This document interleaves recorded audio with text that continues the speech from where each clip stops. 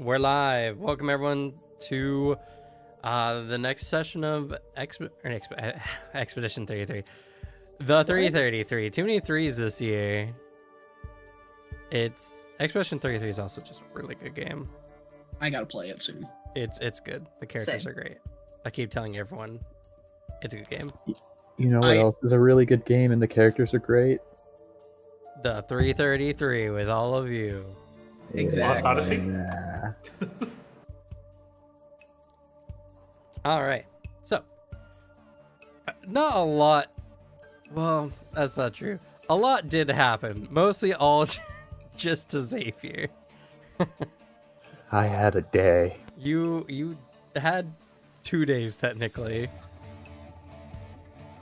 Cause y'all figured out that Xavier was not acting right, and then Emery just kind of sold all Xavier's secrets to save him, quote unquote, only to have him wake up the next day in a strange place on a gurney with some syringes next to him, to have him flee for his life only to be hit by a car. A lot of things that weren't my fault, if you really think about it. I mean, I put most of the blame on one person in particular. I'm sorry. I'm sorry. And then deciding to conceal all of it from me. I could reveal it to you. You don't know. I could do it today. I do know because you didn't. I got you said never. Never say never. But yeah, so y'all had a nightmare, and what else happened? All I can think about the last session is how... Stalker. Oh, and you had your... Oh, yeah. Yeah, right. I was thinking of that earlier. You also had a stalker just be in your house, watching you. Yeah. So... I'm gonna die this session, guys. I gotta be honest, I was super confident about getting through this trial, and last session completely wiped that from me. I'm actually really I'm sorry. now only like 40% confident I'll get through this trial alive. But good news. At the end of the first week this session, I get to remove 3 of my wounded conditions. Hey, Let's go! Now I'll only be wounded 4. Woo. Also, there's likely to be a combat this session. Please, no. Please, give it to me. I want it. Me and my glass bones disease over here can't handle it. Oh yes, and as well, Marco tried to make a friend, I did. and now he's downloading Steel and Cogs when it comes out. Yeah, I'm gonna have to socially engineer like how this works and figure it out, and then get myself into his lobby. That's gonna be a lot. Yeah, it's gonna be a fun time, I'm sure. But all right, so starting off with the last week of September, what do y'all want to do? I call up my good friend Emery and say, I need help. With what? I need to increase my security. I having a extra pair of hands and a working pair of eyes on it could really speed up the process, I think. Yeah, I can help you with that.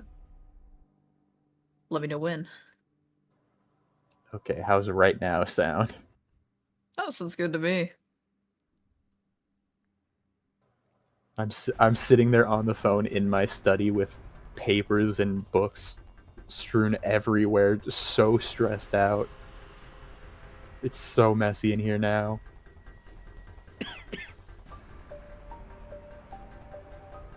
Now I want to try to increase the security. Okay. Well, since neither of you, I'm sure, have a lot of crafting. No. I have a little bit. Oh. Wait, you have crafting? Yeah. Oh, did I give you the talents for crafting?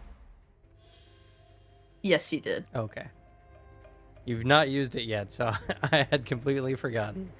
It's okay. That's Um, fair. Well, you could attempt to make a lock, I suppose.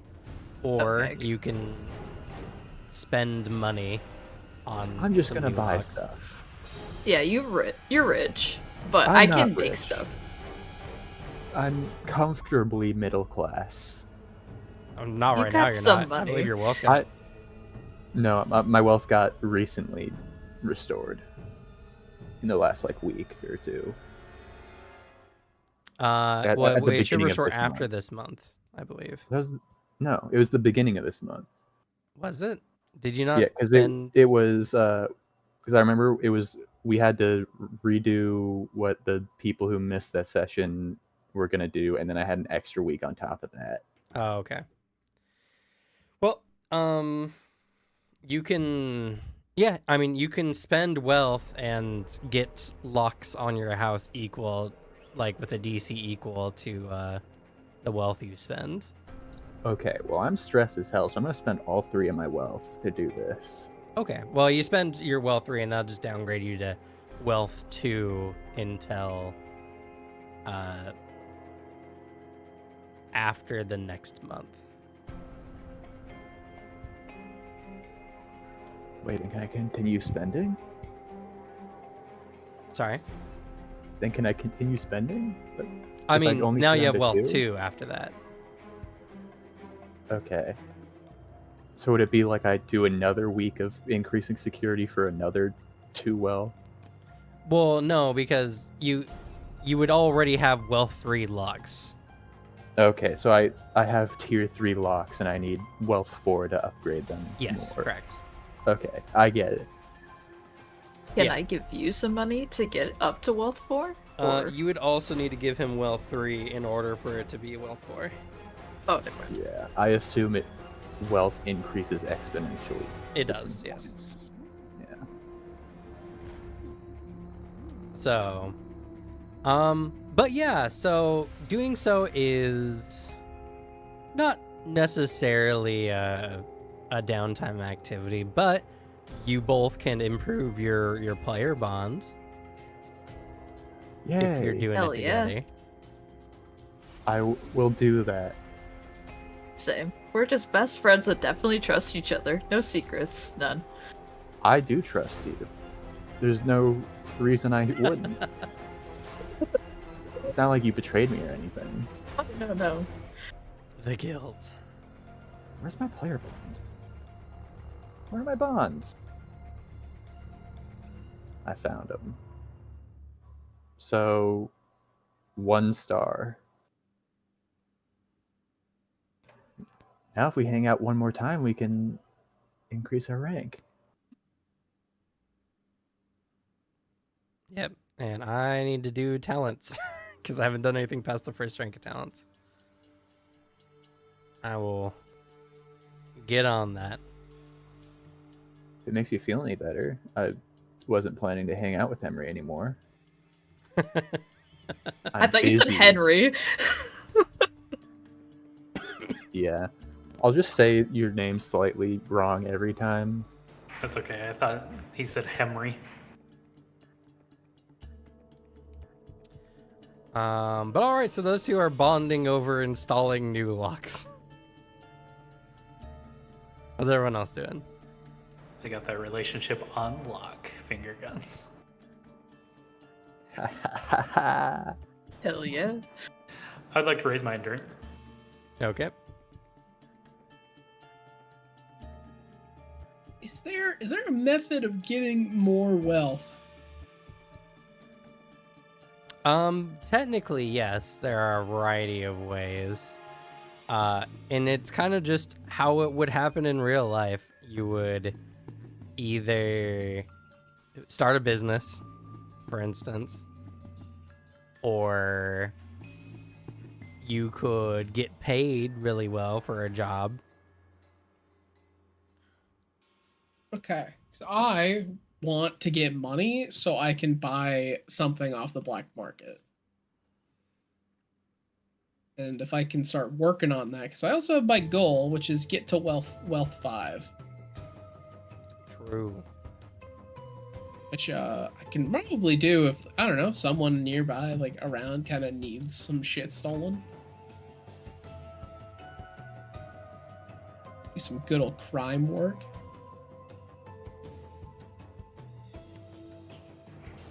I believe also there's just a talent in larceny called commit crime. Do you have a system hint. for winning the lottery? That'd be fun. Yeah, I have to be rank 3 to commit crime downtime activity, so that's a while. I mean, not really. I just have to hard focus that, I guess. That's what, 3 weeks to do? Depends. Do you have any? Have you worked on your larceny at all? I have a rank 2 larceny, so what is it? 3 So weeks? yeah, it'll be three weeks. I do need money, so I'll improve my larceny. Okay.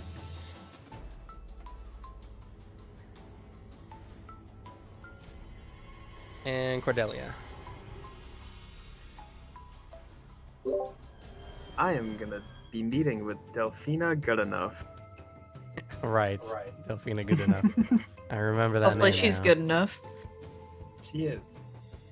Hell yeah. Isn't it weird that her pictures on her profile are all of obviously different women? No?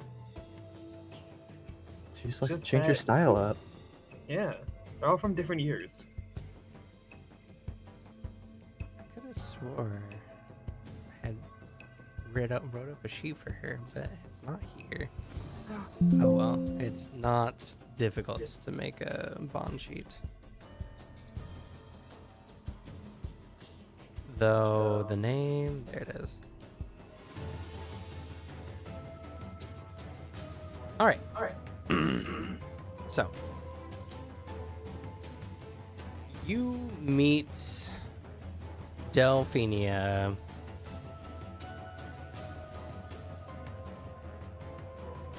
Let's see. What was the request you asked of her again?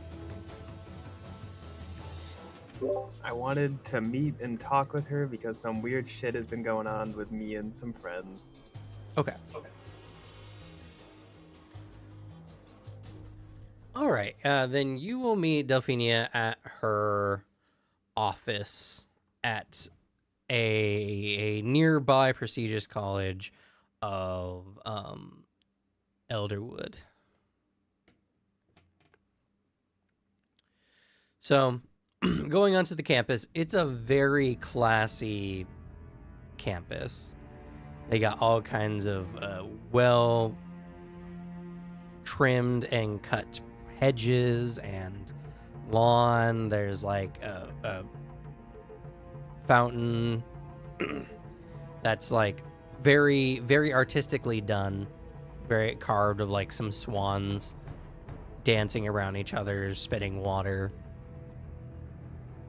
And you feel a strong sense of being out of place as there's a bunch of young, kind of preppy looking people going to and from various study halls.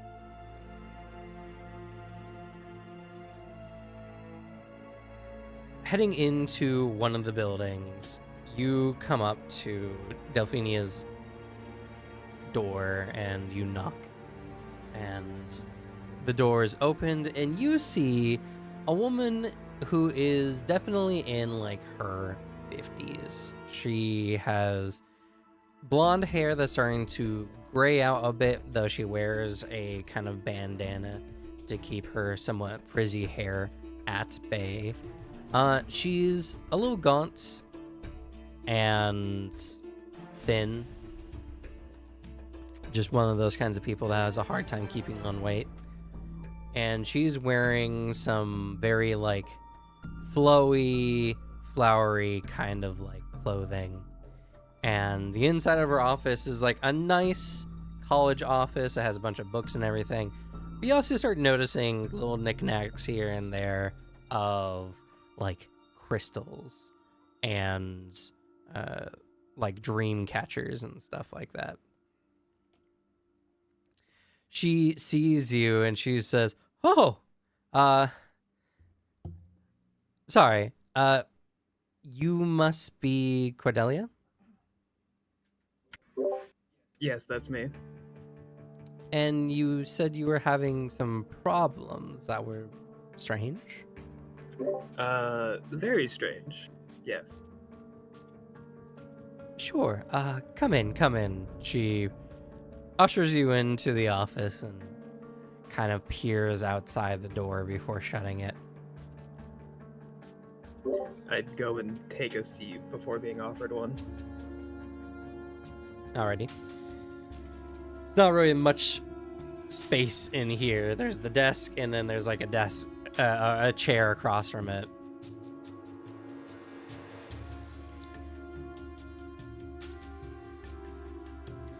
And she sits down and she's like, "So, go ahead and describe to me what happens exactly."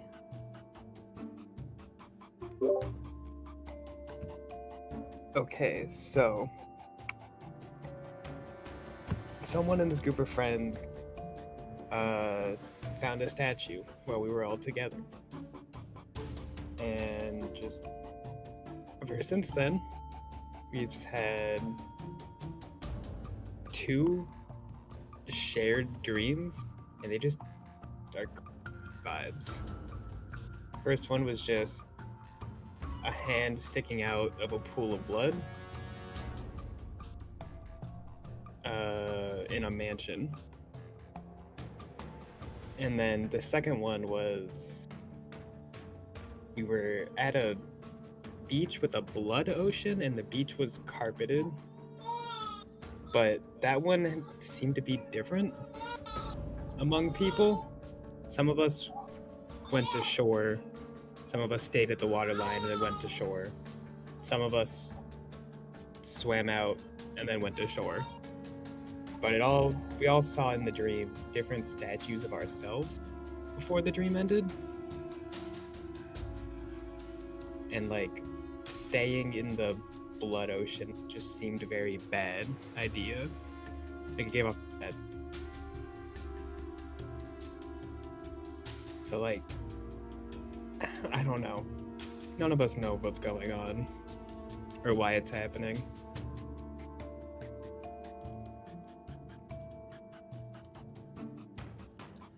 And what are you feeling while you're saying all this?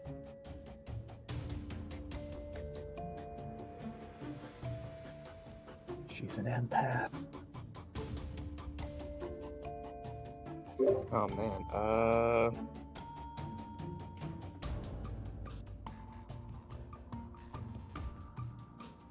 A desire for more information, like a genuine desire.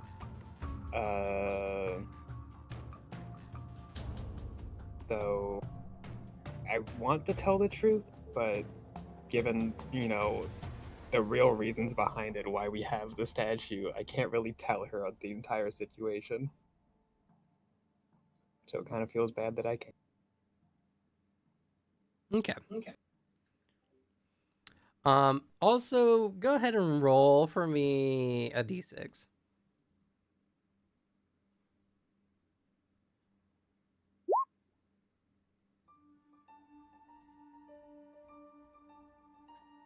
Okay. Very middle of the road. It's good.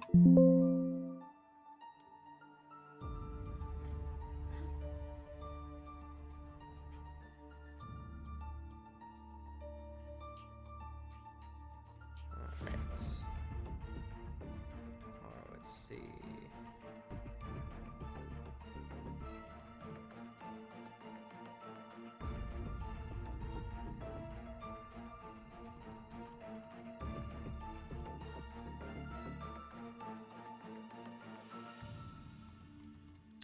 All right. So, she is looking you over quite intently, and she's like, yes, I see. I see that you really want to get down to the bottom of this, and did something happen during all of this? Something that might make you feel guilty?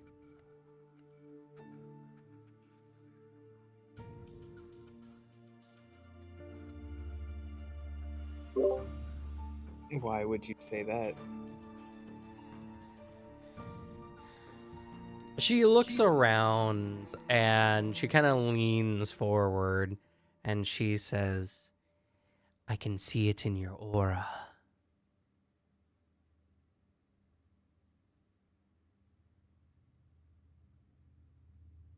She looks at you very intensely.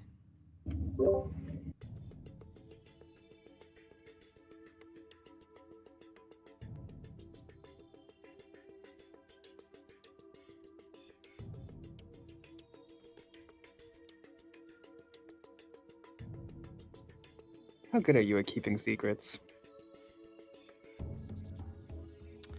She thinks about it for a moment and she says, it depends, but if it's to help someone, I at least will try to do so.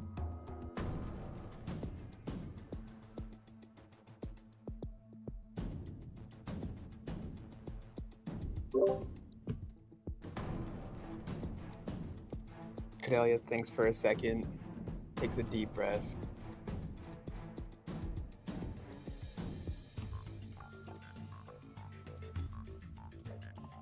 Did you hear about the college professor dude who got, like, brutally murdered recently? Yes, Professor Javier, I did hear about this. Were you involved with this somehow? Okay, listen. And that was a really bad start. I promise I wasn't. The statue came from his house and we were there that night. But there was a shit ton of blood coming from the door and we just left. Okay, we had no involvement in there, but the statue was his. I see. You did mention blood in your nightmares. So maybe it was that blood that tainted you in some way. I see. Well, maybe I might have something here. She kind of scrambles on her desk a bit and she pulls out like a quartzy crystal and she puts it in front of you and she says, this is a healing crystal and it should get rid of any kind of corruption. Cordelia brings her face in real close to it. How? As long as you wear it on your person, it should absorb the negative energy and contain it.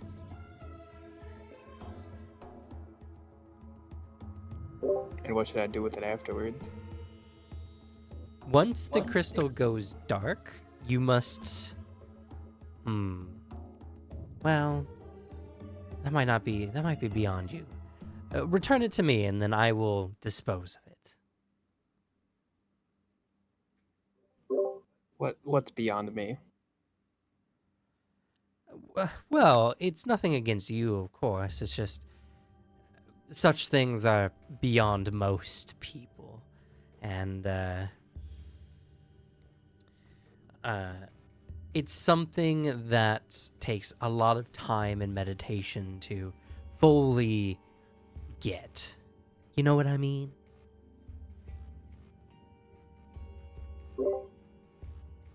Not really. Can I be honest with you? This is a new world I'm going into, and I'm kind of here. Fuck you, Alex. I'm kind of here just to learn more, so...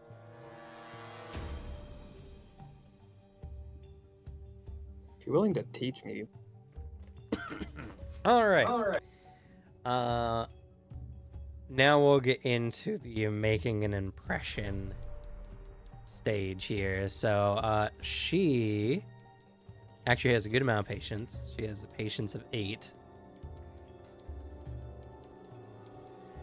I'd be very surprised if she was like short-tempered, quick to anger.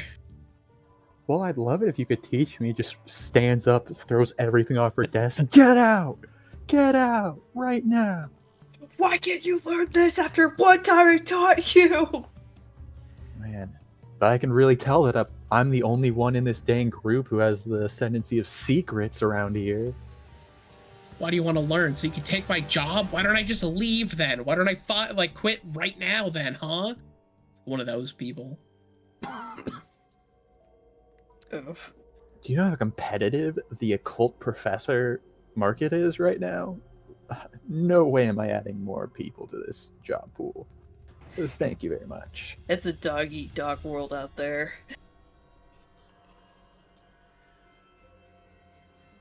And in occultism, sometimes you gotta literally eat dogs.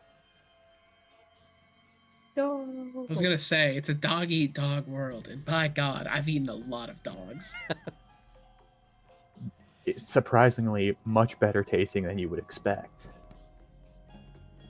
How do Anyway, you know? based on the level of this particular bond, you'll need to get 3 successes by the end of the conversation, and you can't have more failures.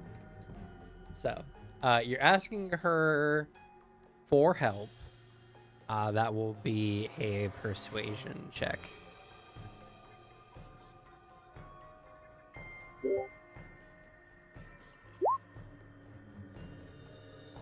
Okay. That is a success. So she's like, well, okay, maybe I could try to show you.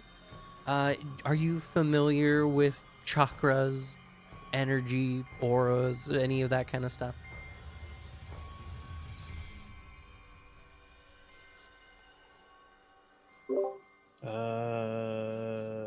Nope. I see. Do you feel like you might be inclined to this kind of thing? She looks at you skeptically. Your response will determine what check you'll use next.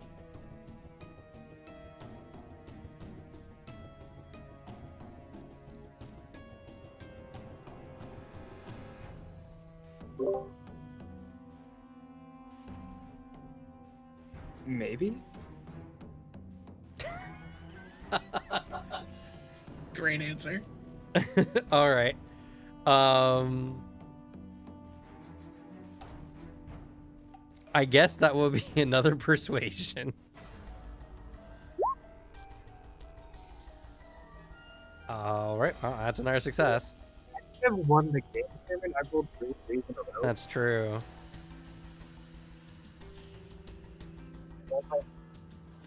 Nope. But I was wondering. you're wondering? Oh, Slug sounded muffly. I don't know if I was hearing things. It's like saying muffly to anyone else. Yep. Yep. That's Not probably because you're leaning hear too far from the anything. mic, Slug. I don't know. That was Perfect. much clearer. I hear Oh, laundry. Laundry's done.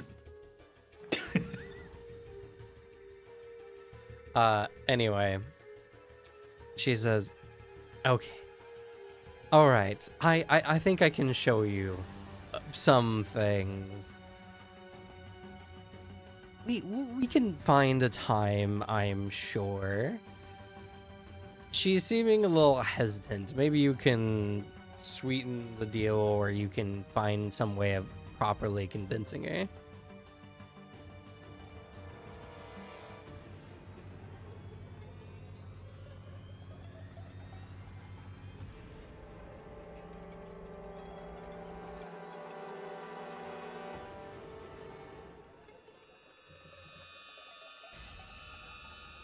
I mean, do you want money? Do you want favors? I mean, I'll give you unrestricted access to the weird things that will be happening to me, considering weird things have already been happening to me. Make your choice of charisma manipulate or charisma persuasion. Persuade. Okay. Goaded. Okay. As long as you don't piss her off for the rest of this conversation, you should be fine. Oh, that's it. Something strange is happening to you, isn't it? Yes. Okay. I think we can handle this. All right. Well, here, and she'll go over to her desk and she gets like one of her business cards and she writes a number on it and she's like, this is my private number, not my business phone. Whenever you want to come and study some more of the arts or discuss anything that's going on, then just drop a line. She hands you the card.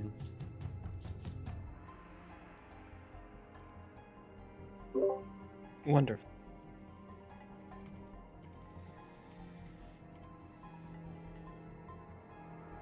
All right. Excellent. Yes, that crystal, by the way. So just keep that on you, and hopefully it will get rid of whatever's going on. I will let you know if it does. Okay. All right. Excellent. Well, Pleasure meeting you. See ya. it was a pleasure meeting you. May our stars align again one day. Yeah, stars align.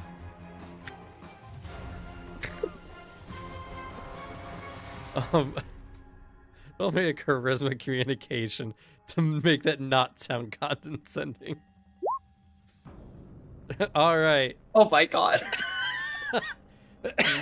They're just traumatized from the weird stuff. It's Yeah. fine. They have a lot on their mind.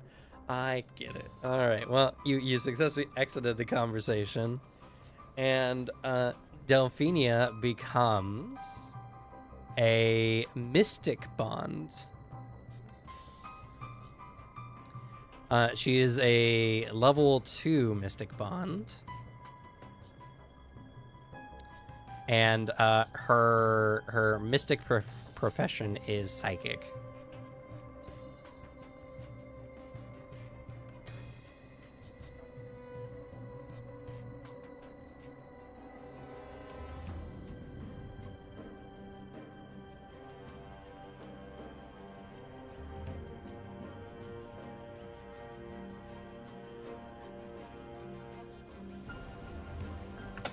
Hell yeah.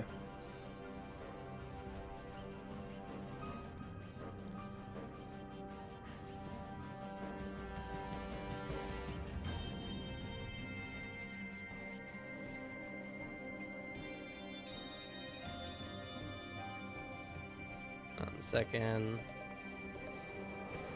And then I don't have the talents written yet, but the one talent I'm sure, because your purpose for this is you want to learn about mysticism stuff. Yeah. Okay. The first talent that I'm making is the arts, where whenever you get the default event with this particular bond, you also get training in one of their mystic skills or paranormal skills relevant to what their job is. That's so hype.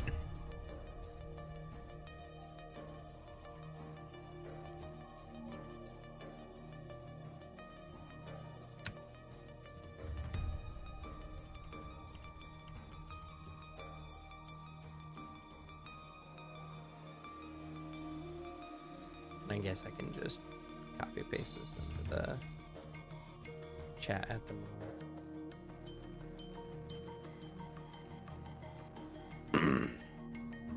I'll rate the rest of them out, but that one's probably going to be the most relevant one to you, because the other ones will be more like helping you when you're making those kind of checks.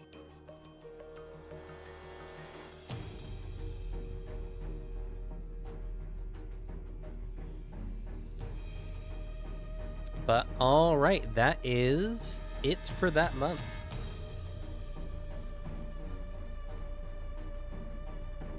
So, October here rolls around. And you all have another dream. Even me? Yes, everyone. Oh, Delphina, you bitch. She lied. It's so much worse for you, you idiot. You believed her just like that? It's gonna amplify the negative energies. It's gonna curse you. No! You hand over the crystal and she laughs maniacally and says, "Finally, my plans are complete."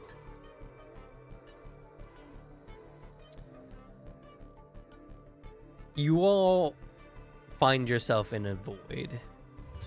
Dark. Empty. Suddenly, a person appears before you, a light cast from under them, giving them eerie shadows, obscuring the top parts of their face. In a haunted, whispering tone, they say, "They're coming."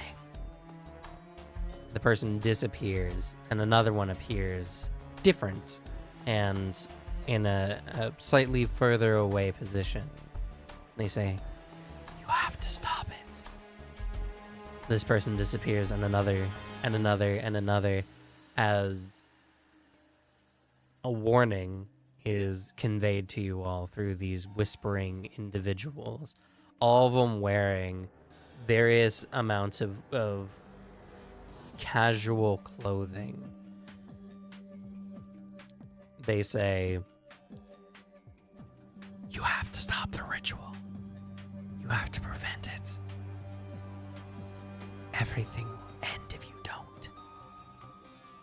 Finally, a final individual directly in front of you. This person individually wearing some kind of robe, very culty looking, bearing a strange symbol, says, "You can't stop it." As the void around you begins to quiver in a very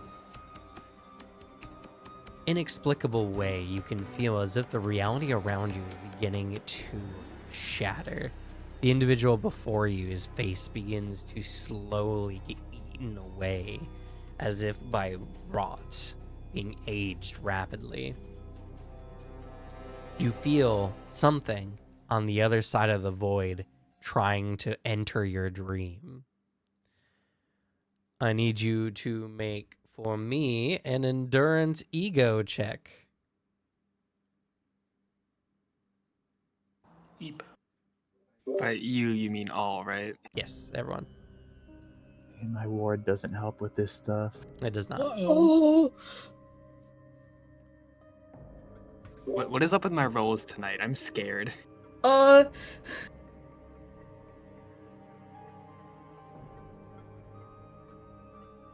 I stare it down. Okay, Not maybe my today, crystal did bitch. help me. All these fucking twos were rolling. Maybe my specialties will help me. All right. Well, the DC was 5. I see. Let's go, Booter! Is there So- any specialties that would help with this? Well, do you have a specialty? I have quite a few actually, but Well, that's relevant to this. Definitely not a relevant one. compulsions maybe. No, this is not a compulsion. Damn.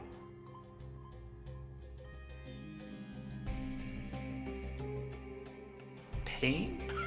This is not pain either. Damn. All right.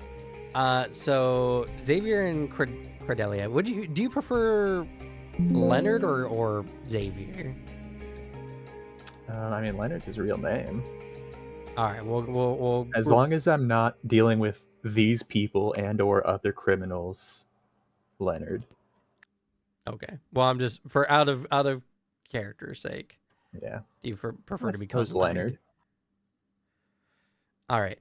So Leonard and Cordelia, you find Cordelia. You find that the crystal given to you gives you a way out as you grasp onto it in the dream, and you're shunted from the dream. And Leonard, you, after everything you've been studying, you realize an entity is trying to enter into your dream, and if it does so, it could have dire consequences. So you shock yourself awake. Everyone else, unfortunately, the void around you begins to be broken down as a space beyond seems to eat away at this emptiness. On the other side, you see the profile of a creature that you could not describe, no matter how you were asked.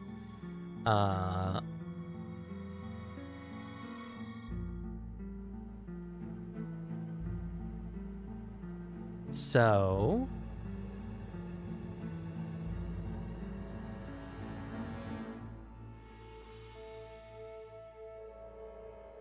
I need you three to roll for me a d6.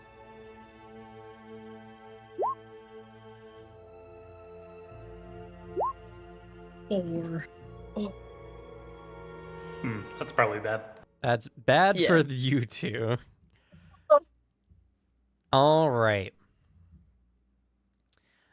So for Marco, you gain a minor compulsion. Oh.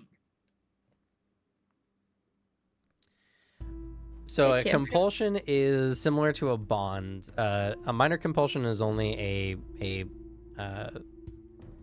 level 1 compulsion, and it's some minor effect. Typically, compulsions have your character either act in a specific way or react to things in a specific way.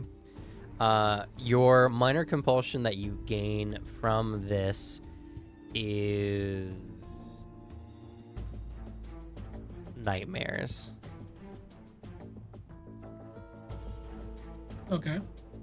So, compulsions enter into your event deck, and when you draw them, then you gain, something negative typically. For nightmares specifically, your character becomes... Let's see, do I have exhausted as a condition?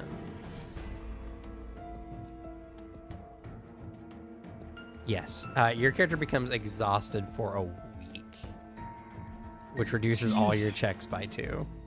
Yeah. As your inability to sleep interferes with your life. More unfortunately, for Emery and Artie, you guys gain a moderate compulsion. Oh, joy.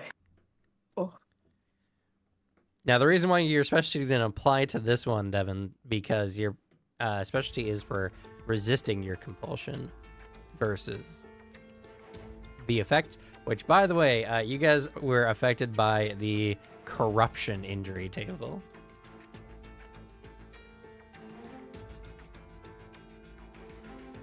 Your moderate compulsion is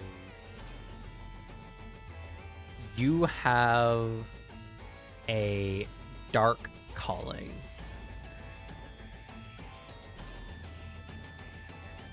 That bodes well.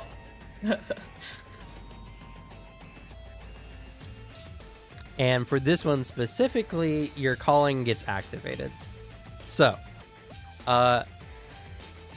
every week you choose not to adhere to this particular calling. You will suffer a -1 to all checks until the calling is satisfied.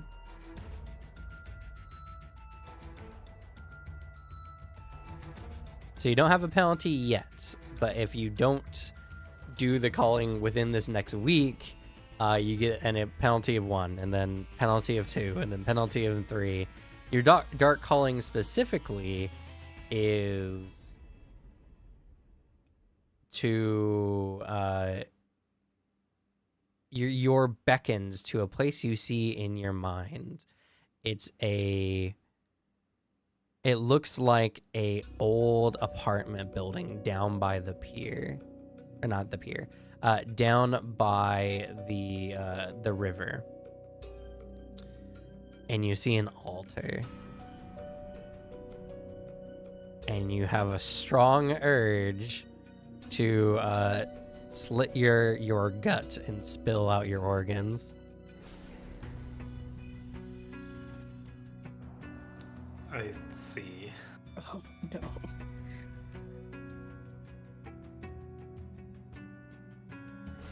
Something Ew. similar to what you guys have been seeing as of late. -1 isn't worth it. Just do it. I mean, to be fair, Devin's character can survive. Finally, there's a compulsion that you're just set out to do. You're perfect for this. But what if I say But my have to organs are live mine? with that consequence.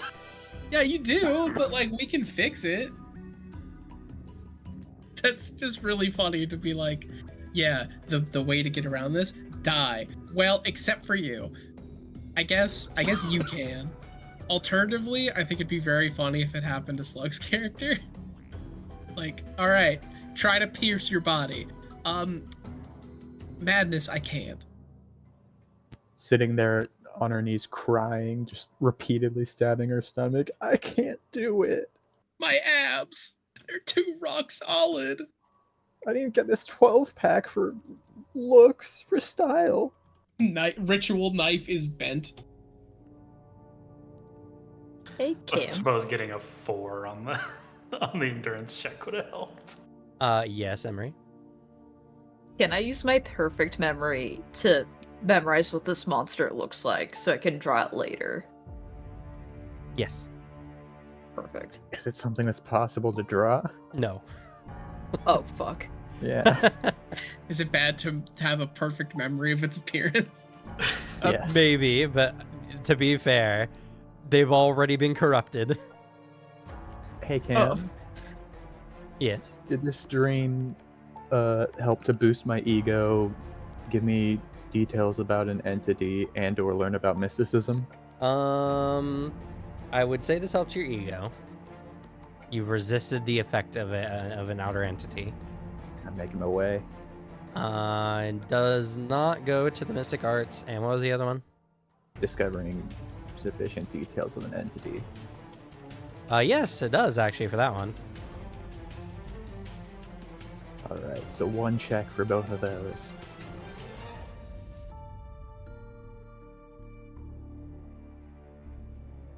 So it's Alright. just a stagnant -1, or does it accumulate? It accumulates. I see. Yeah, it's shit. kind of bad. So die or live with the penalty. Well, there's ways around it. But you don't know about those yet.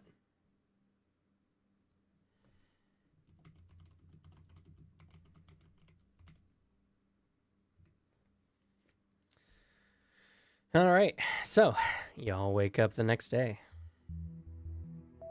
I immediately text my good friend Delphinia about it, and then text the group chat. This is betrayal of the highest order. So I just give her just a brief synopsis of it.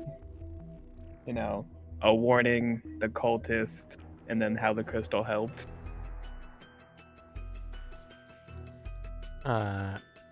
You get a near instant response as she says, "Oh dear, that sounds terrible. I'm glad the crystal helped. It seems like a deity or some kind of entity is trying to enter into your mind. I think you need to go through an exorcism." Deity? A dark deity, yes.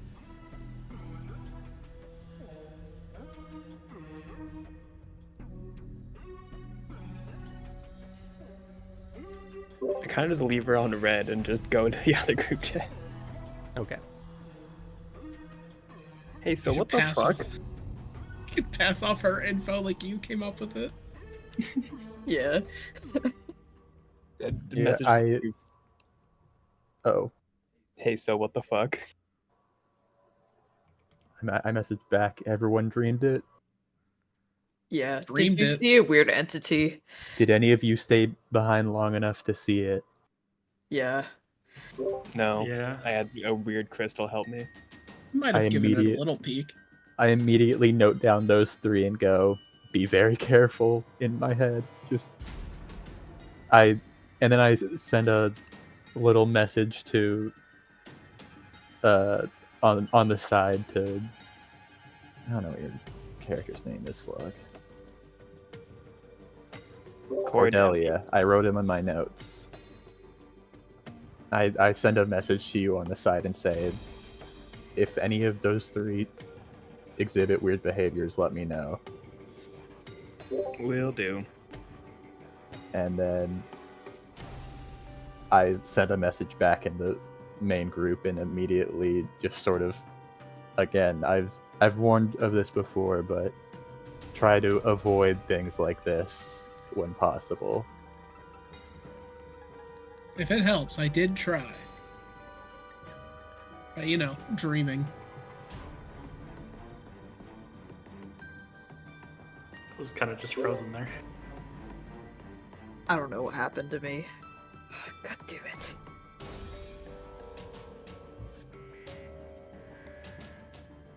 Okay, so what do we do?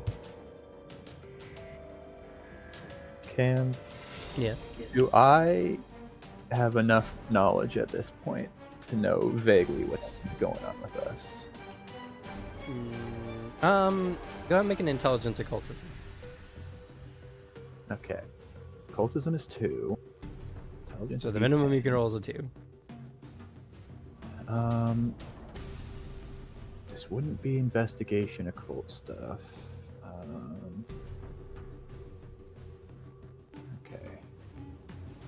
I don't have any relevant specialties. Okay, that's pretty good. In your recent studies into the occults, now that you've been influenced, this is most definitely the influence of a demon, and a rather powerful one at that. Okay. When you all had gone into that mansion and saw that blood, you were tainted. Giving this entity some remnant ability to affect you, which has probably been manifested in these dreams.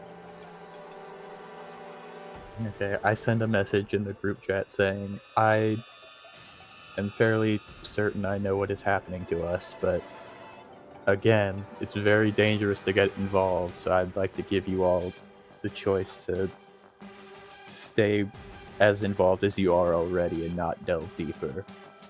If you'd like to know, we can set up a meeting to discuss it further.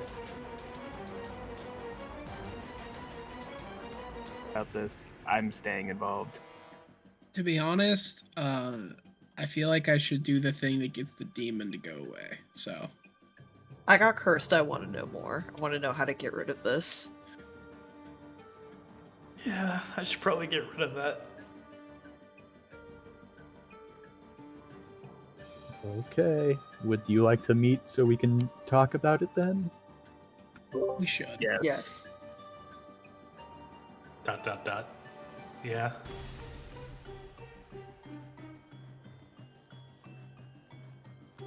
All right. Later today, we'll meet at the usual spot.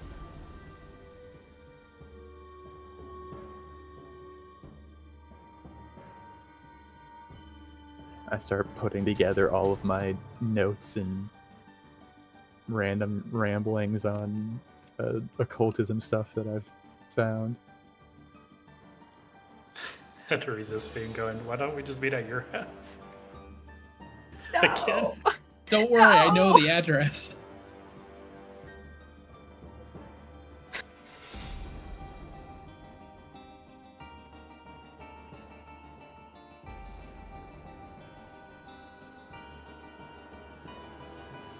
All right, well, All right.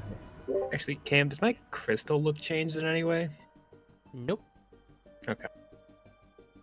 Part of me wants to think her first response was also that of surprise.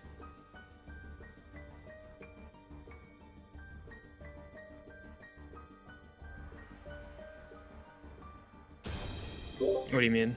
Just like, she gave you the crystal because she's like, oh yeah, it'll trap this, it'll do this. Because she's like, yeah, it's supposed to do that. I've never actually seen it though. And then with the, oh, that sounds like holy fuck, it worked. I didn't know it could capture a demon. I don't know. I feel like she's legit. I could imagine she's legit. Or I can imagine she's legit and just has never actually encountered a thing for realsies. Just like knows about it. That's fair.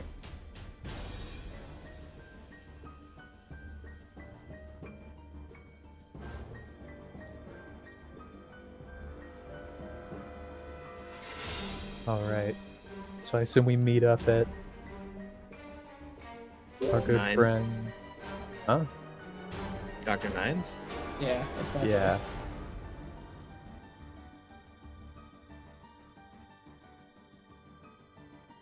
And as soon as I walk in a little late after everyone's already there, and I just sort of bump the door down and like a bit hard because have my hands completely full of like just papers and stacks of stuff and books, and I lay them out all over the table so messily.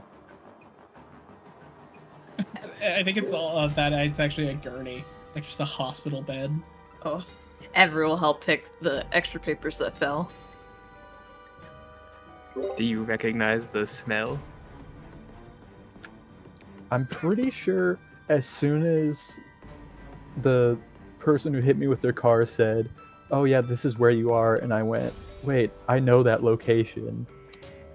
I knew where I was before, and then I was told I was brought here by Emery after meeting in the hospital.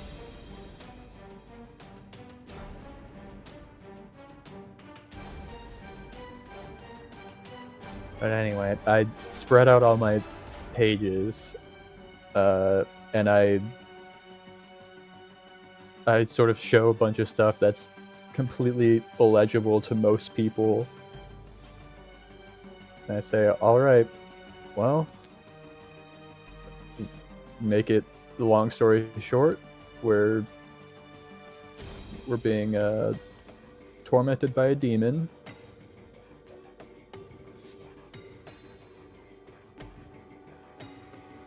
Okay, yeah, as you do, I guess. Holy shit.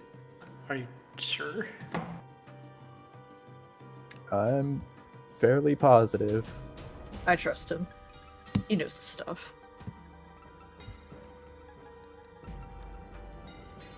I start flipping through a book of like demonology that's just page after page of horrible descriptions and even more horrible depictions of them, of random demons.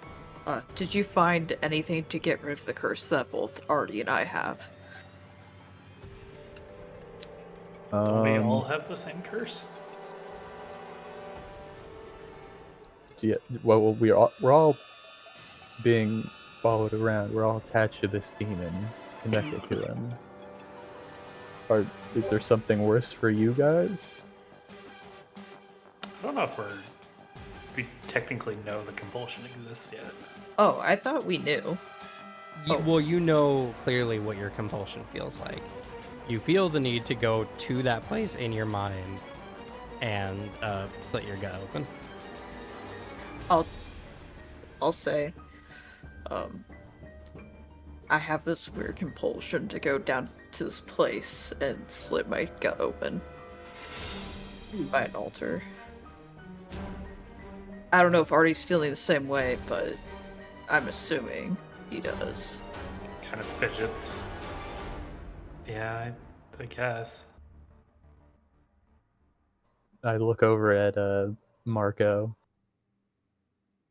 I can't say I have any want to do that. Blind man just stares Marco in the eyes. That's at least news to me. All right, it looks like you were more resistant to what you saw then.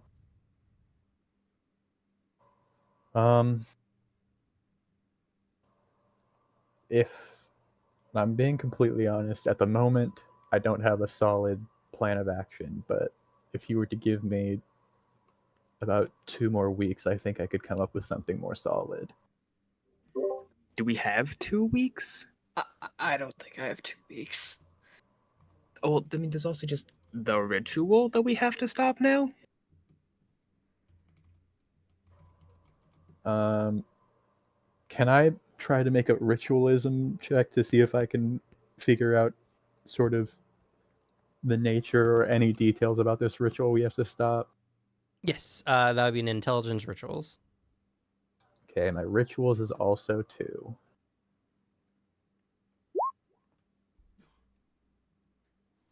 All right. Well, funny enough, this has been tying in somewhat to your recent interests.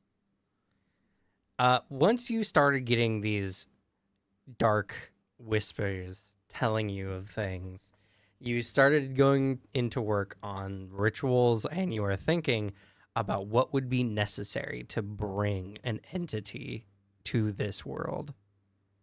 And it suddenly hits you. There's a connection here. The ritualistic style of slitting one's gut from sternum to pelvis, and the fact that you were all infected, being too close in proximity to one of these rituals. That case where the others, a bunch of cultists seem to have done the same thing, there's a likelihood that they were similarly infected like you guys were. And this compulsion sounds like a part of it. This ritual is to summon whatever this entity is to this world.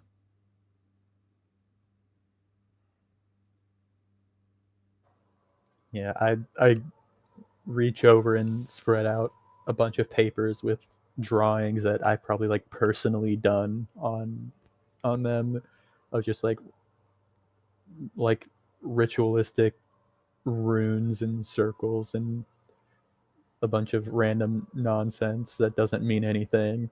And I say, well, given what I know so far, it seems they're likely going to be people like us. More specifically, I gesture to Emery and Artie, like them at the moment, who are giving in to this impulse that's been forced on them to attempt a ritual to bring this demon into our world.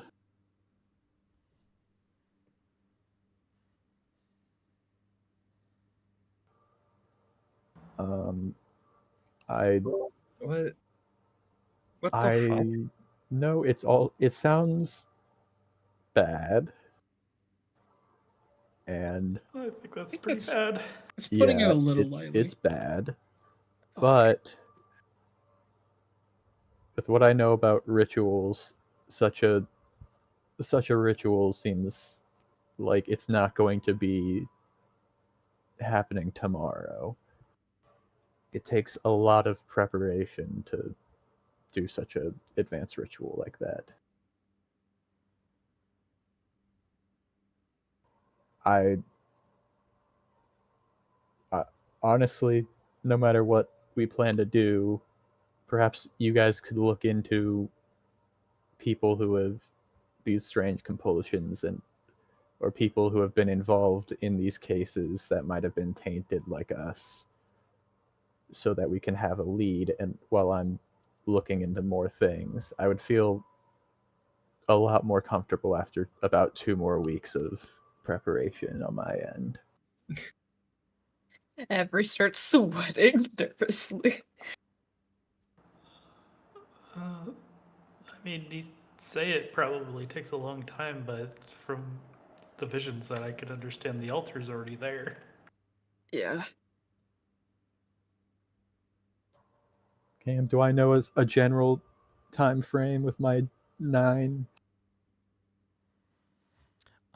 Well, summoning an entity of this level is something that normally would be beyond like what a normal person could conjure into this Yeah. world. So it's probably not a singular ritual, but instead a series of rituals.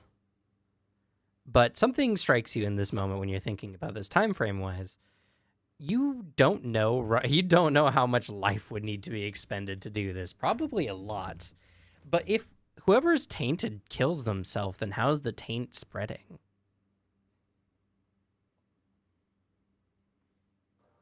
Yeah. It is right to be in a hurry, but haste makes waste, so they say. This isn't something that one person or one group of people is going to be carrying out. It will be a lot of people with this compulsion to go and commit ritualistic sacrifice of themselves. How much for certain I can't say right now, but I think no matter what, the first step is to start looking into people who have been connected in any way, however small, to these events. Because we were tainted just by being around one of them.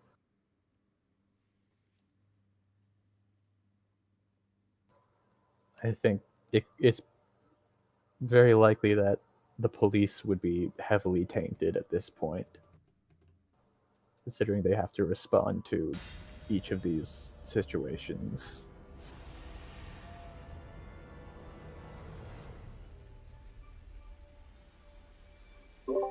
Then, should we start with the police? Are they the rituals? I don't think it's wise to put all our eggs in one basket. I never said that. I was wondering if I just asked if we should look into them. I think looking into them is definitely wise, but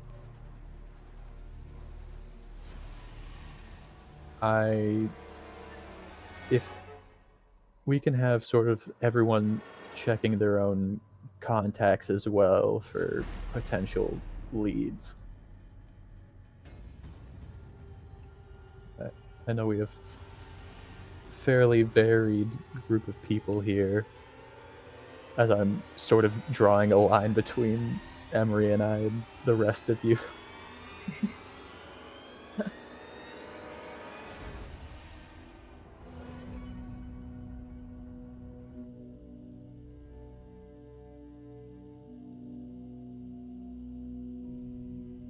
Pretty easy things to look out for, right? Just people that want to randomly kill themselves on an altar. Normal thing to ask about, I assume. Yes. Yeah. Do we just check the psych ward? I don't think it would be that simple. I think if you did want to do such, you wouldn't be very keen to advertise it. Which, speaking of, do we know where this place is? Not to, I guess, trigger whatever you both have going on as he like waves just at those two with the compulsion. Some weird apartments by the river? Yeah.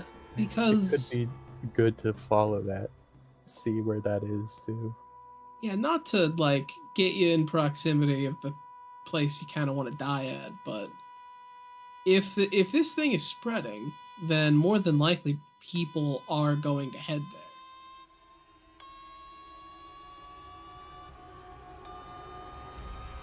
I think that's definitely a good idea to look into that, but I feel very ill prepared at the moment. No, I am not opposed to waiting, but like that at least seems like a place we can try to surveil.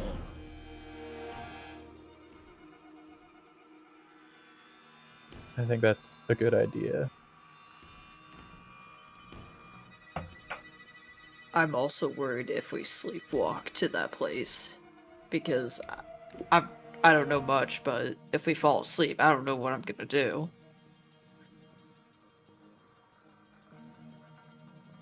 Do I know how compulsions work? Would I know if that's a worry? I mean, yeah, technically y'all should know mechanically how compulsions work. So when the compulsion triggers, which some are triggered through the use of the event deck, some are timed, like this one in particular. Compulsions that make characters want to do things will need to be resisted, and you either need to make a successful willpower endurance check, or you can take a penalty to resist the effects as your character, fights with every bit of willpower. But they will be slowly compelled to fight this urge. And if you guys get a penalty of 10, you lose all willpower. Oh. So yeah, I think we should maybe just sort of keep in touch with the two of you while we're looking into this. Just check in very regularly. Should I prepare for the worst? Yes. Are you a generally heavily influenceable person? I don't know. I was more meaning like, I don't know if one of us does it, should I don't know, create like an organ replacement? Oh.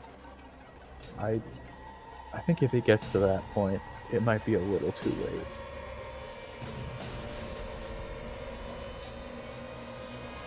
Let's see. I think we'd be better off putting our energy into preventing it before trying to fix it. I do think that's a very good idea. Which, speaking of, like it's near the apartments, sure. Like, I am just curious at where exactly it is, because if I'm going to wait 2 weeks for a curse to be broken, as I don't have, I guess the whole issue to deal with, I can just go scope it out.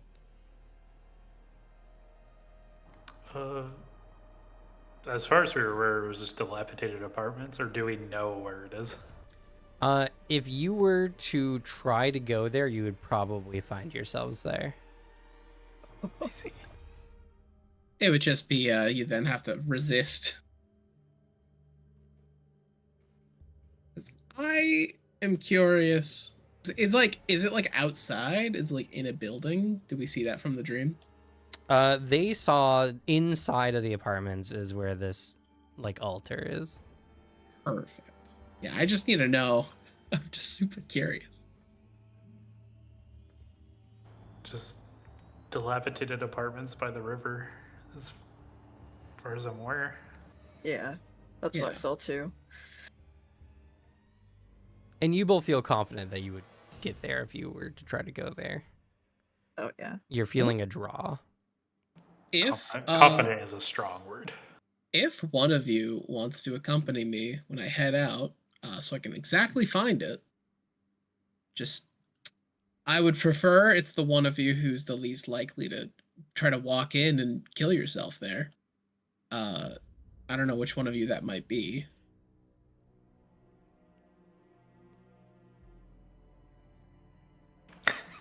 I think he's looking at Artie like directly. He's pretending it's a choice that he's asking.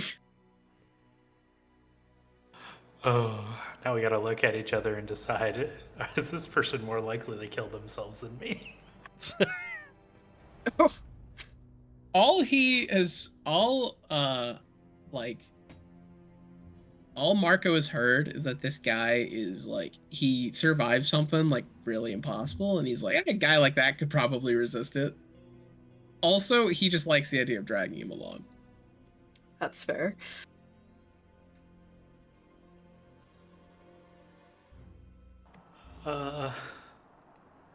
Looks at you, looks at himself. By which I mean he looks down at the ground, then back at you. I think it might be a good idea. And besides, I'm not going to let you go to the altar.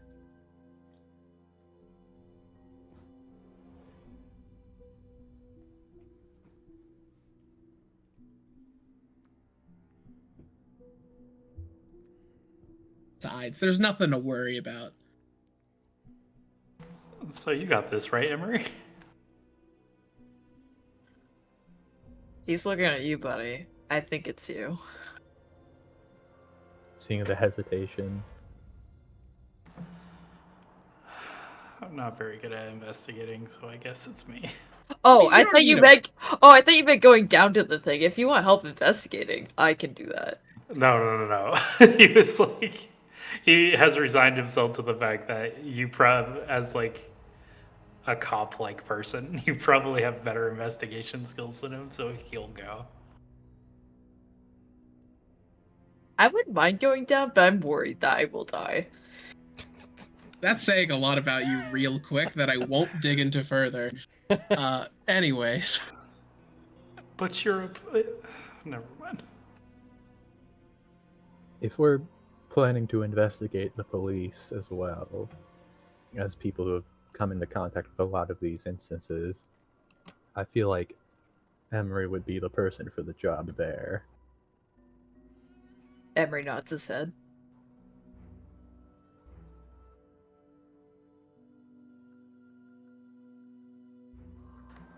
All right. He seems his shoulders just droop. Come on, it'll be fun. Unlikely. Don't be such a worrywart. All right, I start hastily gathering up my papers and stuff, and that say, well, now that we've got a plan of action, I think it's best to waste as little time as possible on getting to it. Yeah.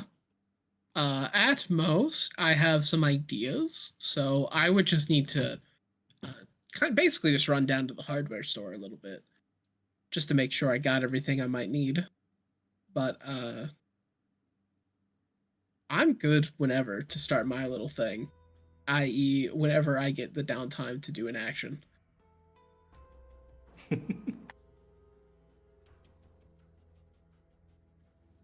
don't know when narratively it would take place.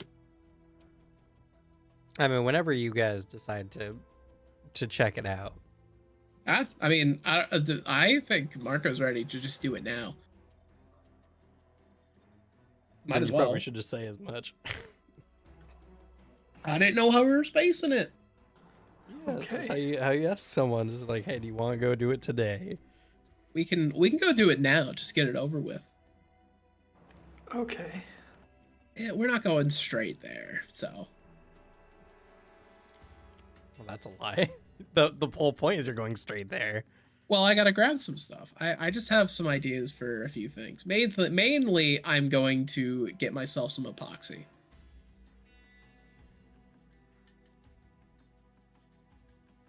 All right. So, I grab a few things. is there anything anyone else wants to do like more immediately? My plan is sort of all week long for 2 weeks in a row, Yeah. so I don't have any urgent stuff to get on. Okie doke. All right. So, Artie and Marco, you go on a quest.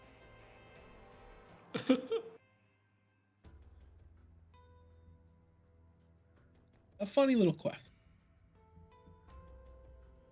Miserable little So quest. what supplies are you getting, Marco? Just because I think it might come in handy, a syringe and some epoxy. Okay.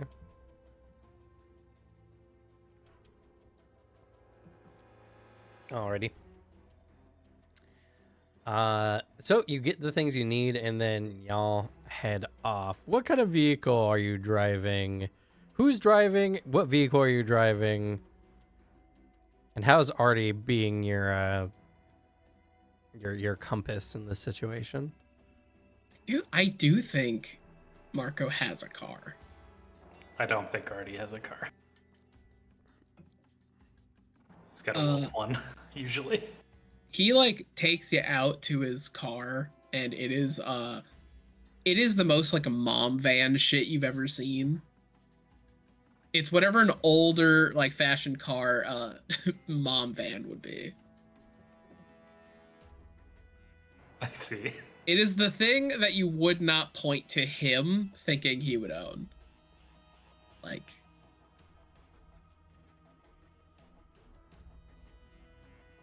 but essentially, he's planning on driving to that location and then just having you point out directions as you're drawn. Just literally be my Google Maps real quick. Take a right on Main Street in 500 feet. It's easy. All you have to do is give me real-time directions as we're driving there. Just don't mess up any of the directions. We don't want to get like turned around. There's a lot of one-ways over here, I will try. and I believe in you.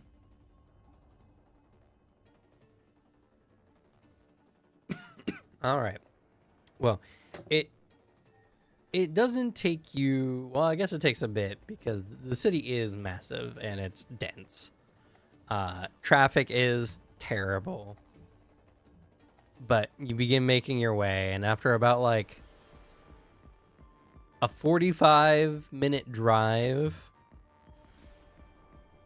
you get to a less populated part of Cadmiston, and you are there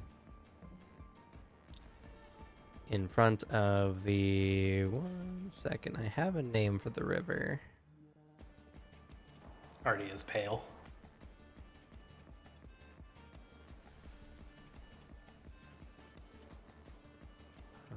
Leonard is bucket.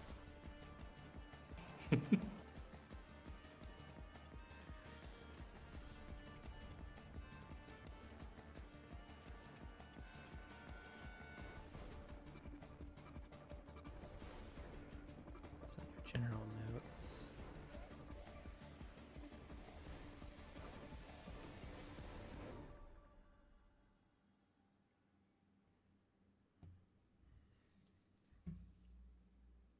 Oh yeah, with that roll, would our madness have gone up at all? No. Okay. In fact, corruption is different than madness. Oh, great.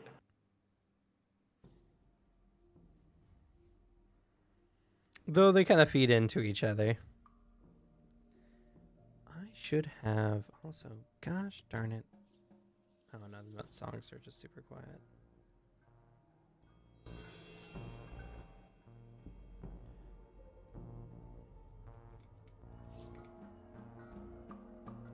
Did I not put in the river? Wait, where did I put this information?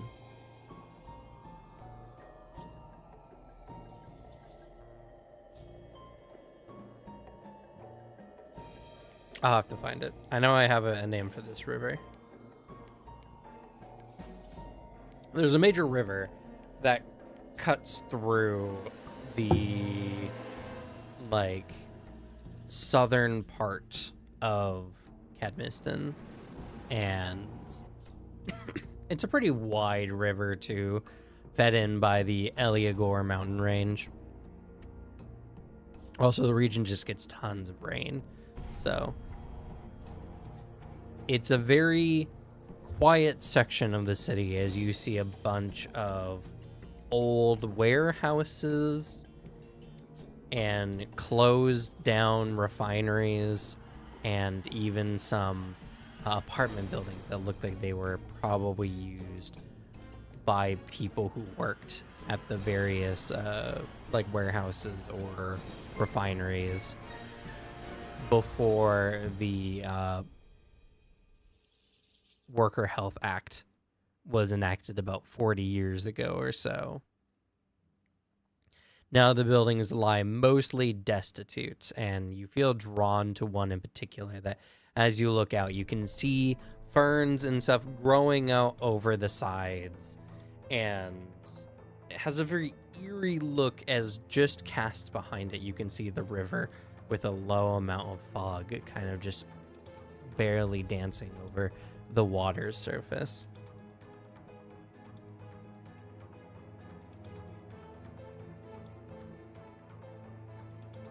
Do we see any of the wave engines, or would they not be on the rivers? No, they're not on the rivers. Ah, okay.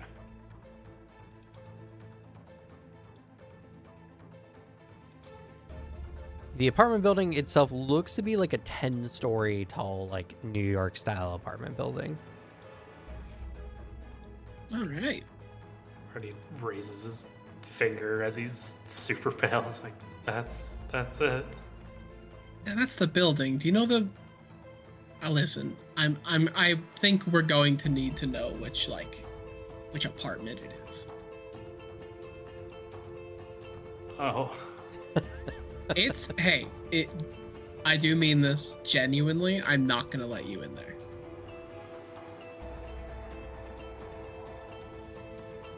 okay.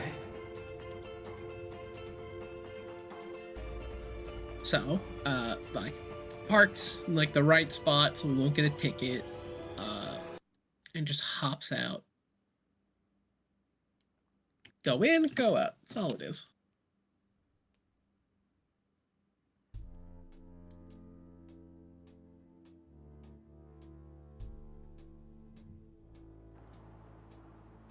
Like, steadily walks and is like in front of the building and is just looking like he's trying to psych himself up. And there's almost like a moment where he just like turns around and begins walking away, but he tries to go in. Okay.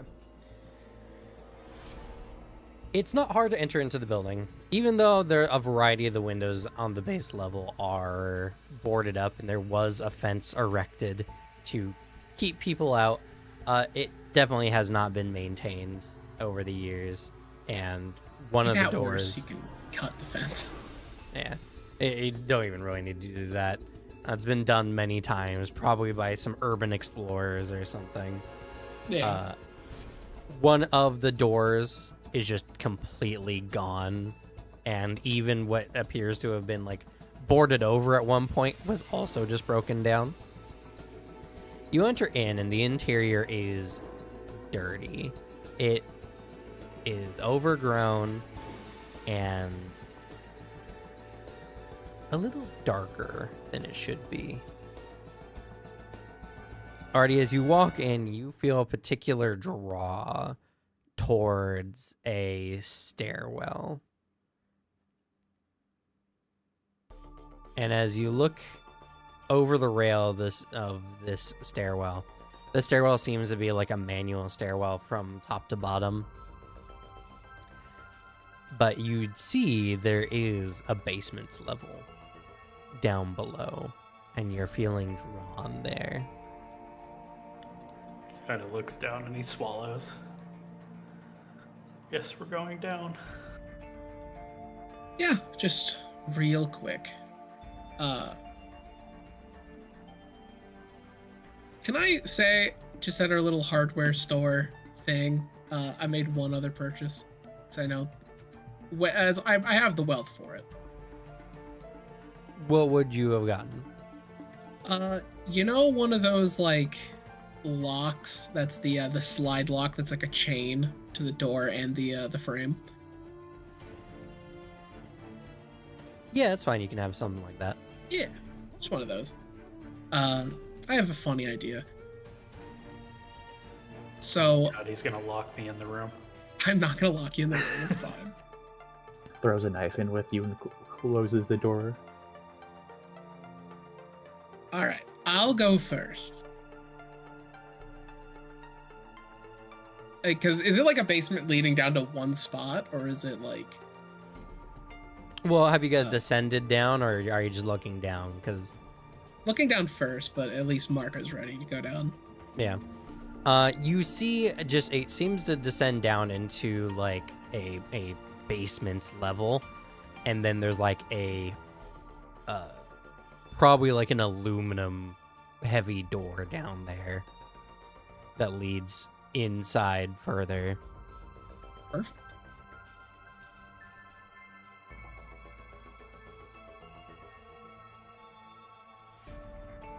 All right. Well, have you both decide to go down? You descend down. The aluminum door it's a bit heavy, but is easy enough to open. Was it locked at all? It was not locked. Does it have a lock? It does seem to have like a key lock. Okay. At this part, he does look over at Artie's, just like, you don't have to walk into this part if you don't want to.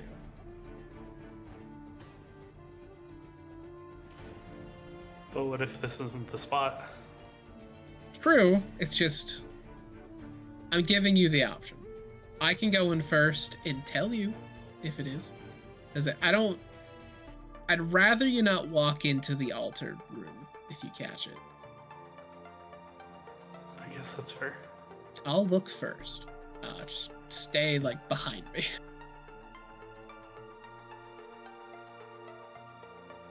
Okay. I will open it and give it a peek, being very stealthy. Okay. Go ahead and make a we'll say a dexterity stealth for this one. Easy. Rank 2, I got a D8. I guess I'll assist. Well, you will just need to roll as well. Oh.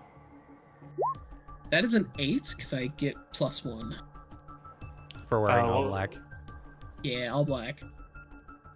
What would it be? It was a That's stealth. Dexterity stealth. okay.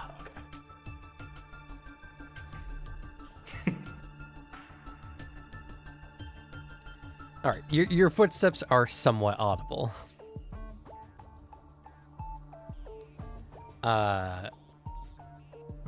Opening the door, you see what appears to be like a long hallway, darker even than the rest of the building was before, and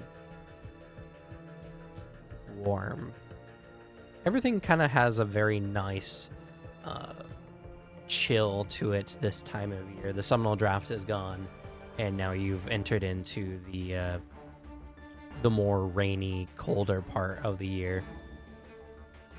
Down here, it's warm. Makes the air stick to you.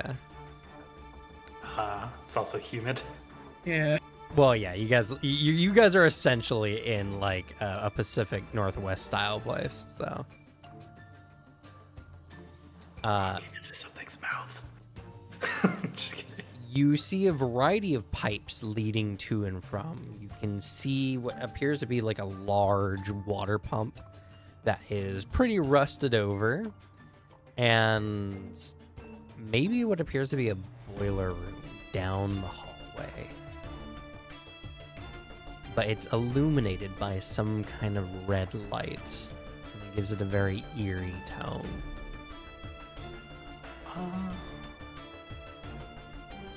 Checking over the water pump, would I be able to make an engineering check to kind of know how long this has been, like,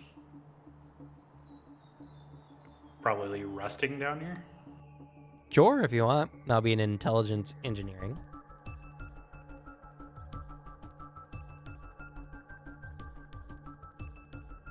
This is. I'll ask after. 3 if it matters.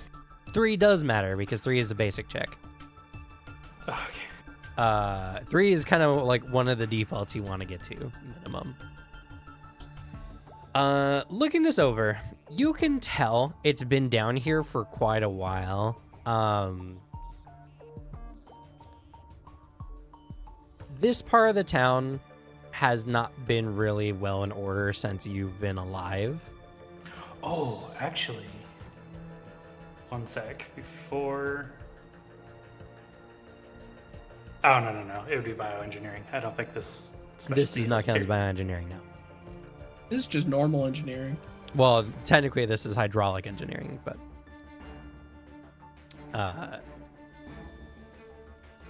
But you can tell that at the very least, this has not been in use for like 20 plus years. This place has been abandoned for at least 20 years. Yeah. I have a role request. It's a little bit of a stretch, maybe, but I think with this situation, it might work. Could I possibly do a wisdom larceny check? Because what I'm looking for, I have expertise with burglary. I get the signs. I also get the things to not do. If a place like this has been abandoned for 20 years, can I see any traces of like dust not being where it should? Like maybe it's been blown away. Maybe there's some footsteps. 20 years of dust buildup's pretty prominent. Unfortunately, that would be a wisdom investigation, not larceny. Yeah, I just wanted to use my expertise. Sorry. Is this a game where we can World of Darkness, like, combo roll stuff? That's what I want to know. Combo roll stuff? Yeah, like I can say, I have firearms, but I could roll charisma firearms or dexterity firearms for different things. I mean, yes, but that's predominantly stats and skills, not skills and skills. Okay. I was wondering what fun combos I could pull with larceny. That's fair. I mean, looking for like moved dust or something is probably not a larceny related thing, but if you were, say you were like in a known criminals or thieves house, rather than investigation, you could potentially use wisdom larceny to see if he's got like any kind of particular tools lying about that you would recognize. Makes sense.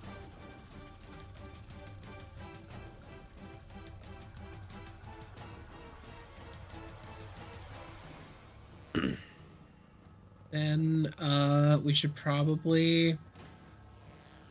My biggest thing that I'm wondering is if people are here.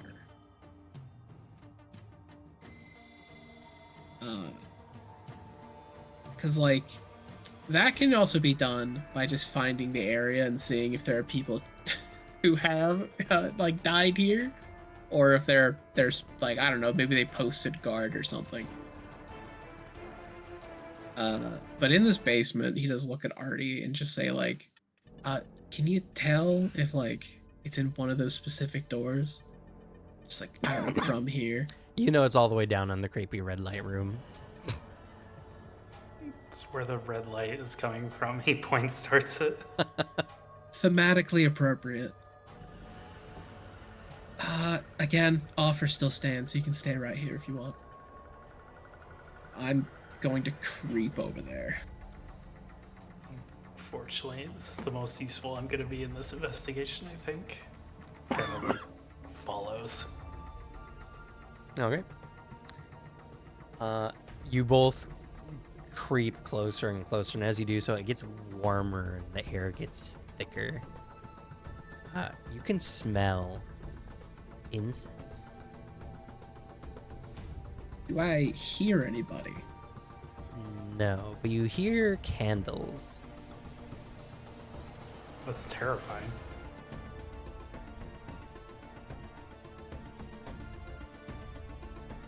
Oh, you just hear the flickering flame from a slight disturbance in the air. I, as quietly as possible, want to open that door and peek in. There's no door. There's it appears to be yes. like a boiler room. I would like to peek in the boiler room. Okay. You do so, and you see what is probably most classically the most evil altar you've ever seen. It's like dark, maybe like a dark wood, like a hazelnut kind of wood. And you see a bunch of red candles lit all over the place. You see strange symbols written on the walls covered in blood. The floor has a glossiness that's reminiscent of, you know, some kind of liquid on the floor. And most disturbingly, you see an individual sitting there in front of the altar, fully donned in robes, just meditating. Yeah. Well, bro hasn't heard me. I have a funny plan.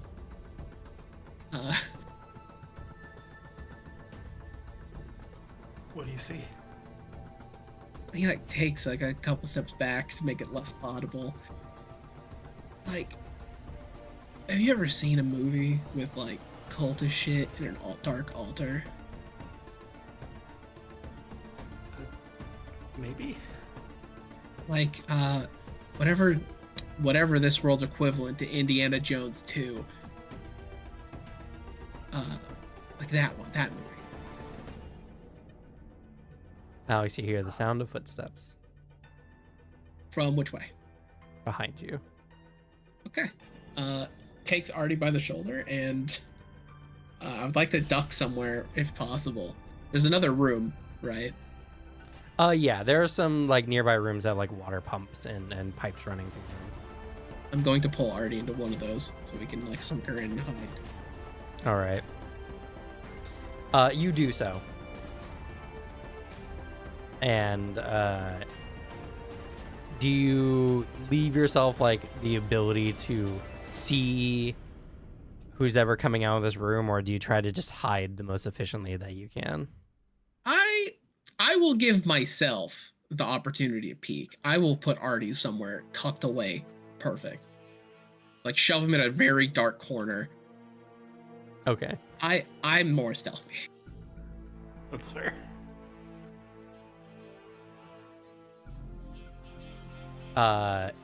So Artie, you kind of get shoved deep within the pipework. As Marco, you're kind of like hunkered down behind some of the pipes, feeling pretty obscured.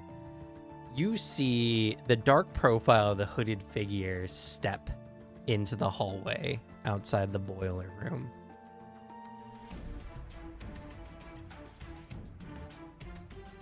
And then he looks in your direction.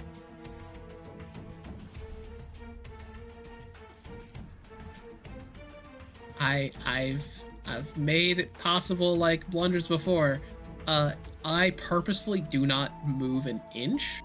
He could just be looking, you know, looking there for any reason. True.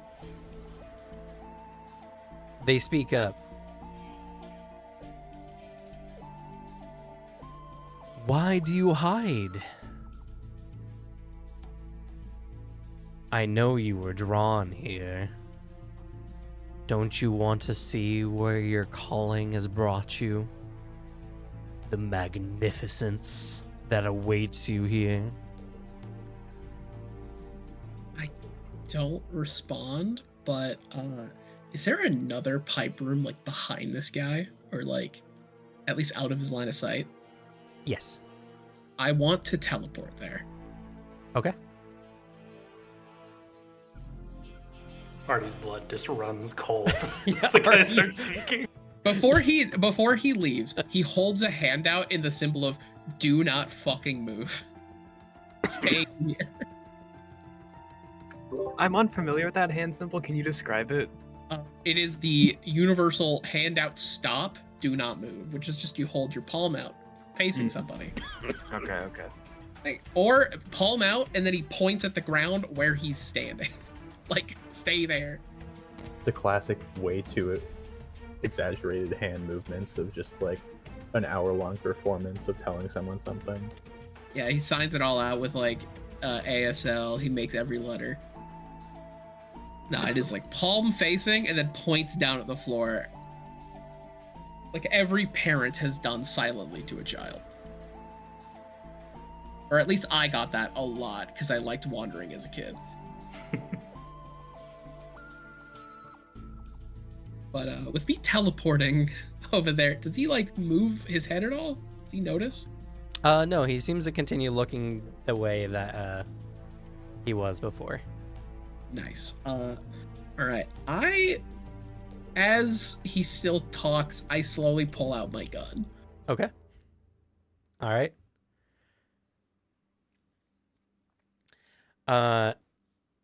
He continues. I know you're there, child. You don't need to hide.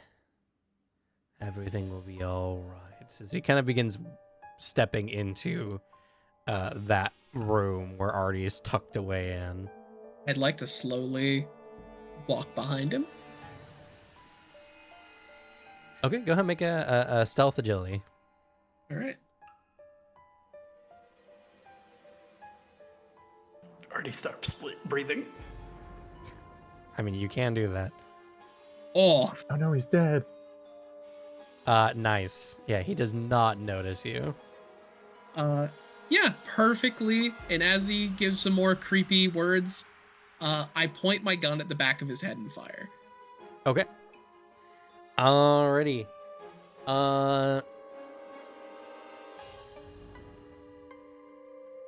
So go ahead. This is going to be a dexterity combat roll, and your combat is rank 3. Yes. +1 to small arms. Yeah. Since you're engaged with this target, you only need to make a DC 3, so you honestly can't fail, but I need to know if there's any over success or great success. No. Like I just make it. You just make it. So you pull your gun out. Bang! You fire into the back of this man's head. And Pistol 20, range 1, rapid fire 2. yeah, if you wanted to, you could fire a second bullet if you wanted. It's probably good to double tap the cultist, right? Yeah. Sure. So We've bang seen the bang. movies. You shoot. Both of your ears ring as this area is very conducive to producing sound, and guns are loud. They are. It's not a very pleasant experience. But the guy just drops dead on the ground right there. Had his pockets. What does he have? Patting through his pockets, you find strange things. You find small desiccated animal organs, various crushed up plants, and other kinds of weird ritual materials, you're assuming. I lay them all out on the floor and I take a picture. You killed him. Yeah. He was like creepily luring you. He was gonna make you kill yourself. It's like I lay out weird, like, it's like there's like a little like shrunken rat head. I like put it on the ground. I don't know if anything happens when somebody witnesses their first person die, Cam, so I'll leave that to you. It's assumed for your characters that you are used to it, but if you want, you can make a will endurance check. Fair. Con endurance to not throw up. Oh You're my fine. god. It's I think- harsh, but you did feel legitimately threatened by this man, and him being dead does make you feel better. Oh no. This guy's dead and I'm happy he is. That's your first thought at your first seeing like your first person die. It's like I'm Now make a happy will he's gone. save to deal with the reality of what you're thinking about it. Poor Artie. You felt threatened by this man, and he's dead now. That Yeah. That's it.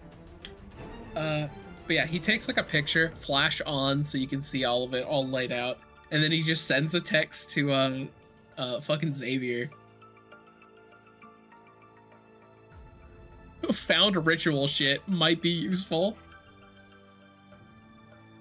There's like a little bit of robes in the in the picture. I pull up my phone and go, I see, it's a picture. It's for Emery. Yeah, They're I helping. copy it and send it to Emery and say, hey, can you describe this for me real quick?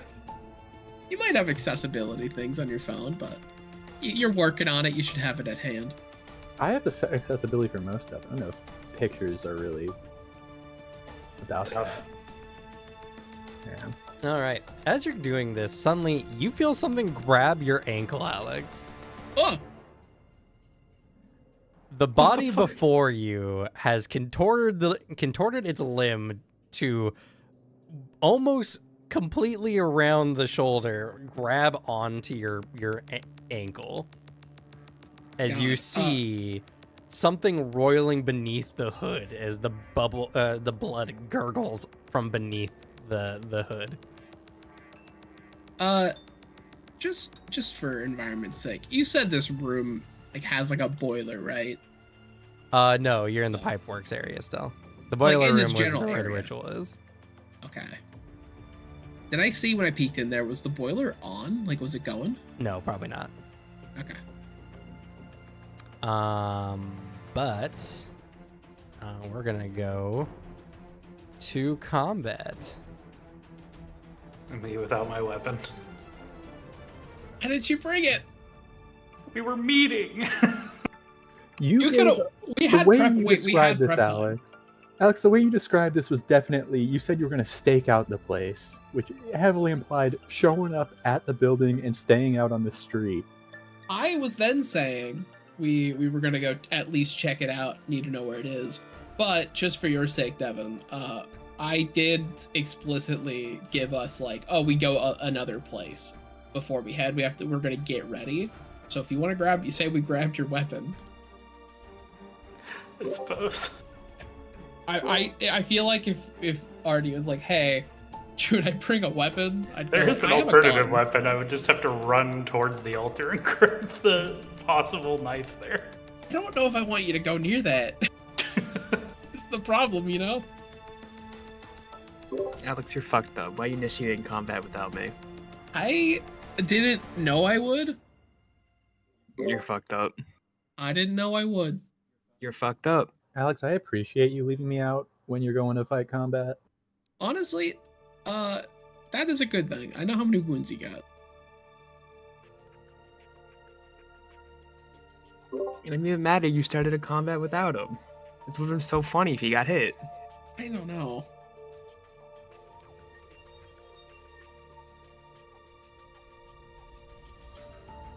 Where'd my text go?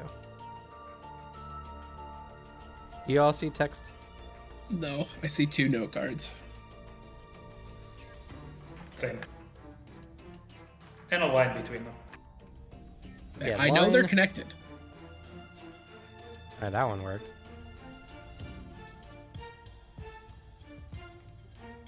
Alex, will Marco call the group to come down to help fight? I don't Well, know if y'all you'll are get here fast enough. y'all are way too far away. All right, so this is just a really great opportunity for me to show you how combat is set up.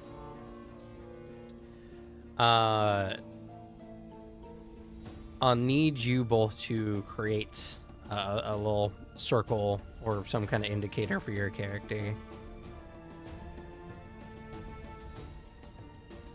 I did post an art thing a while back, so Alright, if you want tokens as well, you can, but we just need to know what room you're currently standing in. I mean, I know I'm in the pipe. Works. Yes, but you need to have tokens. That's why I'm making a token right now. Okay.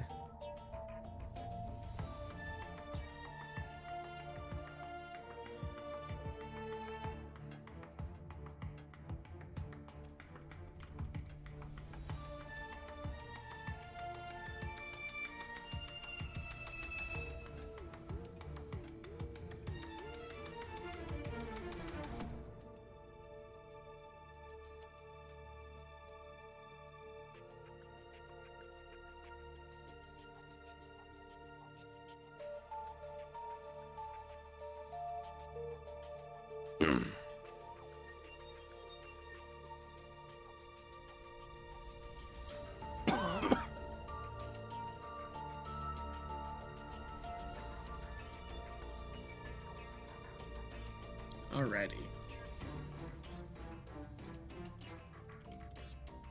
There you go.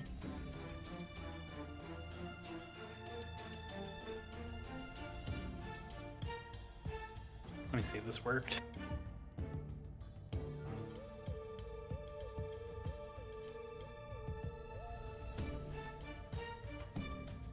It did.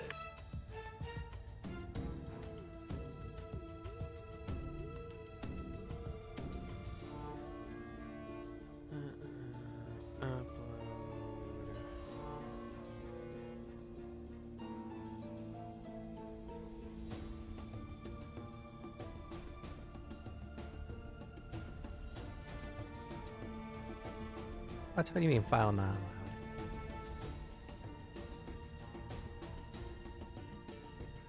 Oh god, we're not even at the first ritual, we're at the second one. The PNG. Fine, I guess I'll have to download these. Oof. I'm not gonna stress too much about it.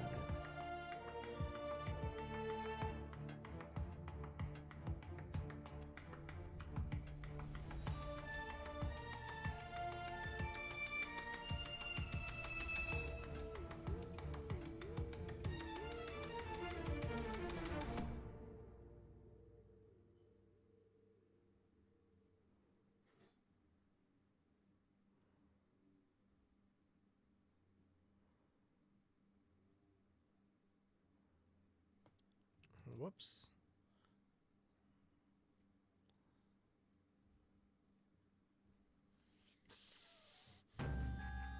Alright, I'm just gonna make Mr. Cultist Man here just a red dot.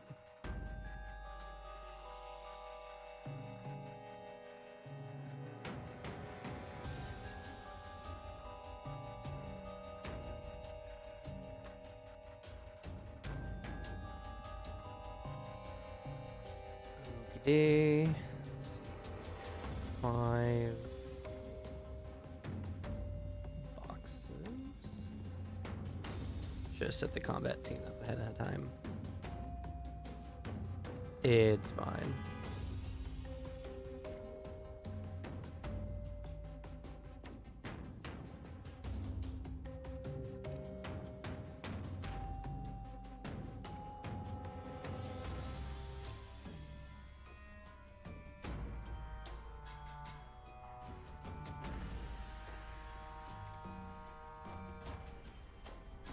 Why did I do that?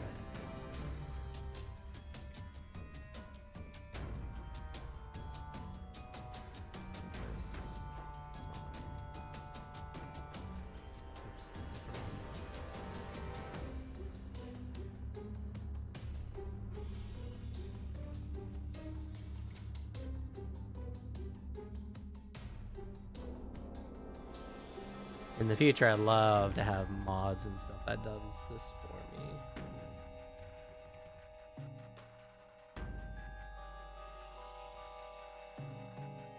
Like on Foundry.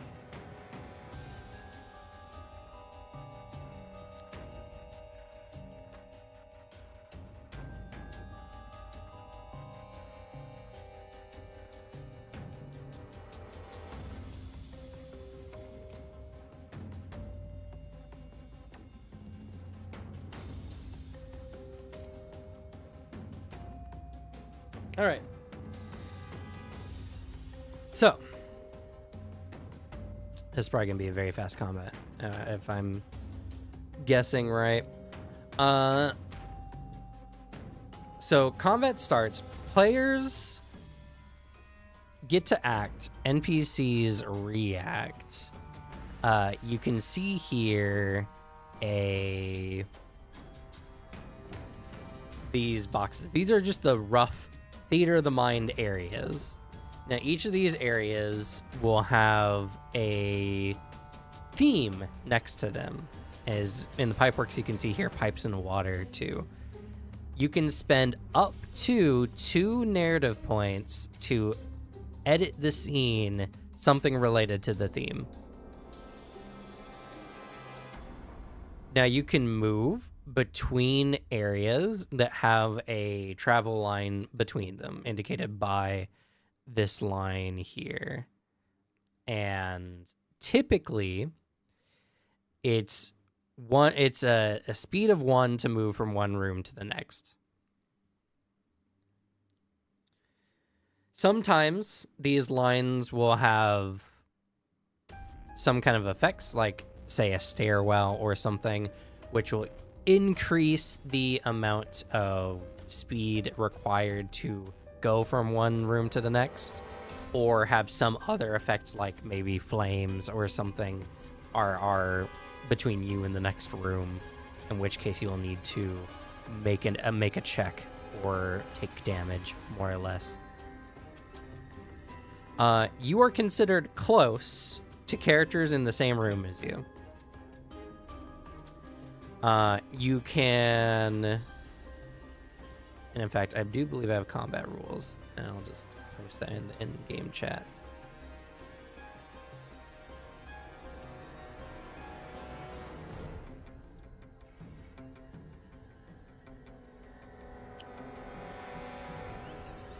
Indeed, there are combat rules.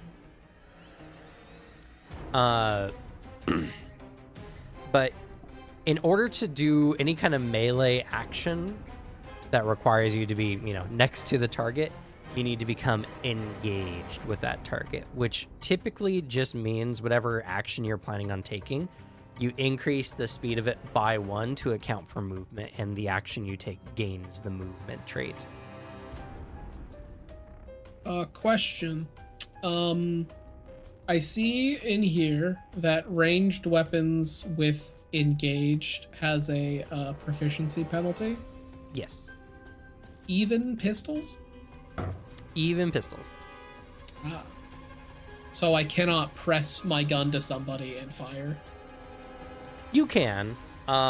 Proficiency penalty just means that your combat skill is reduced, but that doesn't mean you can't roll a high enough number to do so.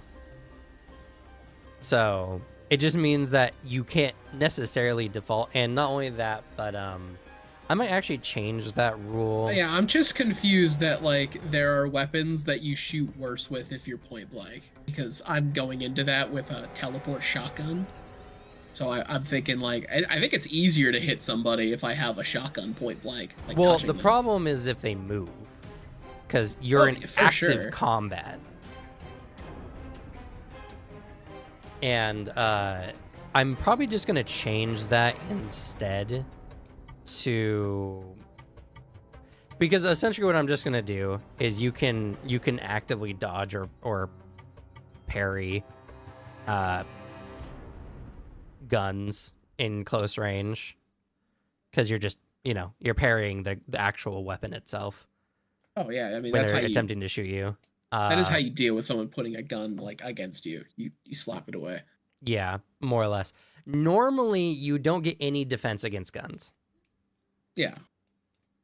So I'm probably just changing that from that concept to that. It still makes going directly next to someone not necessarily the best thing with a gun, but that's kind of the whole point of a gun, is to kill someone from a distance. Yeah. I'm only trying to get it in my head because I'm thinking it makes sense for a rifle, guns that are explicitly very well designed for longer ranged engagement, but a shotgun is designed to kill somebody at very close range. Honestly, not much better than, unless it's like a sawed off or something. But yeah, shotguns are not necessarily better than any other gun at close range. That's video game logic there. I mean, I would rather get shot with a pistol than a shotgun at close range, I'll be very honest. I would rather not have buckshot in me. Yeah. I mean, sure. And I've shotguns shot both are of these, also just incredibly dangerous. But yeah, I'd like to Um, have my body parts. Like shotguns do just explode you. Like any gun at close range can just pull the trigger and fill you with bullets typically. Yeah, so. that still it was just. I'm just trying to get my head around like I would like the Halo 1 shotgun. that's true actually. Well, see, That- again, that that's one's a video game sniper. logic. That's a sniper where if you shoot somebody, everybody in front of you, like even a mile away, is going to die. That was just goofy. But no, shotguns won't offer any special benefits in close range compared to other guns. Okay. Shotguns just do a lot of damage.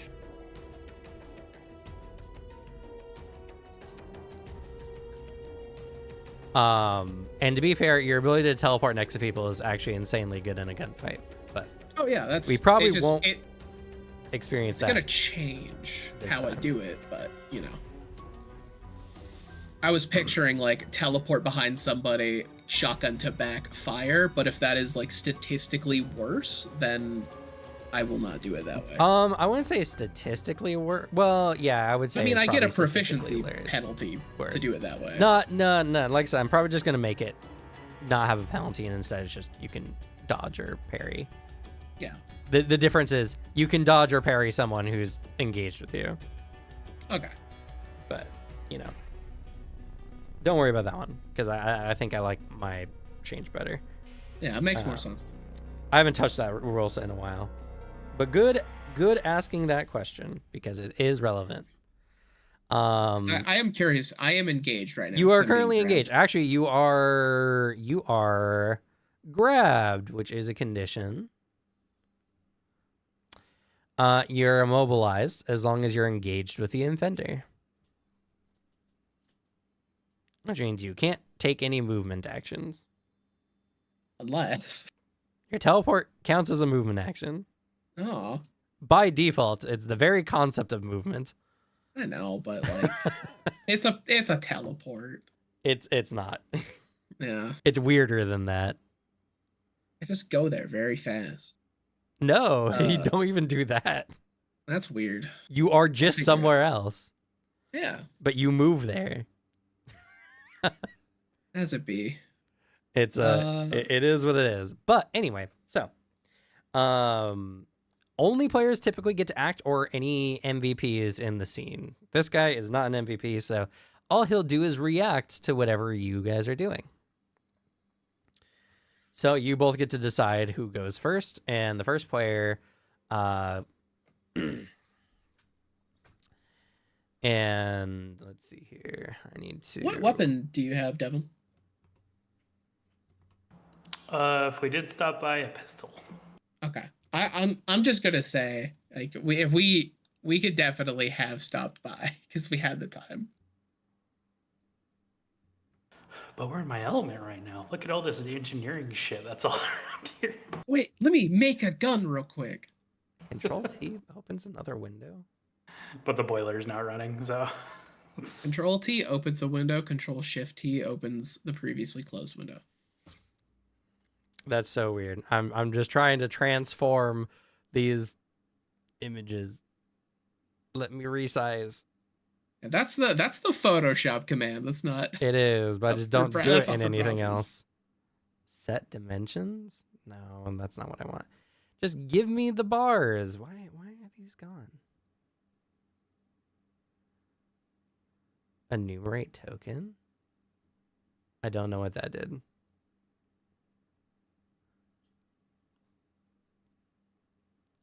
I only asked because like, I want to give you the satisfaction of doing a combat roll. I just had it, so.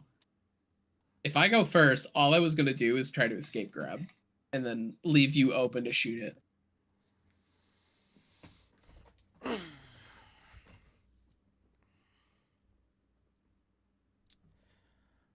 We'll do 50-50.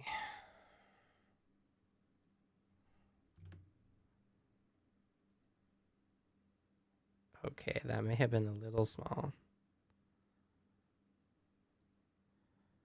Do 75-75. That's fine. That's perfect. All right. So y'all get to decide who goes first. If I go first, I'll escape grab and leave you perfectly open to shoot it without any risk of shooting me. I guess that's fair. Yeah, unless you had an idea.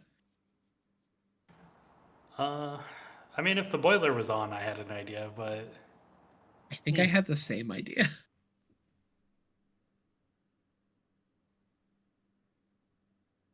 you could go for it. I would like to escape grab. Okay. As you escape grab, they're going to react. And so reactions typically take place before the action happens. And he is going to stand up. That sounds like a good action for him at the moment. Being prone does not sound like a good thing for him right now. And I'm writing down a condition box real quick. Prone. Engaged. Marco. Size 4. All right. So, now you guys can react to, well, not both of you. Devin can react to his reaction. So he's standing up. What would you like to do, Devin? If you would like to use a reaction. Reactions cost narrative points. I see. But, in theory, anyway, if you use every reaction possible, you will have twice as many actions as an NPC does typically.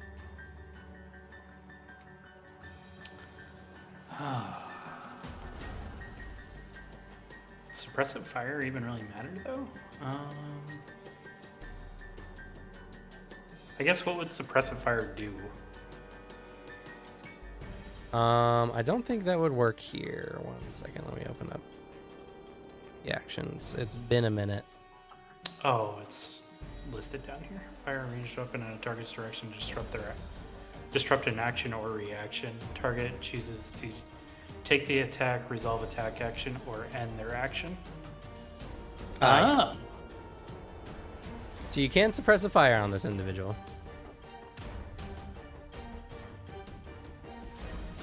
Sure. He goes for a movement and already having drawn his gun, fires at the individual. Okay. He's going to take your attack. You're going to make an attack roll, but you haven't aimed, so you're hip firing, That's fair. which reduces your combat proficiency by 2 while you're hip firing. Oh, great. So essentially, your combat is currently 1. And this would be a dexterity action? Yep. Dex combat roll. Oh boy. You need to get a base 3 to hit. Oh, I should spend my narrative point real quick.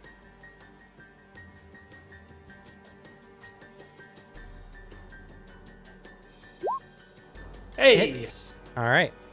That is a hit. Your gun does 20 damage, which deals a moderate wound, right? Let's see, I need to open my injury table. Yes, that does a moderate injury to this individual.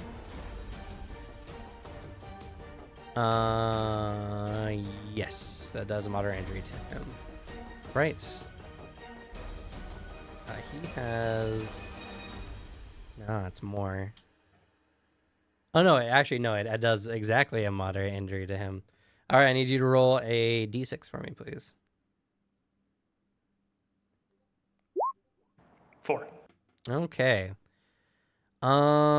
Internal injury. He gains an additional 2 wounds. All right, so he is wounded, and that's a That was a moderate wound, so that's 2 wounds on top. So he's wounded 4. So now whenever he takes damage, he'll take 4 additional damage. You shoot him. He winces a little bit at that, but pretty much like takes a body shot for a gun, which is kind of scary. He stands up. All right, you can go ahead and attempt to escape, Alex. Alrighty. Just a stat of my choosing. I have a Dex and Agility. Let's Like see. good dex Escape, and agility. grab. Roll, yeah. So contested combat using strength, dex, or agility. Yeah, your choice.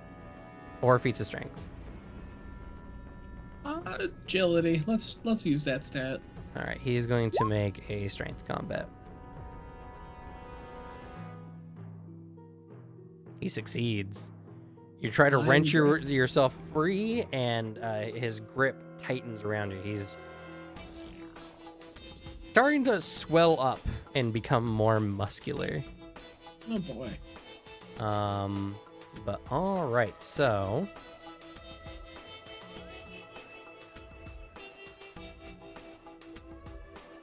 this puts you at the very fast mark, and this uses up his very fast reaction. Can I not shrink this? What happened? I used to be able to shrink these.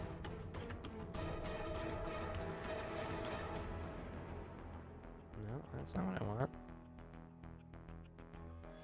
I changed something. Oh, whatever. I'll just put a circle up here. It's a little excessive. Oh, yes. And then Devin as well. Used his reaction. So he cannot make any other reactions on the very fast mark. Not super relevant in a 2-man combat, but still. All right, Alex. What's your next action? Okay. I am also curious. What is the fast slow? What does that mean? So whenever you use a action, it has a speed associated with it.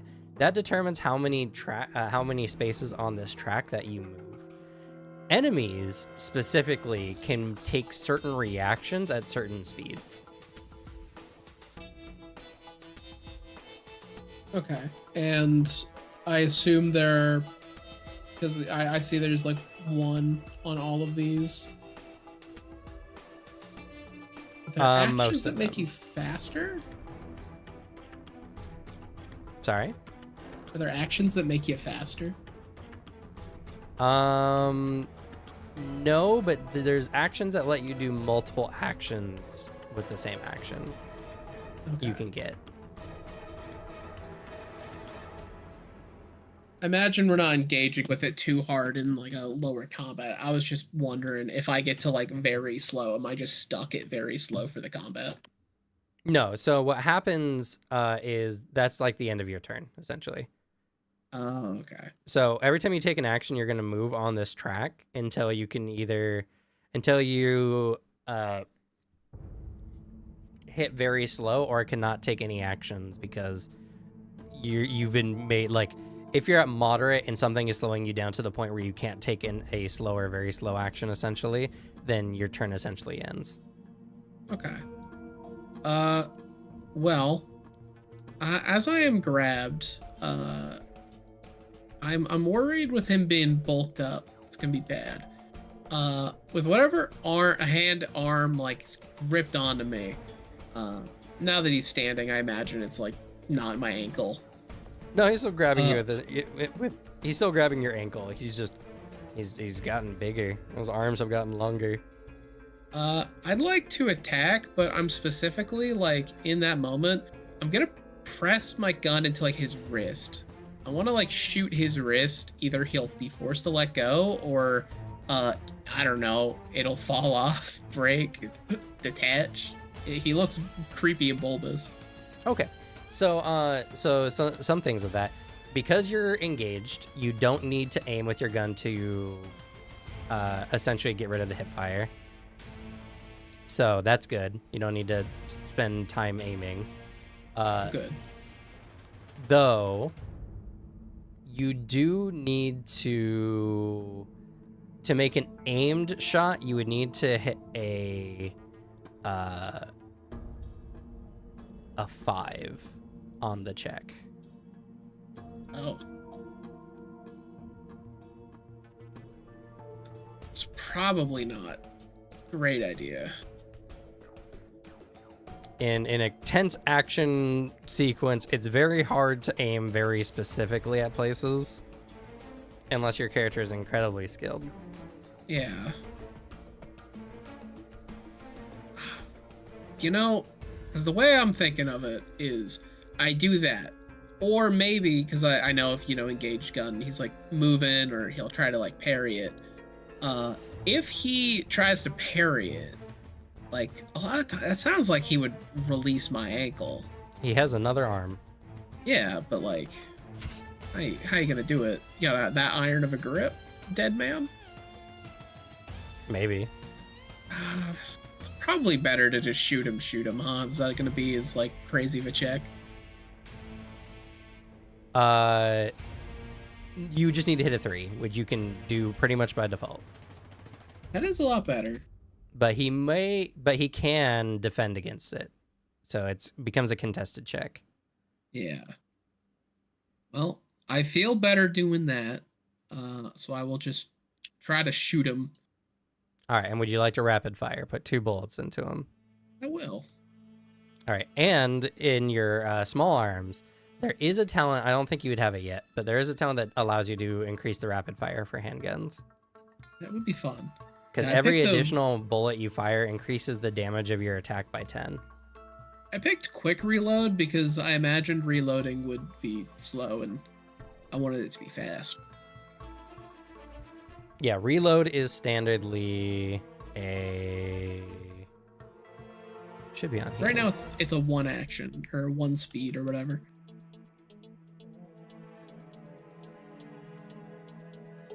Reloading is now speed 1. Oh, yeah. I was just trying to... Oh, load Oh, weapon boy. variable. Oh, it's based on the weapon. I see. I rolled a 1 on my gun. Okay, so that's default 3.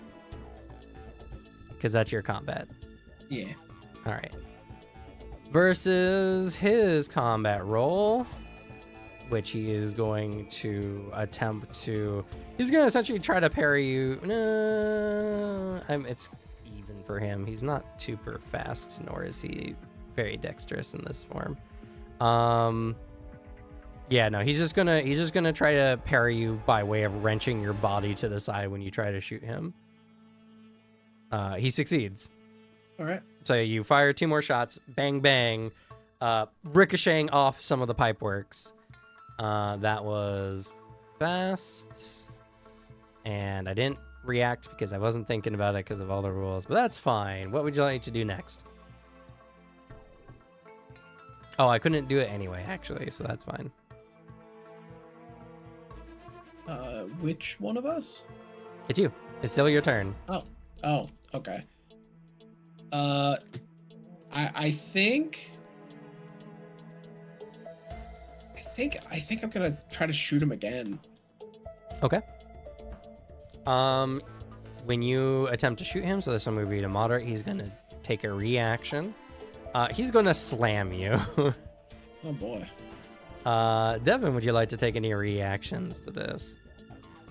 God, do I want to suppressive fire? I could use this time to take aim too.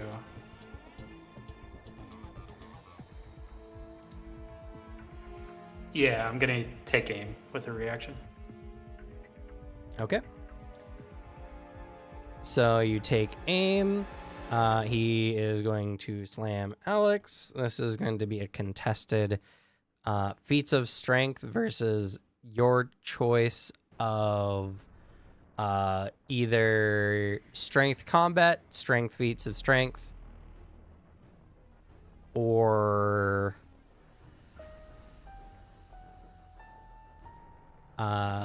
agility combat.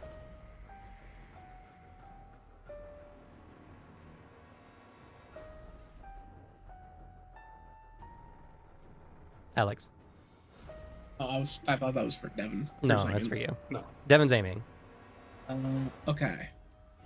So your choice I'll do of D8 combat. strength or agility combat or strength feats of strength. I'm gonna use agility for the D8. Okay. There we go. Nice. Okay. So he attempts to slam you, but you flex your body in a way to avoid getting slammed against one of the walls. Then you take the opportunity to shoot. I am rapid firing. Okay. And he is going to attempt to parry you again. There we go. He fails. That's a dead-on shot. So that's 30 damage. And that is going to do 3 wounds to him. I need to get rid of some of these.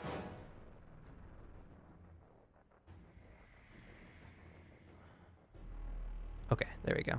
All right, so go ahead and roll for me a d8. Oh. That's terrible for him. All right. Greater internal injury. He gains an additional 5 wounds on top of this for a max for 8 extra wounds. So now every time he takes damage, he's going to take 12 more damage. Man, Nice. he's starting to look like me. Yeah, he's not doing well. He's filled with balls. Even though his form has given him like a very tough exterior, and normally shooting someone, would kill them. I would know. I did it. True. Like dead on, like you just did. He's still standing. Something has happened to him to make him inhumanly tough. I won't even say inhumanly tough, technically. Technically, a person could get to this wound threshold easily enough, but he's still going. It is your turn. All right. Let's see. How many bullets does a pistol have? 6. 6? Oh man, I'm Yeah, you got ammo. 1 bullet left.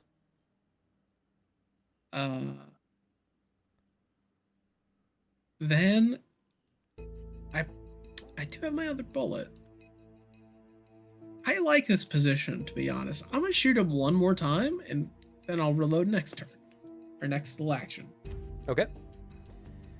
You do so. He doesn't react. No, Uh, 3. but he is going to attempt to parry you. Okay, Oh so shit! you both got 3, which means it's a graze. A graze does half damage. But he does still take 12. Well, he takes 12 more. So Yeah. your bullet, which normally does 20, deals 10, but he's wounded 12, so he actually takes 22 damage, which is another moderate wound. So I need you to roll a d6.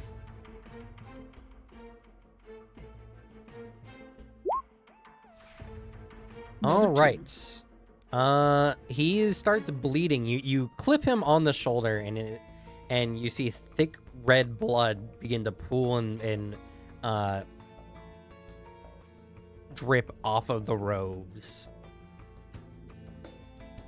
So for bleeding, if he gets to a certain amount of bleeding, he will just die from blood loss.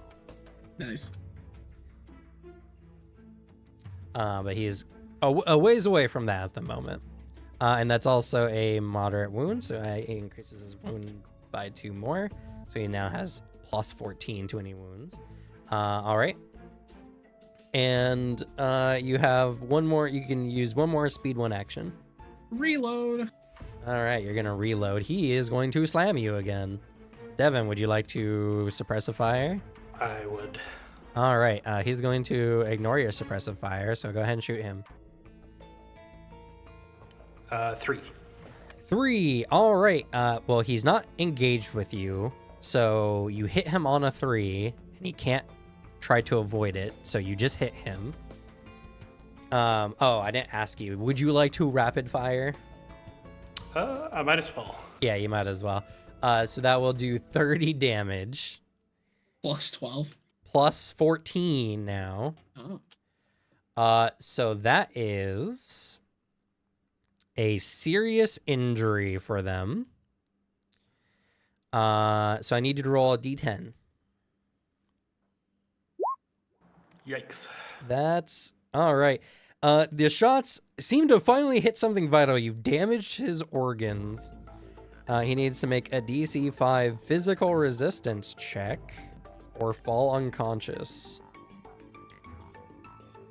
And he needs to make this check every round. And the DC increases by 1 every round. All right.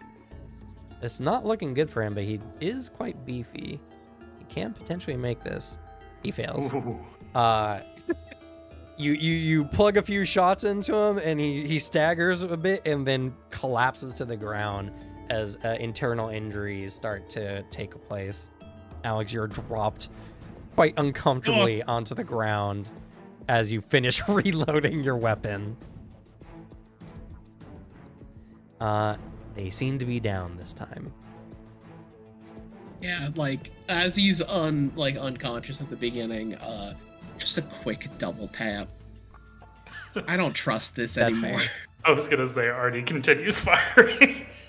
Just like bam, bam, bam. Like Marco joins in, like bam, bam.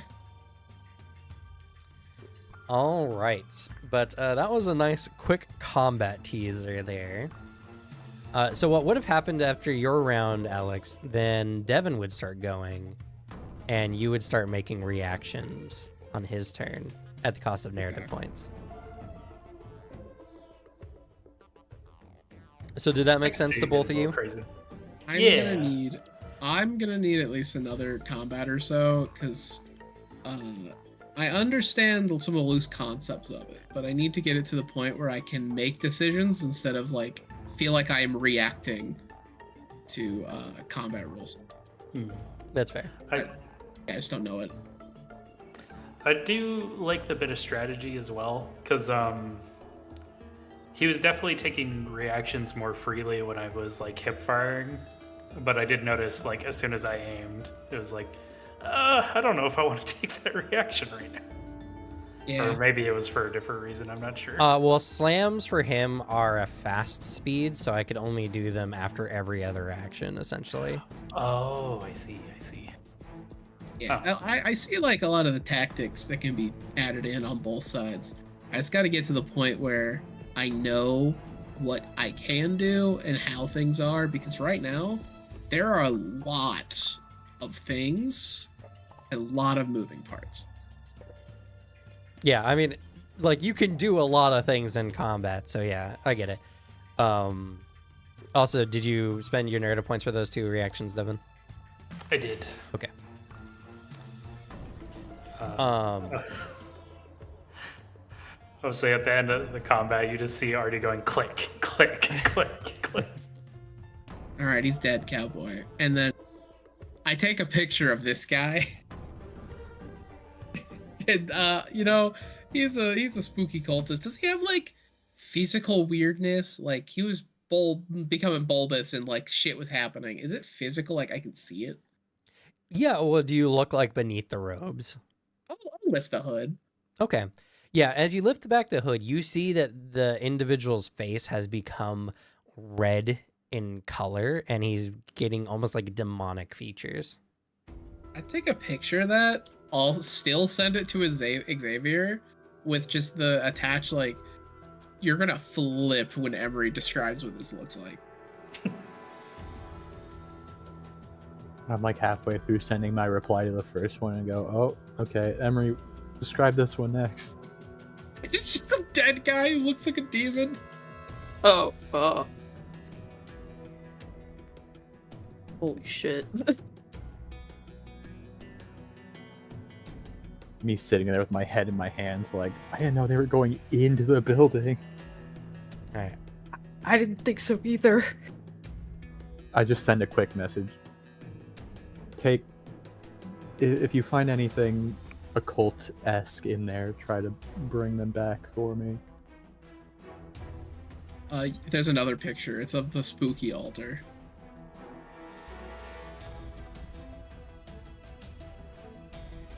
Would I know if... Cam did just walk away. Damn you.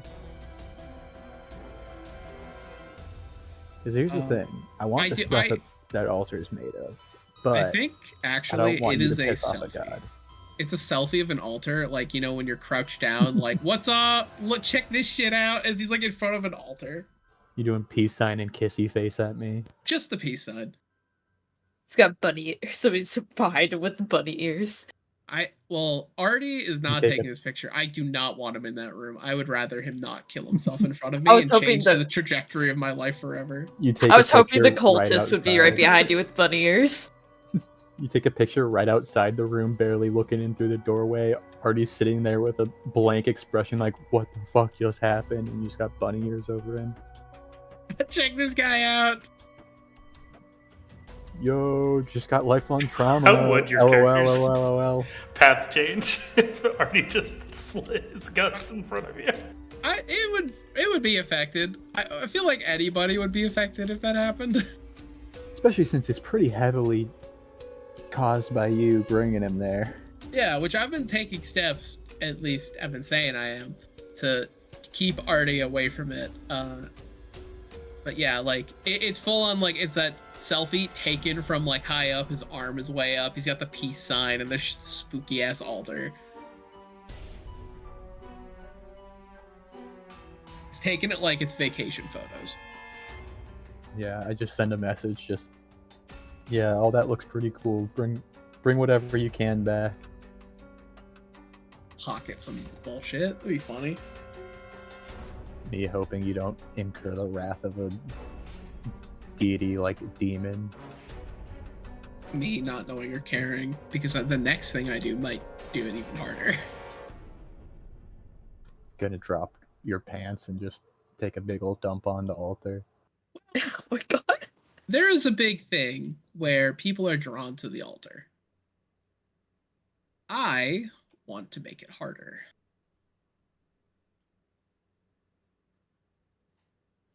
And I'll give a very unethical life pro tip in the in between of that.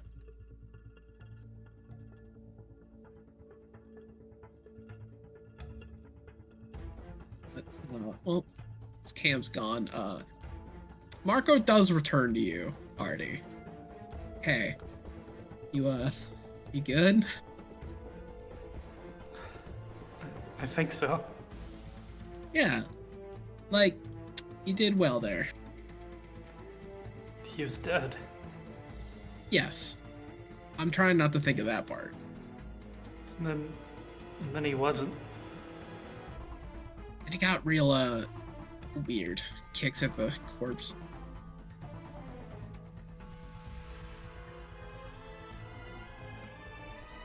I was kind of hoping that all of this was just not real. Weird circumstance, or I guess not overt demonic. So close to an altar that wants me to kill myself. Well, not for long. We're gonna head out. Just one thing at least. Yeah, like before he went back to talk, Cam, what's on the altar? Like what items? You find more of those weird materials, though these look a lot more like desiccated human organs. And on his person, or near the altar, you also find what appears to be a nice ritualistic dagger. Yoink. Mine now. If But you I take am. Oh, go on. if you take all the weird stuff, this accumulates to a roughly wealth 3 in ritual materials.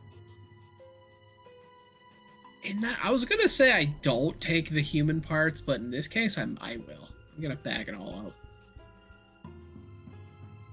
I do want wealth 3 ritual materials.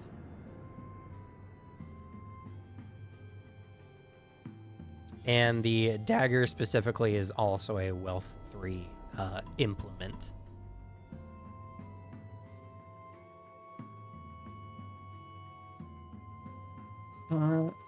But with looting the place and taking great pictures for their investigation. Marco does like stand as he was like probably crouching a little. All right, let's get out of here, bud. Wait, we gotta retrieve the bullets. I mean,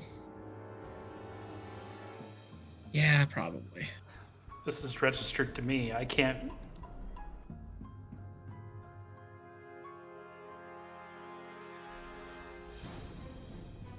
I do got the ritual dagger. I don't know. We can pry some bullets out.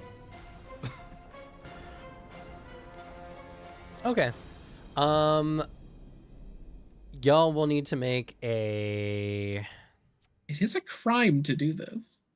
That It count as is larceny? a crime. I'll say I'll allow wisdom larceny or wisdom investigation. Would medicine work? Probably not.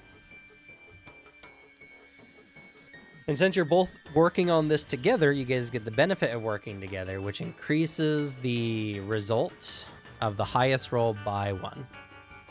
Oh, a D6, but I got a rank 2. Wisdom. Okay. Probably need to get investigate at some point. It's kind of the perception of this game, to be honest. Yeah, Well- exactly. Oh, it's going to you. All right, so that's a 4. You feel like Yeah. you've done relatively well enough, unless there's like some kind of shrapnel or anything. You got most of the hard cases and stuff about that you can find. Okay. Well, all right. Now we can leave. Okay. But first things first. I am going to install that chain lock on the inside of the door. On that like big metal door. Mm-hmm. I have an idea of installing that on the door, basically locking myself in there, and then using my movement to teleport, because it's sight based. Or you Like- just have to have seen a place to do it as well. Yeah. So like I install it, I'm locked in with the door open to crack, or just closing it. I teleport to the other side of the door. Yeah, you've seen the other side of the door. Once you close it, you can easily just move to the other side. Boop. And then one last thing, just for funsies. I am going to, with my lock picking skills, I'd like to re-engage that lock. Like Okay. that hard lock in there. I imagine it's not a great It's lock. not a really good lock, and it's almost pointless, but you can do so just for the Oh, I shits and have a- giggles.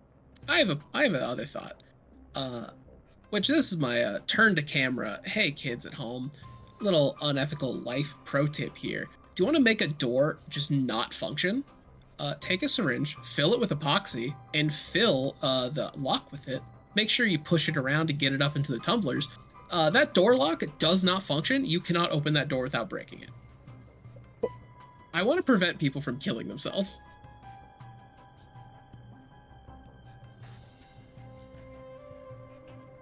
Good. Again, probably not necessary. Unless someone can teleport and pick the lock on the other side, they would have to break the door down regardless. But Because they have to break it down, but now it's like if they could just open the door, it's a chain. You can kind of just cut those, like you can just get bolt cutters. But for this part, you got to disassemble some shit. You got to break it down. If someone's gonna want to kill themselves, they're gonna have to try. that's true. Or some cultist is gonna come back for his shift at meditating and be really sad. And I Even find if that they get personally through there, funny. they're gonna be so tired from breaking down the door they won't have the strength to stab themselves in the guts. Ugh, I'm just so True. beat. I can't, like, I don't have the energy to do this anymore. Maybe tomorrow.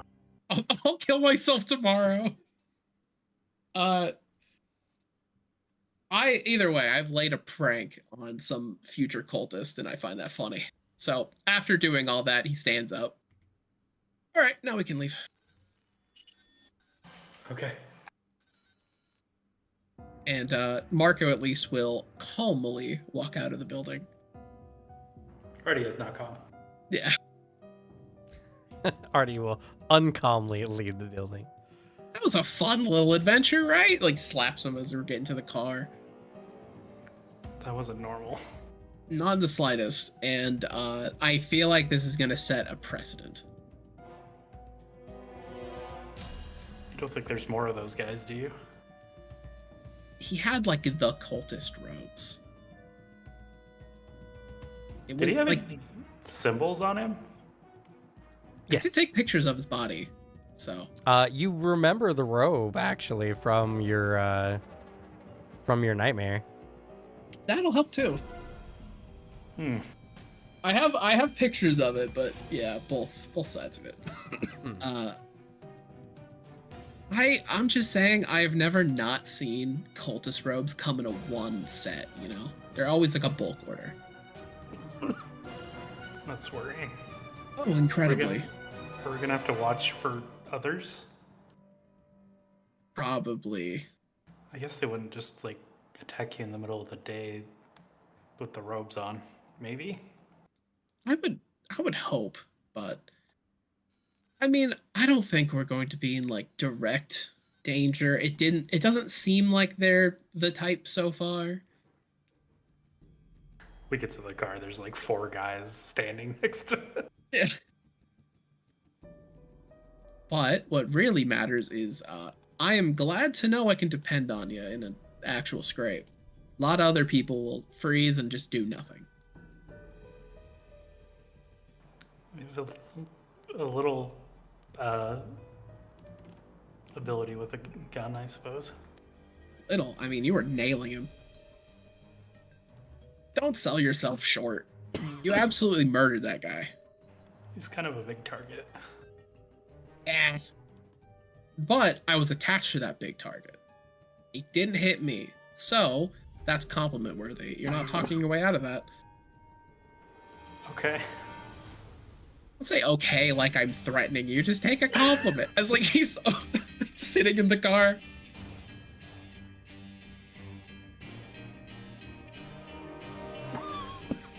I don't know if I can. I helped kill somebody today. You helped kill a demon. Like...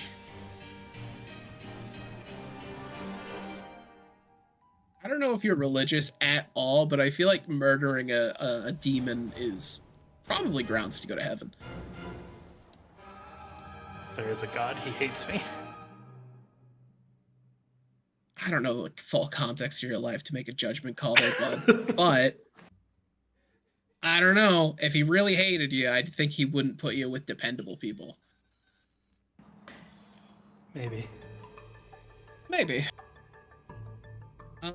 Anyways, he heads out and he's going directly for like a pop-up food truck. Just gonna grab a little snack before heading back to the peeps.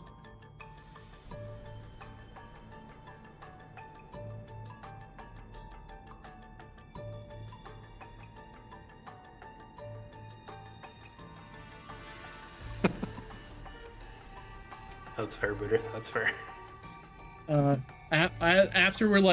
After a little bit, basically like 10 minutes later, Xavier get a text saying, all right, I got the ritual materials. And then he sends you a Venmo request for Wealth 3.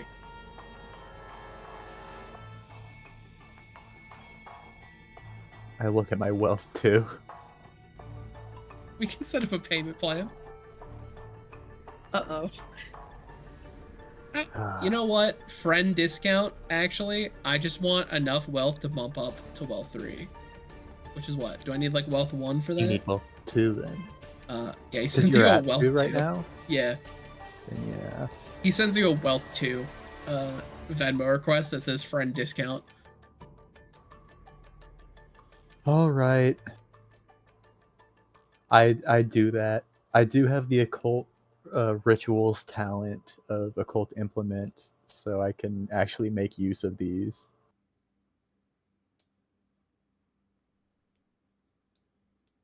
Okay. Yeah, with an additional wealth 2, you do get temporarily bumped up to wealth 3. Can buy a shotgun. Let's go. Okay, so now I'm at wealth 0. No, you spent wealth 2. You're at wealth 1 now. I'm so set. You have money.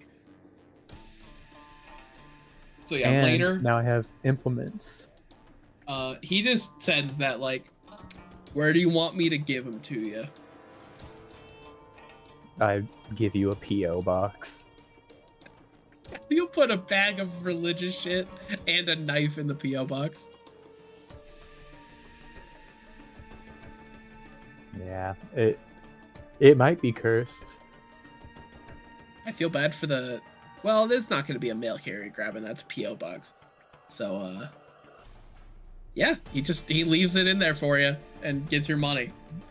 Yeah, I dropped by the PO box that afternoon. Okay. Can I make a quick check to make sure none of this is actively cursed and would harm me if it's in my possession? How would you do that? I don't know. Then you probably don't know. I have artifact stuff and occult stuff. And my my occult implement. So I know about this stuff. Yeah, I I know mean, if the proper you know, implements you could to work with. recognize an implement at base. Artifacts, you don't even really, you know, generally what goes into them, but you've gained no specific sense or anything to do so. All right. Well, I haven't been killed by that artifact yet, so. And Oh yeah, Demon's we been didn't do doing a that at the pretty end of that bad month, did job. we? Isn't this the last one too? I think because there's a total of 5 trials. I think this is the 4th. This might be the 4th, because there's the lamp. Yeah, The computer exploded. I got hit by a car. yeah. So you have 2 Was there left. something before then? Nope. Yeah, I think that was it. Okay. Do I die? Well, we'll see. You guys are screwed if I die. Yeah, so during this week, we'll just say, you need to roll for me. This is the 4th one, right? D8.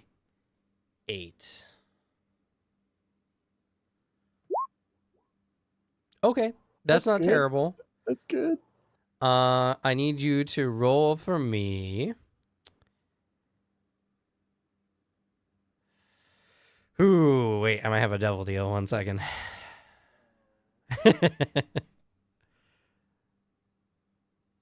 Dang. No, I can't do that one. Darn. You're a coward. No, it No, wouldn't do anything. There would be nothing beneficial for Booter to gamble with.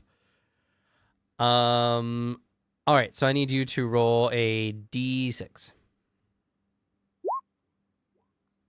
Another 4. All I right. wanted to roll good on that one, right? Yeah, you do want to roll low on these checks. And this one's essentially middle of the road. You know what? Yeah, we'll do this table. I haven't done this table yet. Oh yeah, I get to get hurt in all new types of ways. All right.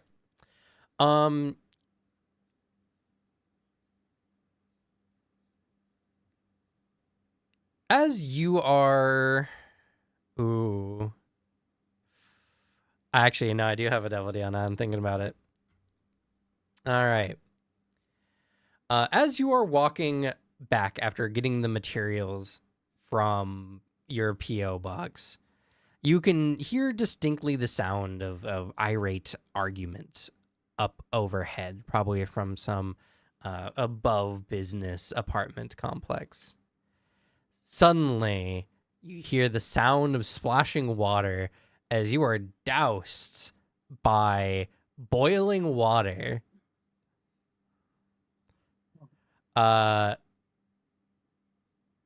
So, fortunately for you, well, it's a moderate injury, so you gain 2 more wounds. And you don't need to separate these because whenever you heal from a wound, you just deduct from your wound total. Yeah, but I need to separate them to know which ones are going away when. Right. Well, you need to know what type of injury, but you don't need to know when the wounds will go away. You can just put all the wounds in one total. Because whenever a moderate wound goes away, you just lose 2 wounds. But you are burned, which burn. Oh, oh no. All right. So you are burned, and this gives you, I think this is just burned 1. Yes, burned 1. Okay, that's good. That means you won't go unconscious. You become burned. You need to make a Constitution endurance check against your current burn value, or you become unconscious. Though if this is not treated, it is a lethal injury and will kill you. But you just need to go get like some antiseptic and stuff like that. Though this injury will not heal properly unless you go to the hospital. Okay. And I can actually just post the burned condition for y'all to see. But Devil Deal time. I can ruin everything but the implements that you just received for 5 narrative points.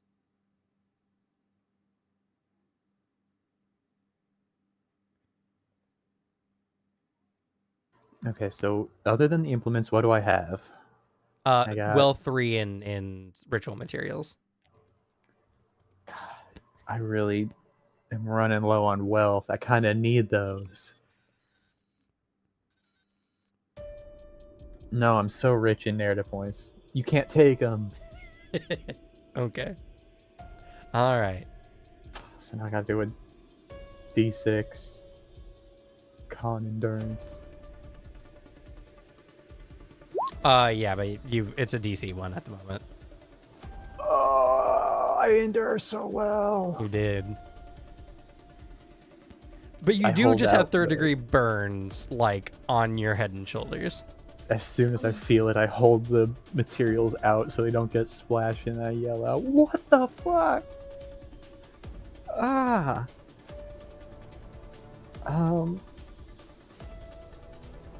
Okay. How close am I to my house?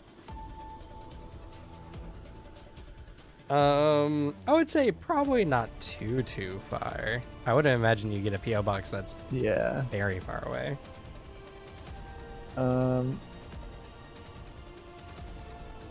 Okay. I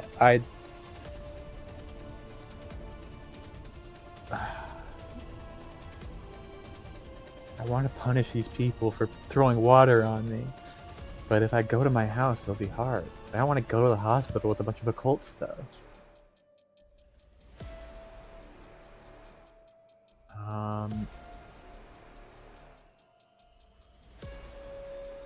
Okay, I'm gonna rush to my house to put the occult stuff away, and I'll call a taxi to take me to the hospital from my home. Okay. That way they're not picking me up and I can say I was anywhere when I started going over. Alright.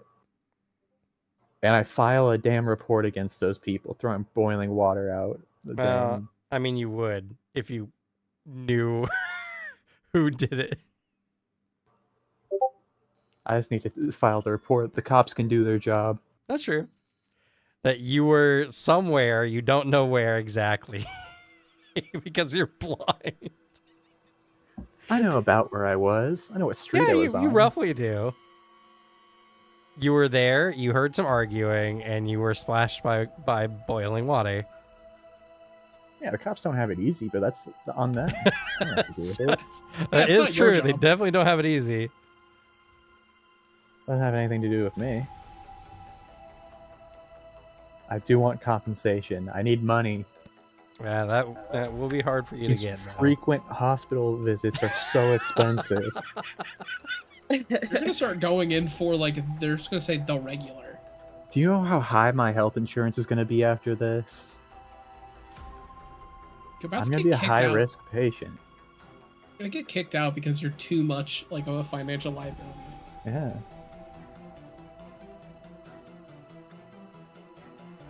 Okay.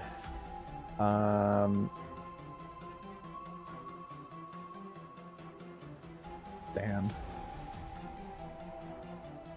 But I get it treated. You do get it treated. Which does mean 5 weeks. Yeah. So I guess just put week 1 November next to that injury.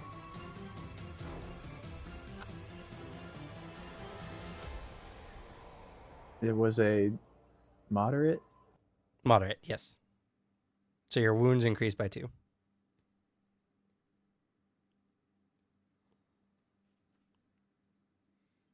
Good thing you just healed your prior moderate injury. Yeah, I just got a major injury, right, from getting hit by a car. Yep. When does that clear up? I don't have that written down. That one was, I believe it's 5 months. Yeah, I think it was Let me check my only trading. a couple weeks rules. ago. Actually, it's been a full month Heavy ago. injury takes. No.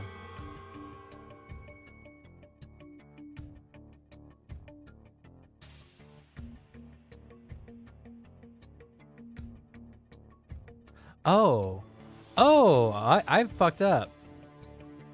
I misread my chart.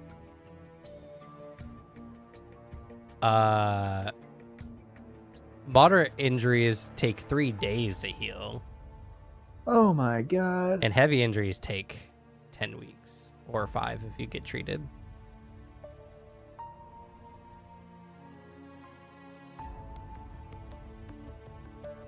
Now it's serious injuries that take 5 months. Okay. So You this have a one. chance. So this my. So yeah, your So moderate 5 will heal by weeks. the end of this week. Okay. And And so would my heavy then, because I got that a month ago. yeah, it'll be at the end of this week. It'll heal. Oh my god. Oh, I'm gonna be free. No, that was my bad. I misread my chart.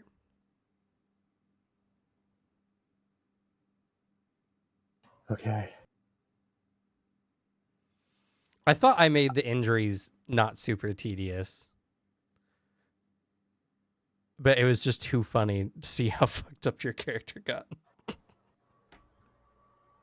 Yeah. I have a lot of stuff written here in my injuries and conditions.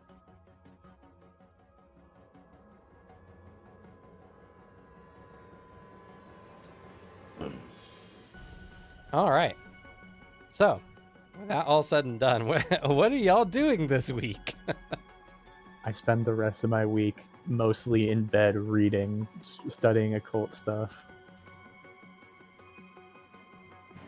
I try to throw myself into my work and draw up some blueprints.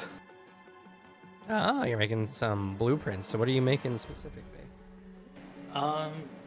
He kind of wants to make a better pacemaker. Okay. Sure thing. I believe I need to roll. So I'm reading, drop blueprint, make a crafting check. Depending on which one, because you have 2 ways you can, well, potentially, because you can also make blueprints through engineering. That's fair. I don't know which one you took the blueprint feat from, though, or talent from. Oh, it was. I don't think it was in engineering. I could double check though. But I got it from crafting. Oh, if it's crafting, then yeah, you make a crafting check.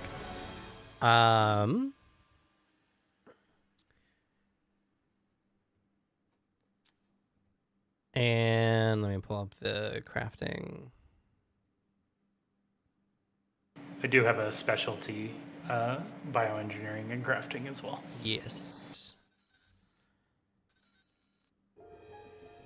Skill. is craft. Make sure I'm remembering. Make a crafting check to drop a blueprint for an item. Item crafted from your blueprint to gain an additional modification. Modifications. I see.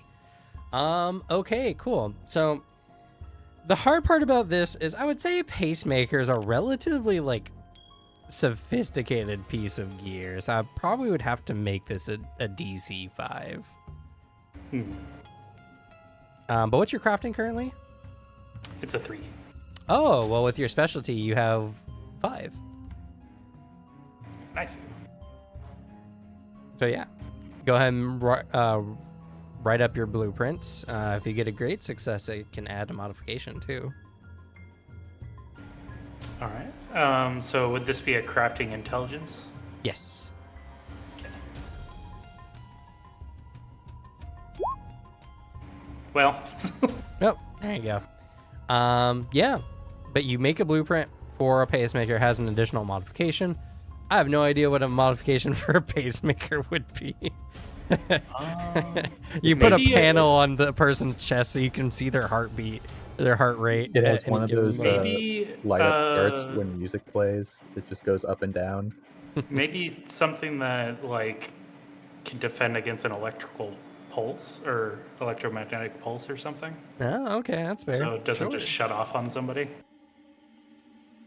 Sure. Yeah. You have something of value. This blueprint probably could be sold, honestly. Sick. All right. What's everyone else doing this week?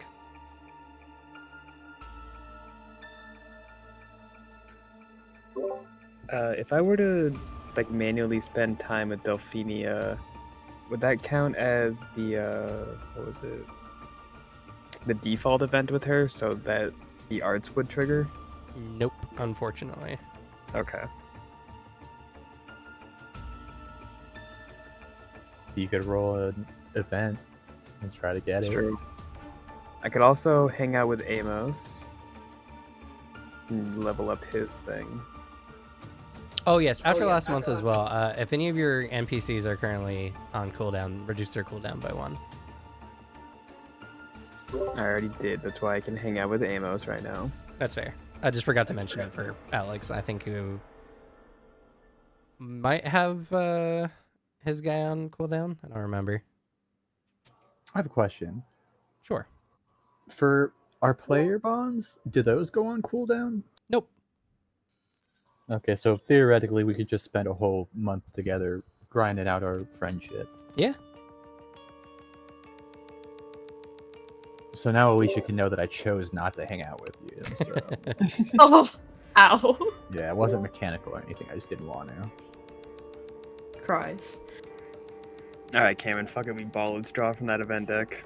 All right. So you currently have 2 bonds. All right. So I need you to roll a d6.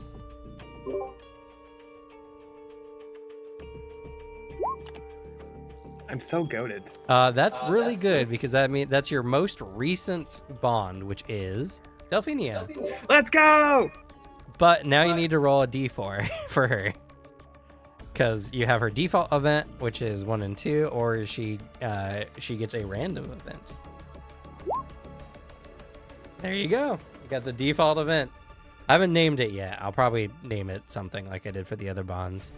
But yeah, so your bond with her improves by, as if you were training a skill.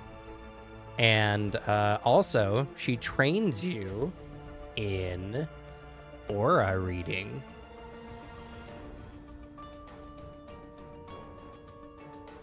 So you have a new skill, aura reading. I haven't done the talents for it yet. This is a wonderful. Can't wait to look at someone and go, your vibes are off, and then punch them.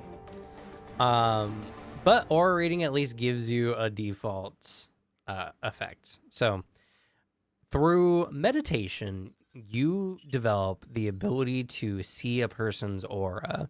This appears as either a corona or an aura around the individual. And you can see a hint of color that indicates the individual's mood. Your ability to read this mood improves with the aura reading, and eventually with aura reading, you'll be able to see more complex patterns in people's auras, and be even able to tell if they have any kind of illnesses, or you will be able to see the aura of supernatural objects. Goated.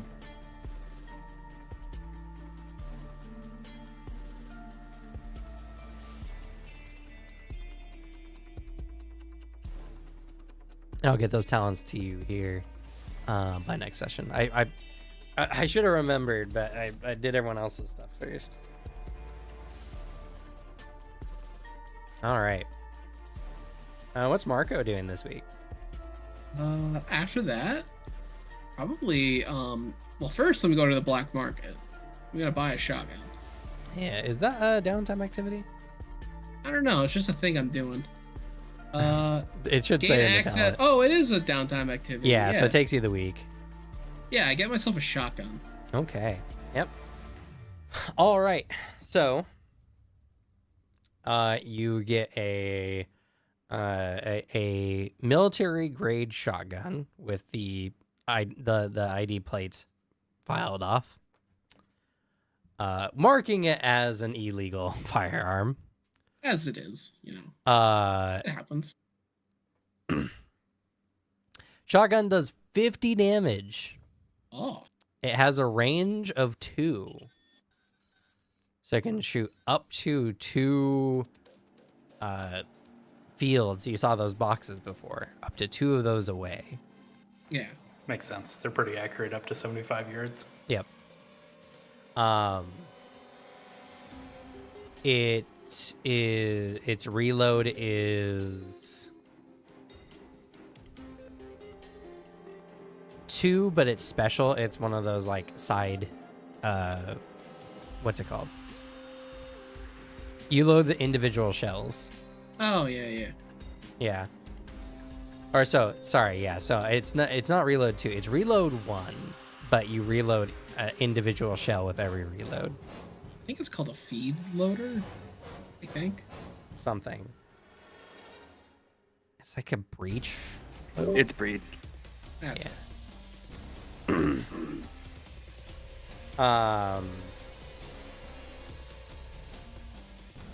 And it does not have a rapid fire 1 technically.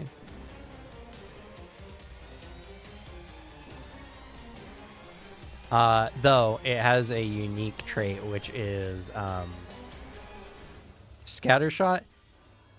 You double the benefit of bulletproof armor against shotguns.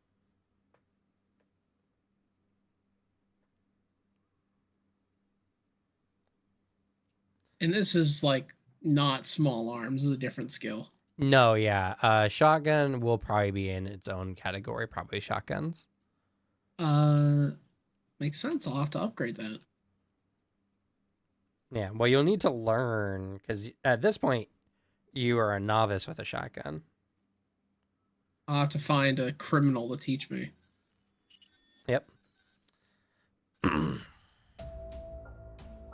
But I'll develop those talents as well in the meantime. But And shoddy arms. yeah, if you had used a shotgun against that guy you were fighting earlier, that fight would have been way faster. I imagine. Because he was not wearing bulletproof armor.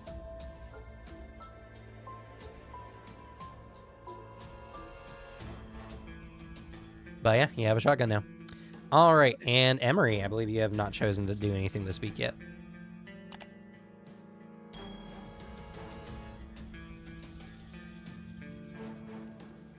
Alicia, BRB. They may have passed out. They said BRB a couple minutes ago. Oh, they did. Alicia was just Oh. talking to me. I'm back. I'm back. God damn it, Alicia's about to ask a question. This is fucked up. I'm How long sorry, I does had to go to the Delphine- bathroom. This is fucked up. Delphina goes on cooldown 3. Okay.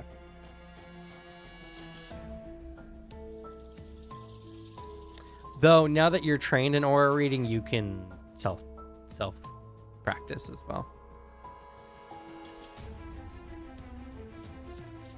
Now that you know some of the secrets. By the way, that is the first mystic art that y'all learned.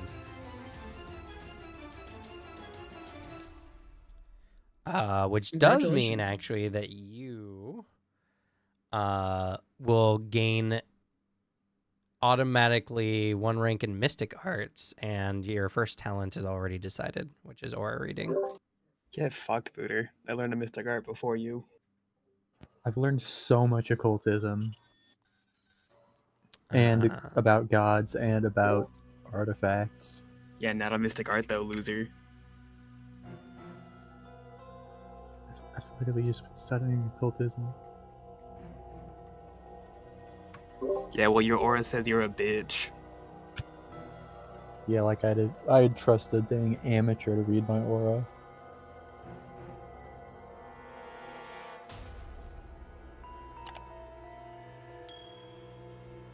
I think you're really gonna like the mystic arts.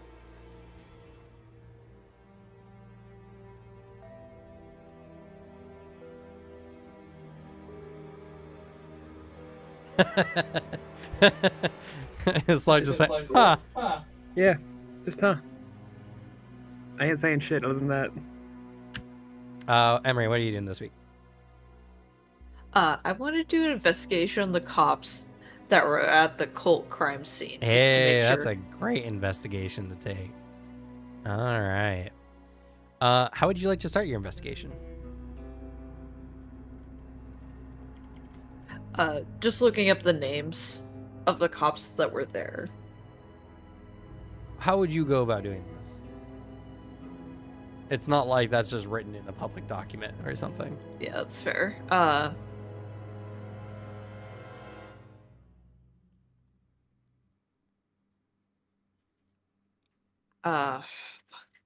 Because I can't just casually walk up to them even though I'm an investigator. Maybe if you lie good enough. There's probably also case files. Freedom of Information Act.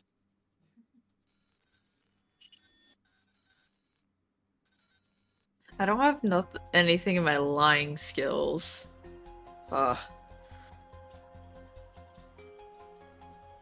Or maybe a persuasion. Or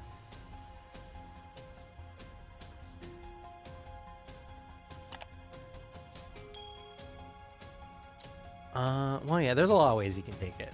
You gotta use your imagination. Yes. So I'm trying to figure out what skills would be the best for this, because I don't really have anything in persuasion. I have stuff in insight. I was thinking about maybe trying to make my bond with that informant at the police station and see if they can do me a favor. That's true. That's one of your player goals, right? Is make an informant, right? Yeah. Well, then you can start chatting people up.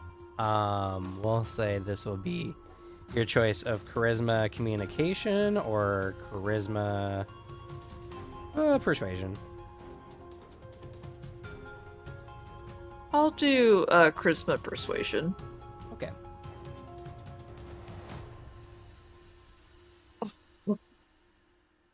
And do you have any persuasion? No. Okay. Off to a great start. All right.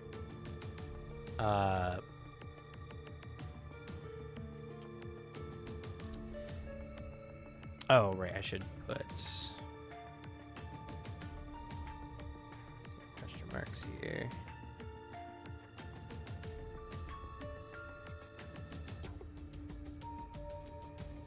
Yeah, that's all I need. Okay. You go asking around. You try to get a little chummy with some of the working police force. To not too much success. But go ahead and mark off one of your boxes for your make a contact with the police. Sweet. You've at least put your foot in the door.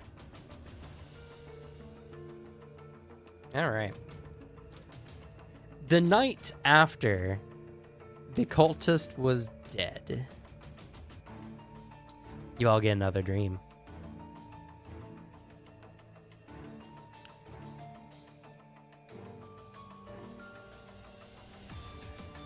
Visually, you don't remember much from this dream. All you know is that you're offered something you desire.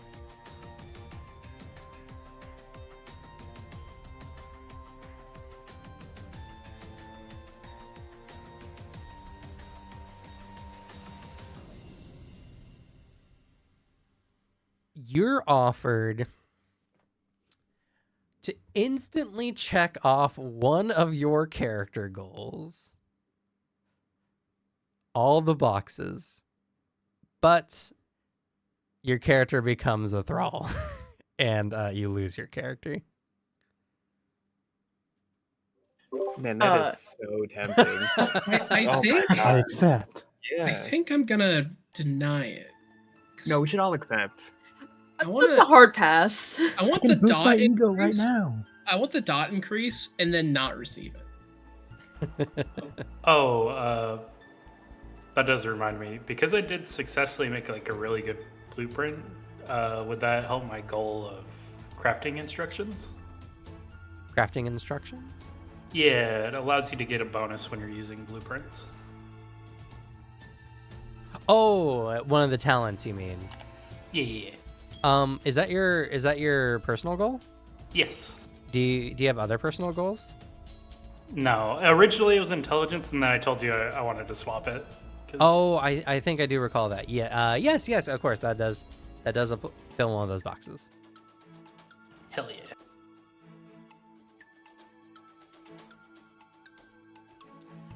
But I do want you to Just keep in reminded. mind what you were offered. Which of your character goals would you be the most tempted?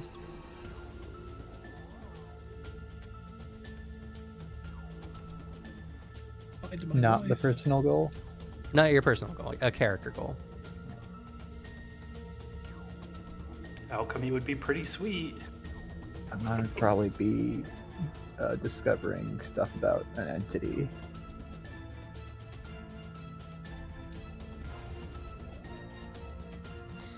You know what? For 2 narrative points, I'd like for you each to describe me what you were offered and how you resisted.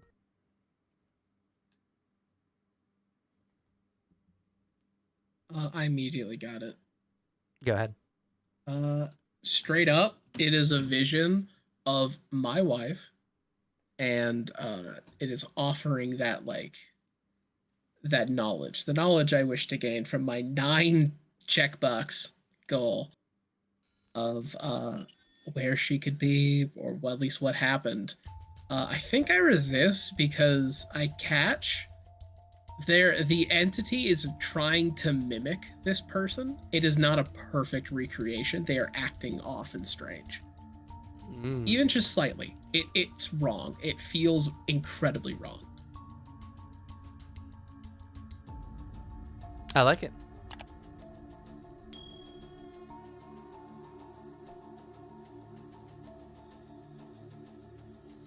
I think it offers knowledge about entities to me, but as I've been sort of looking more into this stuff, and especially what I've been spending the last week or so investigating in detail specifically, I am extremely wary about making deals with entities that I'm currently aware of.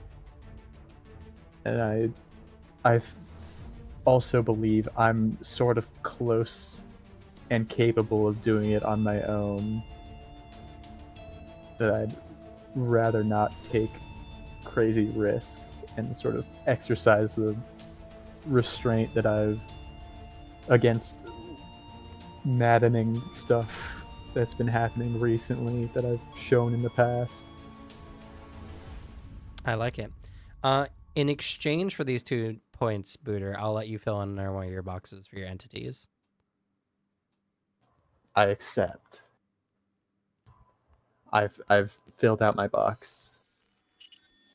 3 of 3. Okay. Excellent. Well, let's do everyone else, and then I'll tell you what you get. Okie dokie.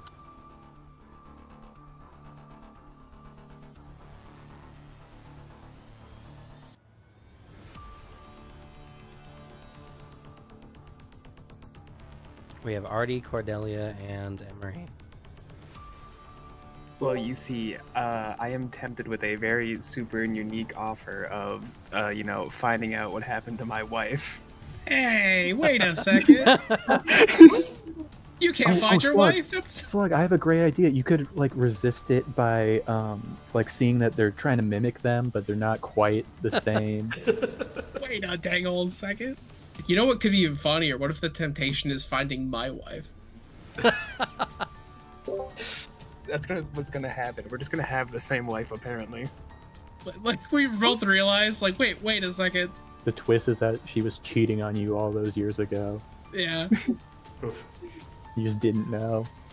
I mean, you might have a different way the it played out or anything, but if you feel that you just are unable of coming up with anything too different from Alex, I'll give you an additional narrative point. Oh no, I have one. Oh, okay. I was letting the bit take over for a sec there. Oh, okay. All right. Because Cordelia very much is tempted, but one doesn't trust anything that goes on in these dreams. She has, the vibe dar, and also the chase, the hunt is what makes this fun. Instantly gaining that knowledge takes all the fun out of the search. Cordelia wants that thrill, that fun. So she rejects this offer. Interesting. I'm going to make a special note about your character around this. Dun, dun, dun.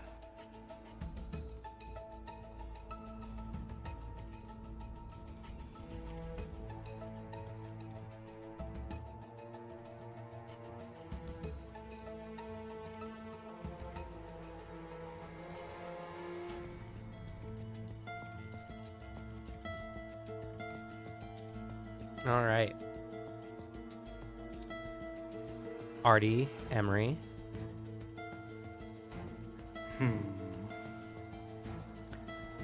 I think there was the enticement of possibly learning about a science that he's just not familiar with in alchemy. But due to everything that's been happening, I think it creeped him out too much to accept the deal. Makes sense.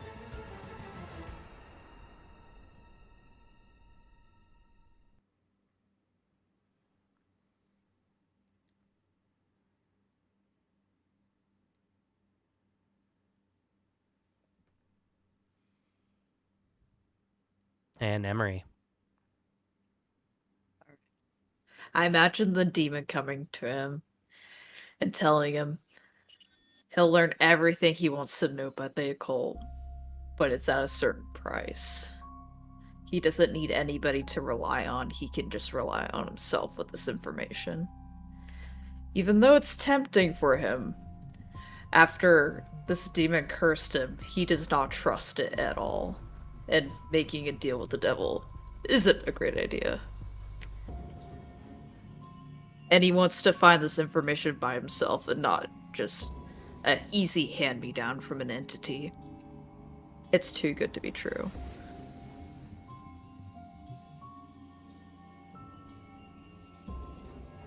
All right. Sounds good. All right. Leonard, when you wake up, you get an epiphany. The way the demon tried to tempt you and the aspects of this ritual bring forth to your knowledge a name, one that you found in your research. I gotta pull up his name.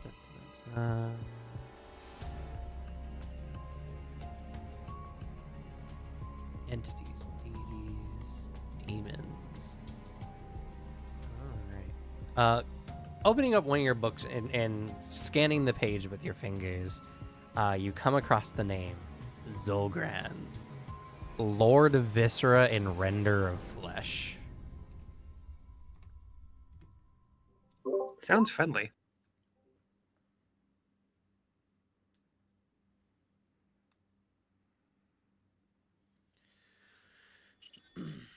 Zolgan is a powerful demon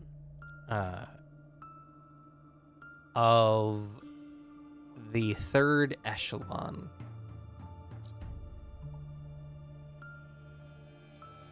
Zolgran typically deals in flesh, whether it's through the offering of fresh organs or the organs of the innocent. Zolgran typically works in favor of those who revel in mutilation and offers strength and transformation.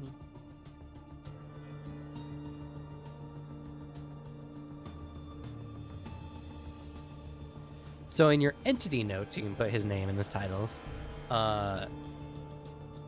He has affinities for fresh organs and flesh, and the flesh of the innocent.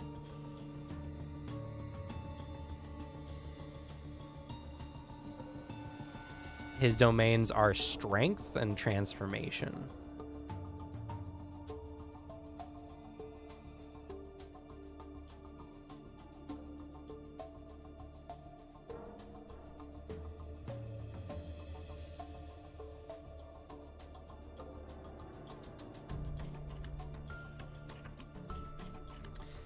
You also realize what had happened after the other day.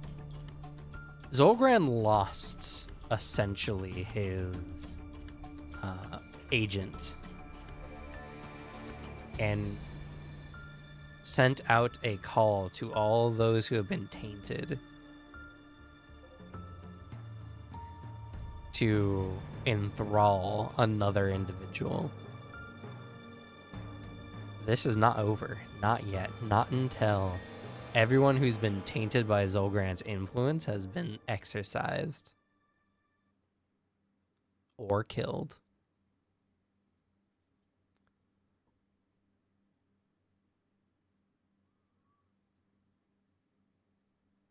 Alrighty. All right. And unfortunately, that's where we'll have to end it for today. Not a lot of time passed. Not a lot of downtime. Gotta have that combat. Gotta have a combat. Sorry, Slug. Blame Alex diving into the enemy stronghold. Just wanted to peek. To be fair, you probably would have gotten away with it easier if you didn't bring Artie. Yeah, but I wouldn't have known where it was.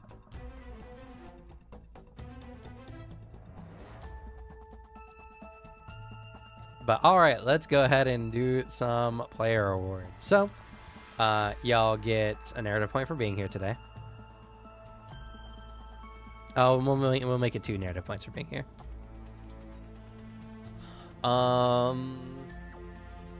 You guys discovered a lot this session. I'm going to give you 3 narrative points for your discoveries. You discovered which entity was currently affecting you. You discovered what was affecting you at all. And you put a stop to the ritual for now. Though only temporarily. We don't have a penalty right now? Oh no, you still will. Oh.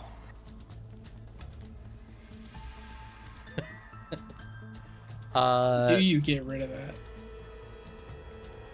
If you become if you exercise the influence, you will be freed from your compulsions. I guess go find a Catholic or something. Or me. Yeah. Yeah, that's a rough debuff. Oh yes, that's right. I do need to do the compulsions for that week. I need both Emery and Artie to make a DC 5 ego endurance check, please. Ooh. I don't think I can fail this one, thankfully, but Because it's a compulsion, you're good at resisting it.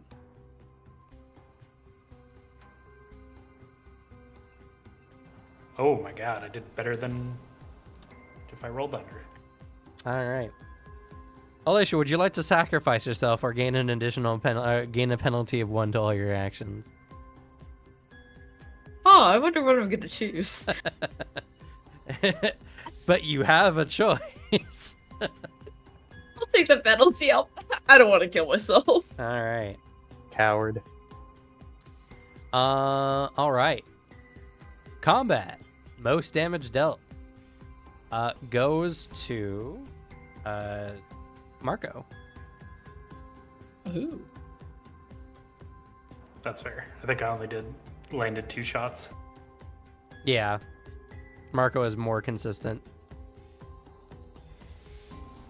No one took any damage. Well, It's like I got all- wounded. That's You know true. what? Sure. Go ahead. Go ahead. And also as recompense for all the scare I put you through and how long your injuries would take to heal. Face Award goes to Emery. Tried to make a friend.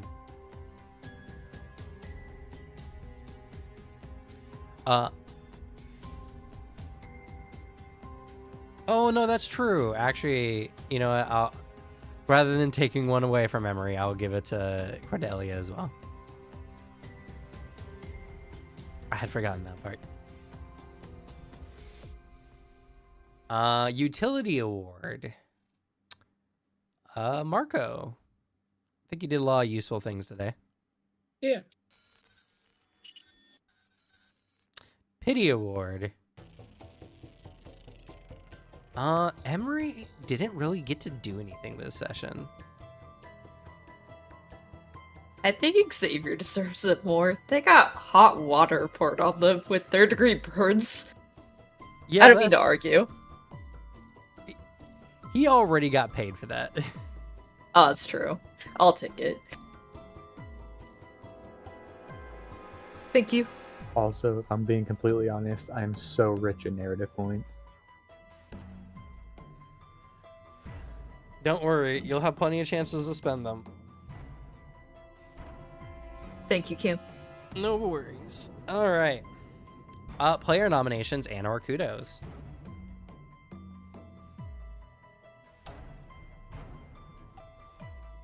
That scene between Marco and Artie in the car, and Marco trying to give him a compliment, and he's just not taking it at all. That was beautiful. I do like the Artie Marco dynamic. It's a fun one. He's fun to interact with. I like this guy. I like how terrified and scary he is 24/7. And I want to pull him to gain a little confidence, just a crumb. If we had a greater audience, he would already be in a ship. I You imagine. guys would be Marty. I'll put it on stream right now. Marco will not fuck Artie. What? Howard. My Alex, dreams! I don't think you understand the point of Howard. a ship. I'm just saying. It's his scars, isn't it? He's- Alright, so were they kiss though? No. Dang. He They is hold married. hands? He's got a wife, maybe. No, he That's hasn't. a baby. You're trying to find her. You don't know where she is. I don't. She could but be it's dead. Technically, I didn't get a divorce, so I'm still married. Well, at least I'm I gonna want view to it like remember. It's true. I know that I had a wife. got divorced during 333. I don't know. I haven't looked illegally.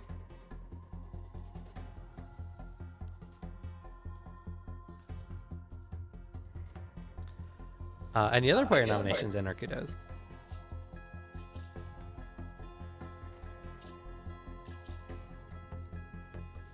This trial's gonna kill you, bud. It is. He's We're got not one feeling more. better that all of my injuries are actually going to go away at the end of the next week. I too got one.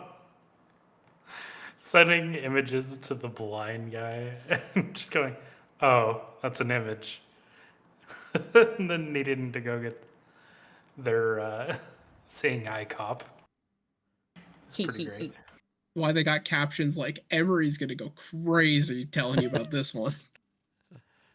Sure, go ahead and take a player award for that, Marco, and I guess Leonard as well for facilitating this by being blind. Also, secondary kudo for being unable to identify who poured boiling water on you. We didn't see the scene of Emery getting into work and then someone stopping him and going, hey, you need to check out this this complaint we got of someone pouring boiling water on the guy. No extra information. It was on this street near this apartment building. Good luck. Just crying internally. You can't cry at work. Unless they can't see you. That's what the bathrooms are there for. That's true. Just hear loud, uncontrollable sobbing. That'd be awful.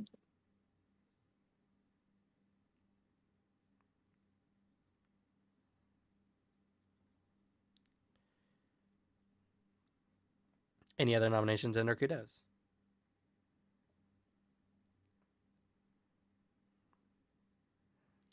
I'll give one to Cordelia. I did like your interaction with Delphinia.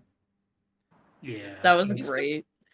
I was going to say, especially the blowing them off part was pretty fun. And then passed. I refuse to reward you for it because it's a betrayal of the highest order to go looking for other experts in the field. Be more open of a person. I didn't lie to you in this timeline, did I? Wait. Nobody even asked me about the dream. Oh my god, that's I was true. too busy getting abused. Oh. It's true. Oh well, get fucked. Yeah, Be more your present in our so-called lives. expert has decided to tell you that you're tied to a god. I came in with exactly what type of entity's name, their address, their social security number. No way these things got social security, dog. Are you the expert in occult entities? I didn't think so. I know one. No, you don't. She didn't know who we were attached to. I was talking about you. But I guess I don't know. I don't know anyone. Like What's my that. name? Idiot. Elbows. Blind man. No. Also, I work at a different college from that lady, right? Yeah. Yeah, I It'd be thought really so. funny if it was same college. I was wondering. You that. walking to your meeting with her, passing by a coffee shop with me sitting there at a table sipping a cup of joe. Yep. How many narrative points make it so they work at the same college? It sounds like she's a bit above my pay grade. It does, yeah.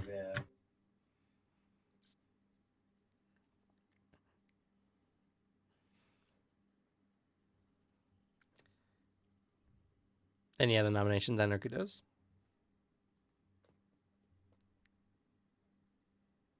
All right, that's going to be it. Well, we got to do a little bit of combat, not the way I thought we were going to, but it did happen. Hopefully, it left a decent enough impression. Yeah, Well, I can see the vision. I can see it too. I just, like I said, I need to interact with it more so I can make proactive decisions instead of purely reactive. You'll pick it up real fast. I ran a couple with Slug and Booter, and like they picked it up real quick. So Yeah, when we did it, the first one was kind of meh, and then the second combat we did, we were just going off because we actually knew what to do. Makes sense. there's a lot of dynamics that will be interesting. The thing that made this one weird was you fought someone without a gun. So, which to be fair is not going to be necessarily uncommon, but melee fighters and gun fighters fight very, very differently. But at least you got to see a little bit of the map and how it works. We haven't got to do a lot of exploration. I was planning on, so originally what I was planning on, which might still happen, but I don't mind spoiling it, y'all going up against a bunch of, like, essentially brainwashed cultists.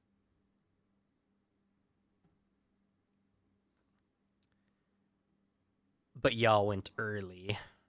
So you just caught the guy who is the acting agent by I'll just himself. periodically tip down there and kill the guy and then zip away. Just really fuck with his demon. He won't do anything against me if I keep killing his champions, right? Oh, What's yeah, he gonna totally. do? Not. All his champions are dead. Idiot. Stupid demon. But yeah, how do y'all feel about today's session? Anything you guys liked in particular, didn't like in particular? Just, standard survey you're going to get every session, just in case anything stuck out. I have a question / maybe concern.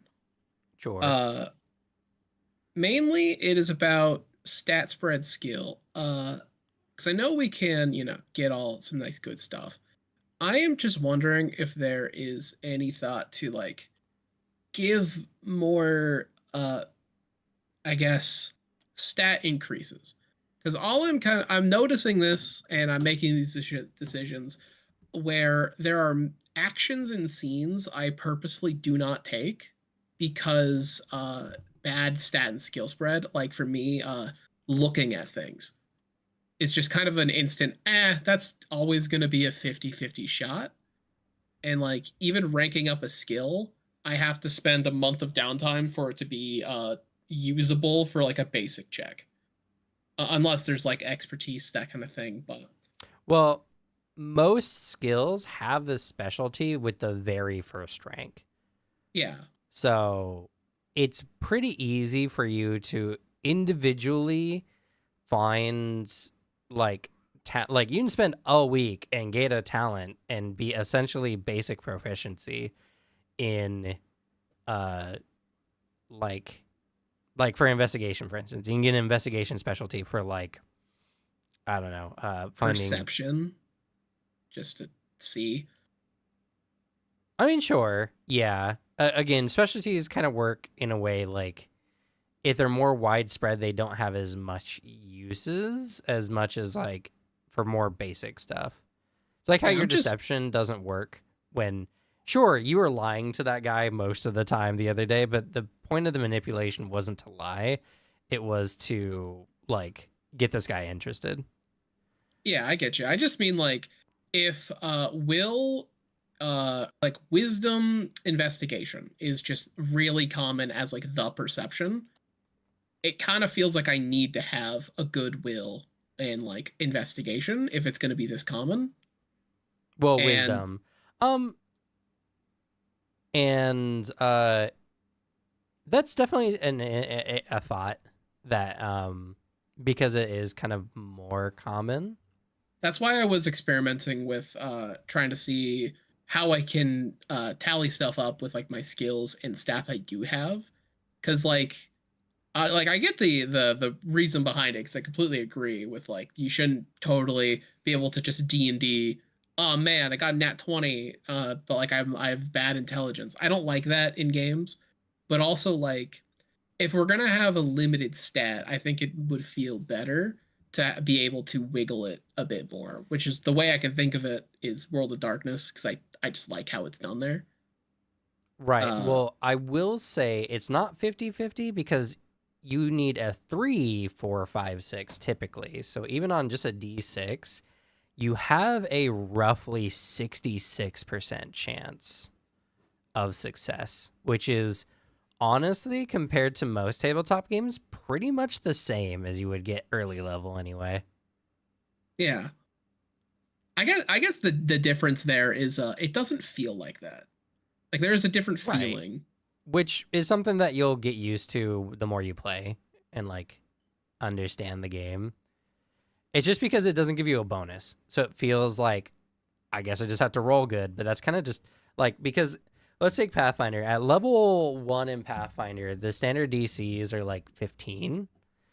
And a character who has like decent perception and like at least trained in perception is rolling with +4 on a D20. So they need to roll an 11 or higher, which is roughly a 55% chance. So you actually have a higher chance than you would in D&D or Pathfinder. It's just it is my my hang up, because logically speaking, yeah, 100%, that's how the odds shape out. Then my criticism warps into it might be good to find a way to make it differently communicated, only because like if the answer is, oh, it doesn't feel great now, but it'll feel better later once you get better. I don't know. it's not that. It'll feel better when you understand it better. And that sounds like it'll dissuade people from playing it. I don't know. How does anyone else think about this? I'll take any thoughts.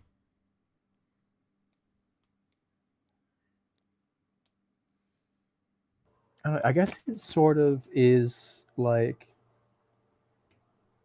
whenever I'm rolling a lot, like a lot of the things I'm rolling, like all of these endurance checks or a charisma check at all, I'm always no skill in it, minimum die size, and it feels like I'm really just gambling against the odds, even though I'm not really. Mm-hmm. I think that is just sort of because it's like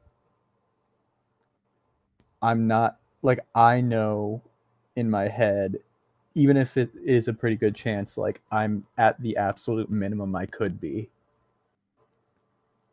So that makes me think like I'm bad at this, even though I still have a pretty good chance.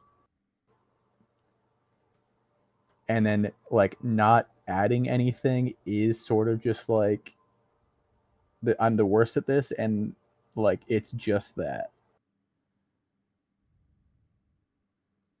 Mm-hmm.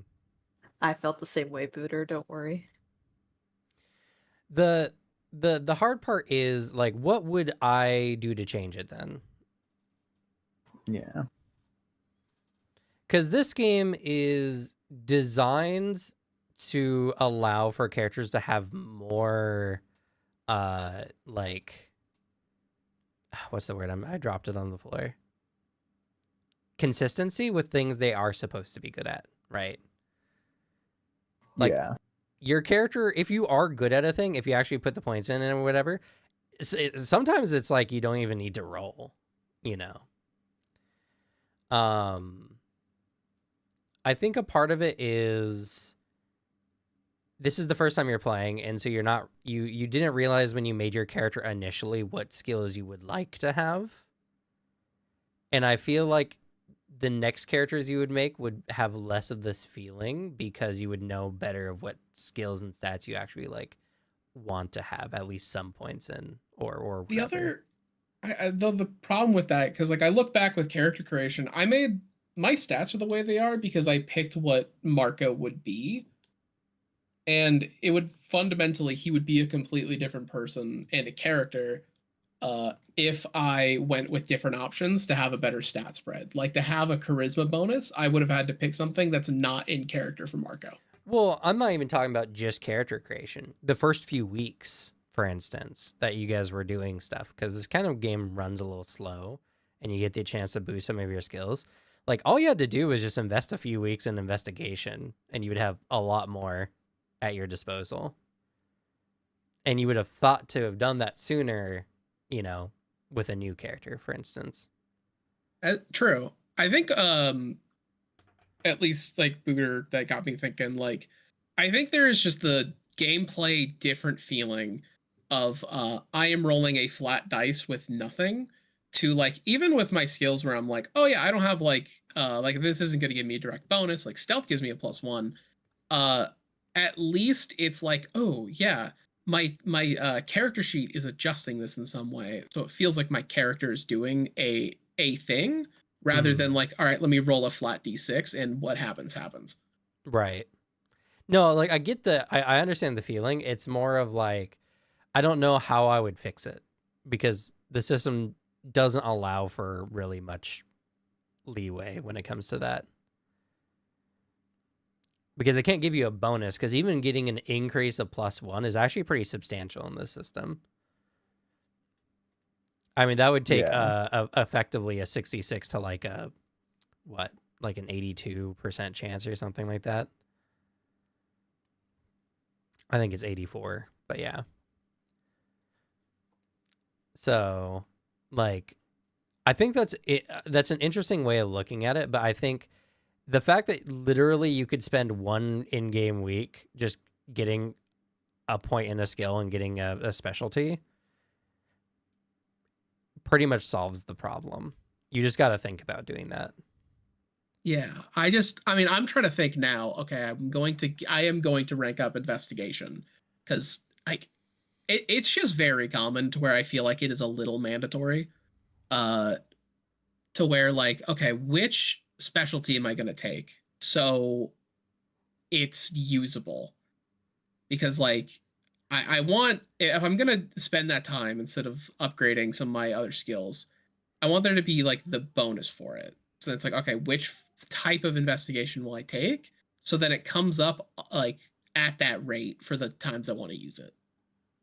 Yeah, Yeah, I mean, I will say it does sort of feel like there are like mandatory skills. Like me, the skills and stats I spec'd into are really limited in how helpful they are in the early game, it seems, just due to like a lack of knowledge and availability of things in this world.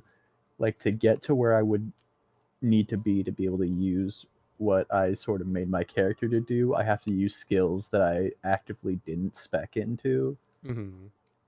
And so like 99% of the stuff I'm rolling is just not what I'm good at, and there's not really a way for me to spin it easily to get it to be what I'm good at.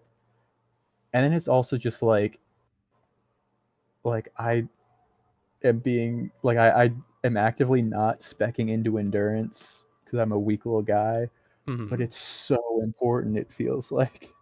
I am actively like, also with how mystical we're going, I'm like, damn, I need to increase my ego, because that seems to also be coming up a lot. But yeah, expanding character creation a little bit, because man, I would love to have a charisma bump with like, instead of my con, I would have taken a charisma. There was no route to do it, and like, I don't know. It just like, because I that's my hang up, where I'm like, there, with how the system is set up, with the goals of it, because it's achieving the goals, but I think there's just the issue, and I don't know if it's a great idea for the answer to the issue be, yeah, it's gonna feel bad until it doesn't. I don't know how that's gonna hit a lot of times. So here's the hard part, right? You say you want more skills or more stats or something, you know, something that just feels like you're adding more. I want to feel like my character's interacting with a role. That's such a different question. That's such a different statement than what you were talking about. That is what I was just saying. You are interacting with the world with the skills you already have. Yeah, I am 100%. It's just, I want less of the feeling of rolling a flat d6 because it doesn't feel like I'm interacting with the thing. It feels like it is I am rolling a d6.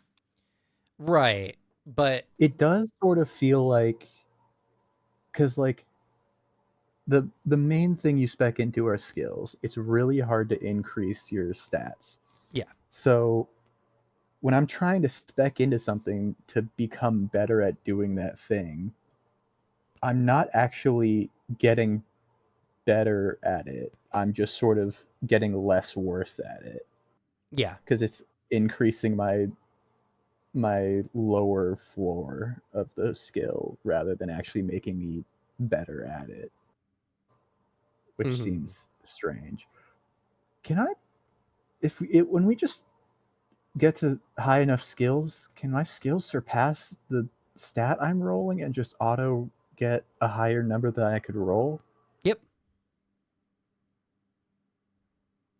So the answer to that though is this is still really early game, and there's ways you're gonna get the ability to either temporarily or permanently augment your actual stats later, like your Okay. attributes.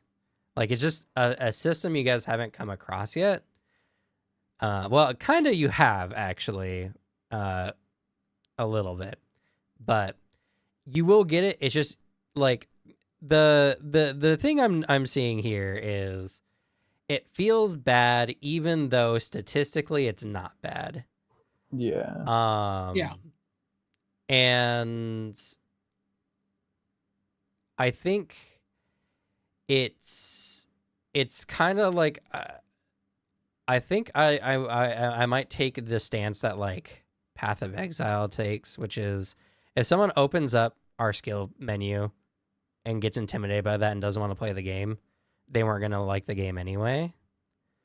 This is a game where, because it's like you said, Booter, it's not a game that it feels like you're adding anything. It's just a game where you feel like you're less bad at a thing. Yeah. You have to make some kind of exchange when it comes to like your character's overall consistency, because like I've already mathematically proven that you guys can just make the skill checks and be essentially as good as you would be in any other game. It's just because there's no bonus, there's no plus number there that you kind of feel bad about it. I also do feel like it's fair for like this type of problem to just be like, if you're the kind of person that doesn't like it, you're not gonna like it. Right. Like that, I think that's fair for this. Because the thing is your characters are getting better at competency. They're not getting boosted, you know. It's like it's like when you are learning any real skill, just because you understand the basics of a skill doesn't make you necessarily any more proficient at trying something more advanced. Like let's say like pottery. It's a very simple example. I'm sure everyone knows how to make a pot, you know. You put some clay on a wheel and you spin it up or whatever, you know. Just because you made like a bowl once that was kind of like okay shaped doesn't make you any more likely to make a very advanced piece of pottery. You know, and this is exactly what this game does. Like, I know it feels bad to be like, well, I don't really have anything in this skill, so I guess I'm just gonna suck at it. But you have a pretty decent chance to just roll and get a success anyway. And like I said, you can, if you put even 1 point in investigation and have a type of investigation that you're better at anyway, like finding tracks or whatever, then at the very least, I feel like you'll feel better about it.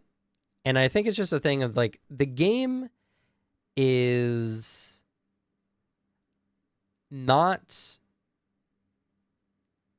dummy proof enough. And I don't know if there's a good way to solve that like Pathfinder does, because Pathfinder does it well. In Pathfinder, you don't get to choose whether you invest in perception or not. You just automatically do based on your class, you know. My first like suggestion is to make an investigation skill like just I guess, required. Like, you just have it. Because if it's going to be so common, then like giving the common skill, like that just makes sense to be that'll just be added to your character sheet on start, and you can feel free to upgrade it yourself. Yeah, but even then, right? 1 point in investigation just gives you essentially the talent, and that's it. It effectively, mechanically, doesn't work any differently. Yeah, I don't think it's necessary to do that. But I will say it feels like there's sort of like a mandatory start to the game. Like if you start your character build in a place that's not like the few things that you use a lot at the beginning, you're basically just wasting the beginning of the game for your character. And see, I don't even necessarily agree with that because, like,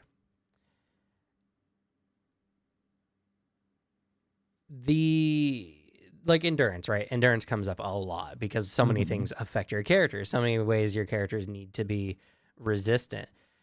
Even without any real proficiency, you can resist like some of the most standard stuff, like a good portion of the time. Like Booter's choice to not take it because that's the identity of his character, I think is valuable, and I don't want to diminish that idea by enforcing that on the game. And the same thing with like investigation and searching. And even then, you guys still have a really significant chance to succeed with a 66 oftentimes on basic checks at the very least. That's why I pointed out, and then I mean we'll see as like we get to the point where we can modify our stats and get all those fun upgrades or ways of circumventing. Because then my criticism would just be early game does not feel good, and then once we get to like a farther point, it'll feel better. Yeah, I will say that, like, speaking on how I didn't spec into endurance at all, I feel like I've rolled really good for basically every endurance so far. Mm-hmm. And every time I do, I have this feeling of like, I'm getting through this entirely off luck. It's like I haven't spec'd into it at all, and I'm watching other people fail and get horrible results. And I'm like, I feel like I would be dead if I just was not so lucky. See, now that's an interesting take. I think that's a meaningful takeaway of like, this does feel like, at least for some of the basic checks, a lot more swingy in some ways. Yeah. But I think that I think especially like we're seeing Devin just dump points into endurance all the time.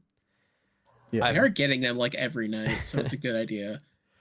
Like a level, like also DC 5 endurance too stuff. So like I honestly also want to pump endurance. So Same. like, I think the point of this game isn't, your characters aren't Swiss Army knives, right? When you start off the game, your characters have some things that they're pretty good at. I would say right now, I could very competently say each of you have some very good specialties that the others aren't even close to. Yeah. That's fair. I don't think anybody else has gone into engineering or crafting too much. And in a game like this, where like points matter and talents matter and everything like that, I feel like it gives more veracity to your build in the early game, rather than like, oh, my character can't tank as well as another character can, or my character can't, you know, that's very like focused on the number kind of mentality, and not like what your character is actually good at, you know? Like, you chose your build to be the way that it was. And there's some really easy fixes. Getting 3 points in a particular skill doesn't take a lot of time. And like I said, 1 point in a talent can give you something, but it's not like, again, if you put well, if you start off with just like 1 point in investigation and you get like investigating tracks or whatever, then you're still going to be rolling just essentially a D6 for anything that's not that, you know? So I'll keep it in mind. I think they're interesting takes, but I think I would urge you to, since you are playing this game and I am designing this game, and you know, you can ask me questions as well. Just remember, statistically speaking, for most basic checks, you have pretty much the same possibility as you would for like a standard check in Pathfinder. For something that you're not trained in anyway. Does endurance have specialties? Yes, they're a little bit more limited, but yeah. Okay. I might spec 1 point into endurance. Or a little bit. Because I do want to be good at enduring like this mental stuff that we're going through. But Yeah. I don't want to be good at physically enduring. Mm-hmm. Which seems hard to do. Yeah, you could get Iron Will with the first level. Yeah. But then like I'm basically stuck at just that much endurance for my mental stuff without also increasing my endurance for physical things. Yeah, I can see that for sure. I mean, unfortunately, the only It's answer like- to that is just to make different types of endurance skills, essentially. Yeah. Which I could do, but I find like if you have a specialty that focuses more on the things you like, then like when you get to later game, you're not going to want to necessarily get super rolled by like a physical check, you know? Mm-hmm. Like your character is going to be essentially more competent and more capable, and I'd hate for them to be like, here's a really simple physical check. Oh, your character got fucked, you know? Yeah. And like increasing, and this is another thing that like we just haven't come across yet, increasing skills after like 3 points becomes substantially more difficult. Yeah, because then it's an entire month to do it to 4, and then Yeah, and if that's if Longer and you're longer. only focusing on it too. So like even if you put your physical in, or if you put endurance in general 2-3, just so your will endurance is essentially a 5, you'll be good, and like your character will be good at like some of the basic checks, but when you start doing more complicated things, more advanced things, like you'll be feeling the difference of the two. But I don't know. I think this is just an interesting problem with this dice system of hard things are equally hard even after you put some points into the skill. yeah. Like a DC 5 doesn't get easier when you put points into the skill. And I don't know. That's something that might just not appeal to people. People like bonuses. People like the number. And while I understand that, those systems do just are forced to have more, I don't know, random chance and less consistency in order to make up for the bonuses, essentially. Because every point you get essentially increases not only the base of what you can do, but also the limit of what you can do. And so they have to be balanced that way. But this system, when you're good at something, you're just good at it. You don't have to worry about it anymore. So whatever you make your builds, whatever you have your specialties in, you will feel that in the system. But I don't know. We'll play some more, and if it's just too unbearable, if you guys just can't handle the having skills that just have no bonuses in them, essentially, then I'll just have to come up with something else. It's not a like it is unbearable because I don't have +1, +2. It's just this feels like there is a game feel that is absent from like interacting with a dice roll rather than just I'm rolling a flat die roll. I can logically be like, oh, logically speaking, this is the odds of this. It doesn't feel the same. Yeah, but see, in games like Pathfinder and stuff where you do get those bonuses, you're not interacting with the die anymore. You chose stats, And even if you weren't focused on that skill in general, like you still are likely to get at least like a +1 to it. And that wasn't Yeah. like a choice. That wasn't anything you chose to have that +1 there. It's just a byproduct of your other stats. I at least think in my head, and I'm unsure why this is the reason.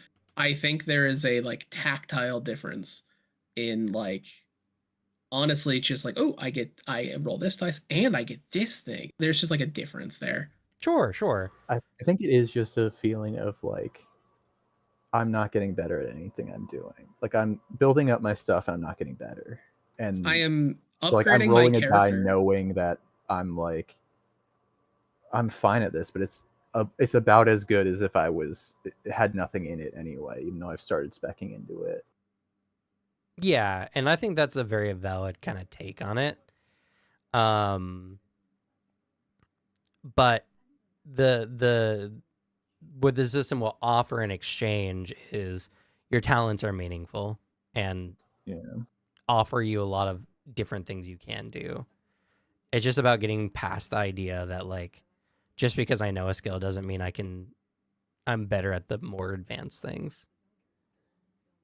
That is why I'm holding out for. I mean, I want to play further because I like this, but like, I am waiting to see if the opinion evolves into like, oh no, early game just doesn't feel good, or is it like, okay, there is just a difference that I'm going to have to somehow rewire my brain for the game feel. Yeah, I mean, I think the second one, because like a similar thing happened in anima. So the first few times we made anima characters, they were dog water. A friend of mine made a character he's essentially trying to make a paladin character, right? But he didn't know the system. So what ended up happening was he had an okay martial character who could heal someone once a month. Yeah, that's the problem of anima stuff. Is like, there's just the right way to build things. Right, yeah. And in this game, it's less of a right way and more of a, if you want your character to feel a specific way, you are going to have to put some points into it. Like I know some of you are probably already thinking like, oh fuck, I really wish I had some points in like persuasion or social skills or more charisma, because what I do in the game is more talky than I was expecting. Like investigation. I should not have made myself grow up poor, I guess, or be an athlete, because like that statistically impacted my character, even though it is what Marco was. Like that is like my big actual critique is like character creation feels very limiting if I want to not optimize. Because if I was optimizing, I would have different growing up, young adult, and career options here. I played true to form, therefore my I'm a talky character and my charisma is a 6. I disagree with that statement purely from the fact that I already know that some of you, when you're making your characters, were making decisions based on the stats already. Okay, but I wasn't. Oh, okay. So like, And that's like saying, well, I wanted to be a muscle wizard, so I picked wizard because that's what I am. But wizards are real weak. I wanted to be a charismatic rogue, but no, actually, no. With how this character creation works is, it's punishing me who wanted to play as I always do. Of, oh yeah, this is my character. I'm playing this character, and I would be better off then if I didn't do that. Yeah, but like, one, the backgrounds are more just like vague descriptors to help you with the building of your character, because what does poor like actually give you other than the fact that it was called poor? You could have been an athlete and just been narratively poor if you wanted to, and I know you would do that in other games. I mean, I always do my character thing of I make the character as they are, Yeah. but I also like am making these decisions. If I wanted to make this better, I guess I should have been an orphan. No, that's a social skill. No, I should have had a loving home. I would have parents, I guess. Yeah, because I get a minor social bond. I mean, if So, that's yeah. what you wanted for your character. The thing is I like, didn't. That's so- the problem. you picked poor, right? Why'd you pick Yeah. poor?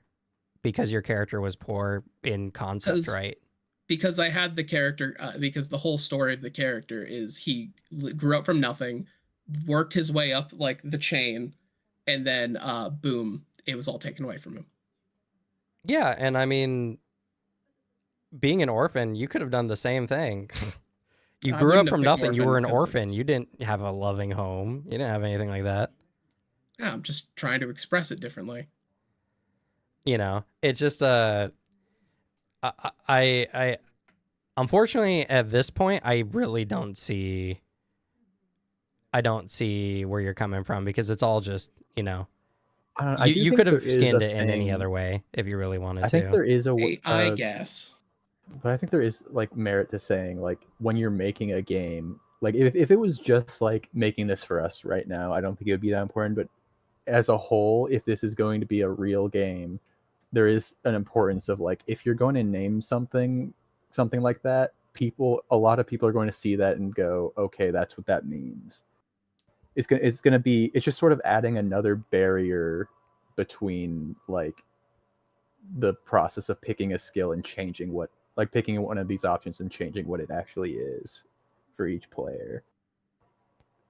Because it's like if it didn't have those names, we just pick the skills that we wanted that we think fit our character and then go, yeah, we got it because of this in our backstory. But adding that name, we can still do that, but we have to then make the decision to disregard what it's called. Which I don't see a problem with, right? Because like, how many times have y'all picked like backgrounds in Pathfinder, for instance, and had it have any real major effect on your character's overall backstory? Rarely, because Yeah. I try to pick it as like close to the character as possible. Right. So, you know, it's something where I think, again, it's like, I get what you mean, right? I get that you're like, I want to make a poor character, and well off doesn't suit my character. Loving home doesn't suit my character. You know, could you have stat-wise made a more optimal character for what you were doing? Yes, but like this is kind of just contrary to what we had on our streams. Where like, yeah, you could have made a more optimal character. That doesn't make your roleplay any worse. It doesn't know? make my roleplay worse, but I would like the thing I actively am doing and specializing in to be better. Yeah, and I mean, like I said, you again, you could have reskinned Orphan, and gotten what you wanted more or less. You know, Yeah, it's the tools were there, whether or not you chose to or were even capable. I think is a better way of putting it, of using them appropriately. I think is just, you know, you need to use the system more. I think the next characters, again, I think the next characters you make will just be better inherently due to your knowledge of the game after playing for a bit. I mean, it'll be like I'll just build the backstory off of these three like choices. I mean, there's that too. I think that's a valid way of thinking about it, but you can, you know, Like I don't know. This part where I'm looking back on it is the part I regret the most because like I am like, oh man, I would have made this decision. That's not who Marco was, but I would do it and then just not ever talk about it and be like, yeah, just ignore this part of my sheet because like this orphan wasn't the story I wanted to tell. Yeah, I think another way you could go about it is like how I think Mutants and Masterminds does a thing where they have like archetypes, but then the archetypes have like 3 or 4 different names.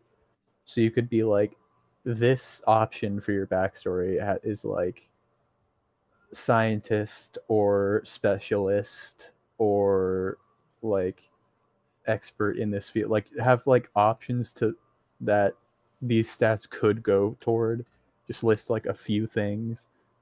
Because then it's like, if someone does struggle to come up with their own things for them, they have options to pick from, or it just gives them more of a like permission, like an implicit permission to be like, yeah, you can just choose whatever you want for this. Like there's no set thing.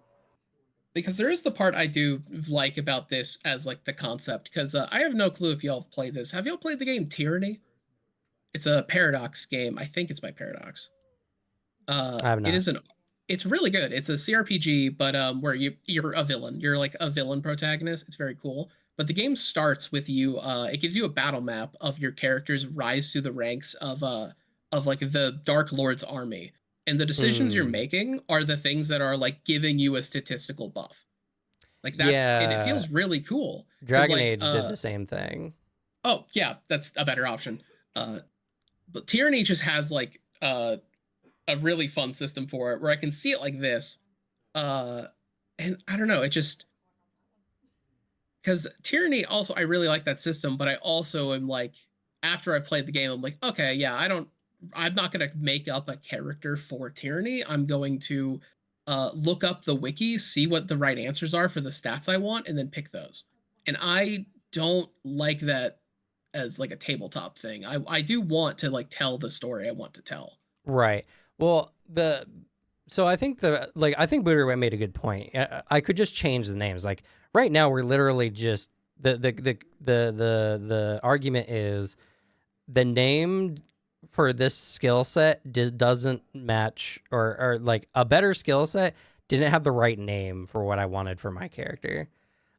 These titles, these names, all they are just like jumping off points for building your backstory. Like they're there as an aid for your character because I know, Alex, you would agree if someone came up to me or you or in any game went like, hey, I really like the idea of getting these stats because I want my character to be good at this stuff, but I don't like the idea of being like well off. So could we work something? Could we skin it differently? And I'd be like, yeah, totally. And I think that's completely fine. So yeah, but I think that's like what I was saying, where like that's not the default. The default is you see the name and it is what the name is. You have to like take an extra step around to do your own thing with it. Another avenue I see here is like just for it as an example, I can go, oh man, investigator looks good. I'm gonna take that. And there's not the immediate jump of like, oh yeah, I'll take investigator and then call it something like criminal. I'll just call it criminal. And like, boom, there we go. Sorry, what was your point? I missed it. Like, if I like have this system in front of me, my first thought isn't like, oh man, I really like the stat spread of investigator. That's perfect for my character. My like as an example purely, my criminal character. I'm gonna take investigator and call it criminal. Yeah. Like I don't think that is the first thought for people, and that's why I think having like the either options if they're gonna have hard names or just not going with a hard name system is a good idea. Sure. It will enforce different choices because like see now I think don't know. That's a way of looking at it that I can agree more with. I think I'll just do what Booter did more, which is just give it like several options, like poor, destitute, low income, a bunch of names so that it doesn't imply a specific thing and its variety gives more permission for, just coming up with whatever you want. Yeah, it's just one of those things when you're making a game where it's like, you didn't do it wrong, but like, it's just that there's a way that could make it easier, so. Sure, yeah. And I mean, like, and that's why I ask these questions. I think, like, as much as I'm giving you pushback, Alex, I'm not doing so in bad faith. I'm doing so to further like refine what the points are so we can get to like these points. And I think that's an interesting idea, and I think that's something that is easy enough to implement without too much effort, for sure. As far as like kind of tying back to like the skill threshold or like how skills work and everything like that,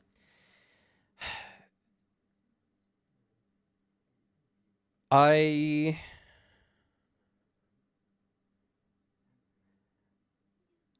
I think this will just have to be a thing of you have to figure out the system at least once before you can like make a better character the second time. Because I can't, giving extra skills is just going to increase the number of stuff on a beginning player's character sheet, you know, talents and stuff like that. And that's not necessarily something I wanted to do. That's why I kind of left the skill and stat spread out to be as somewhat restricted as it is. And also in a game like this, progression is meaningful because like increasing a skill or a talent is actually like pretty substantial. And so there needs to be some level of like difference between a beginning character and like a middle tier character and like an end tier character. So like I feel like a lot of this is just your characters just turned out a little bit differently than you were expecting, and so you didn't quite like prioritize correctly early, and it kind of sucks now, which sucks and is understandable, but that's just what happens when you play a game for the first time.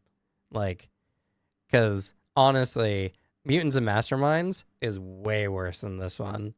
It's very easy to make a superhero who's very lacking because you don't understand how the game generally works or how stats are supposed to be like put into it.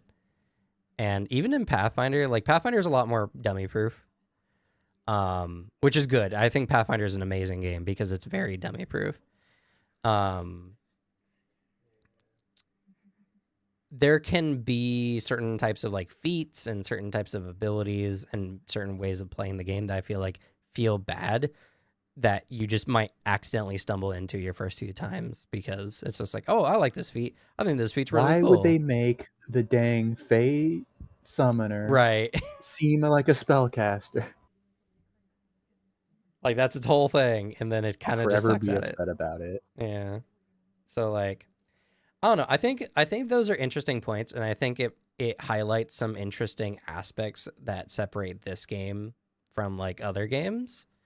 But I think it's also just a thing of like, I don't think there's an answer. I think it's just the game is what it is. I will say, I think there are like some builds though that are just bad early. Like I think mine.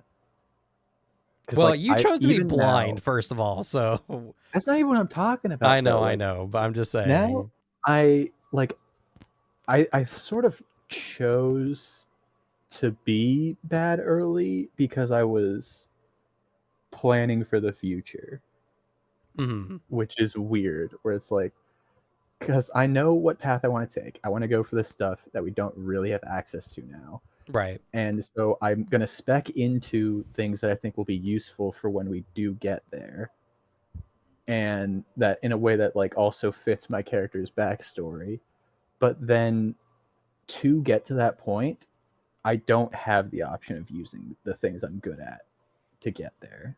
Like I'm using mostly charisma to get around stuff because like I just don't have access to things that I could look up on my own to find stuff. Yeah, and that's just unfortunately the problem of doing this in development. Yeah. But that is what you all signed up for. Oh yeah, that's why I'm also like down to give a critique for it. No, I super appreciate it. You have no idea how happy I am to have any kind of critique on anything. I don't want to be told the game's good. I want to be told, hey, I'm rubbing against this part wrong.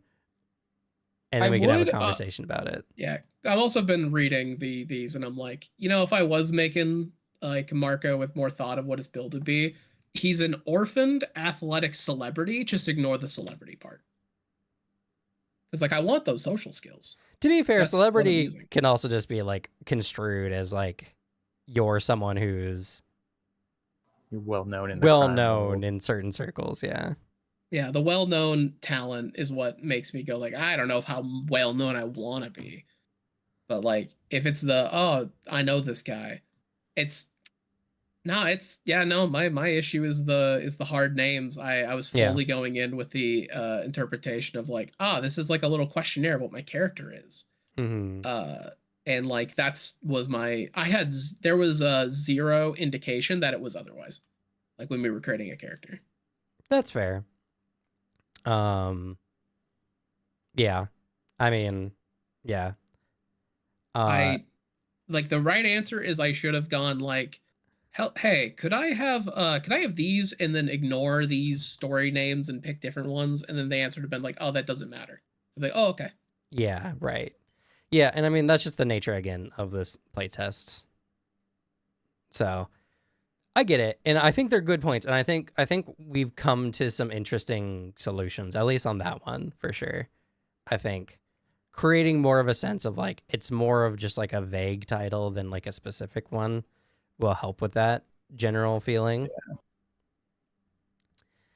It's just like it's not a big problem. The only issue is like there's a difference between us sitting here playing with you, the creator, and then you sending it out so people have to do it on their own. Yeah, and I completely understand that there would be a lot more writing if this was actually a finished product. So like obviously that's the case. Obviously that's how it is.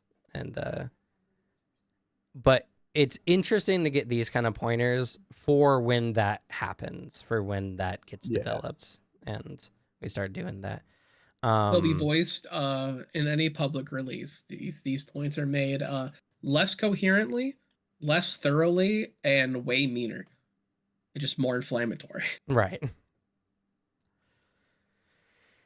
Any other interesting point? I don't want to keep everyone too long, so I have to get food, but that is like those are my only like thoughts while playing. Yeah. Anyone else have anything they want to add? Any kind of parts they liked, parts they didn't like?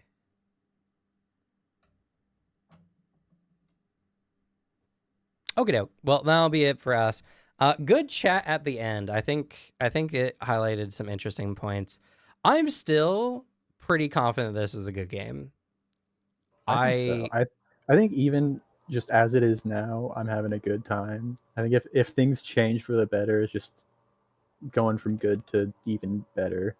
Right. I feel like the systems work really well. We did a combat, and honestly, for a little light combat, the longest that combat lasted was literally me setting up the map. The actual combat itself, even with two people who are brand new to the system, did not take that long. It is quick, which yeah, I'm curious to see a larger party combat.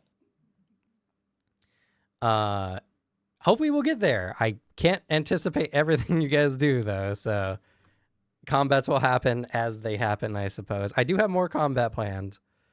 We just had essentially a combat teaser rather than an actual combat this session, which is fine. To be fair, besides Alicia, Second Booter have already done combat, so we got two people who did not know the combat a little bit more into the combat, and I'm very hyped. I think we had some interesting story stuff today too. Like, and I think a lot of that narrative stuff was brought on by the game's overall systems. Like, I like the bonds. Delphinia is very interesting. I'm looking forward to exploring her as a character a little bit more. And I'm glad to have a game that actually like makes NPCs feel valuable to the party in their own ways. And heck, we even got some character goals finished today. So would have been more if people didn't chicken out, but it's fine. True.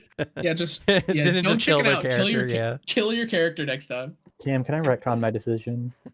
No. Damn it. But, give me another dream. Yeah. But that'll be it for us. Thank you all so much for watching, and we'll go ahead and say goodnight. Good night. Good night, everyone. Good night.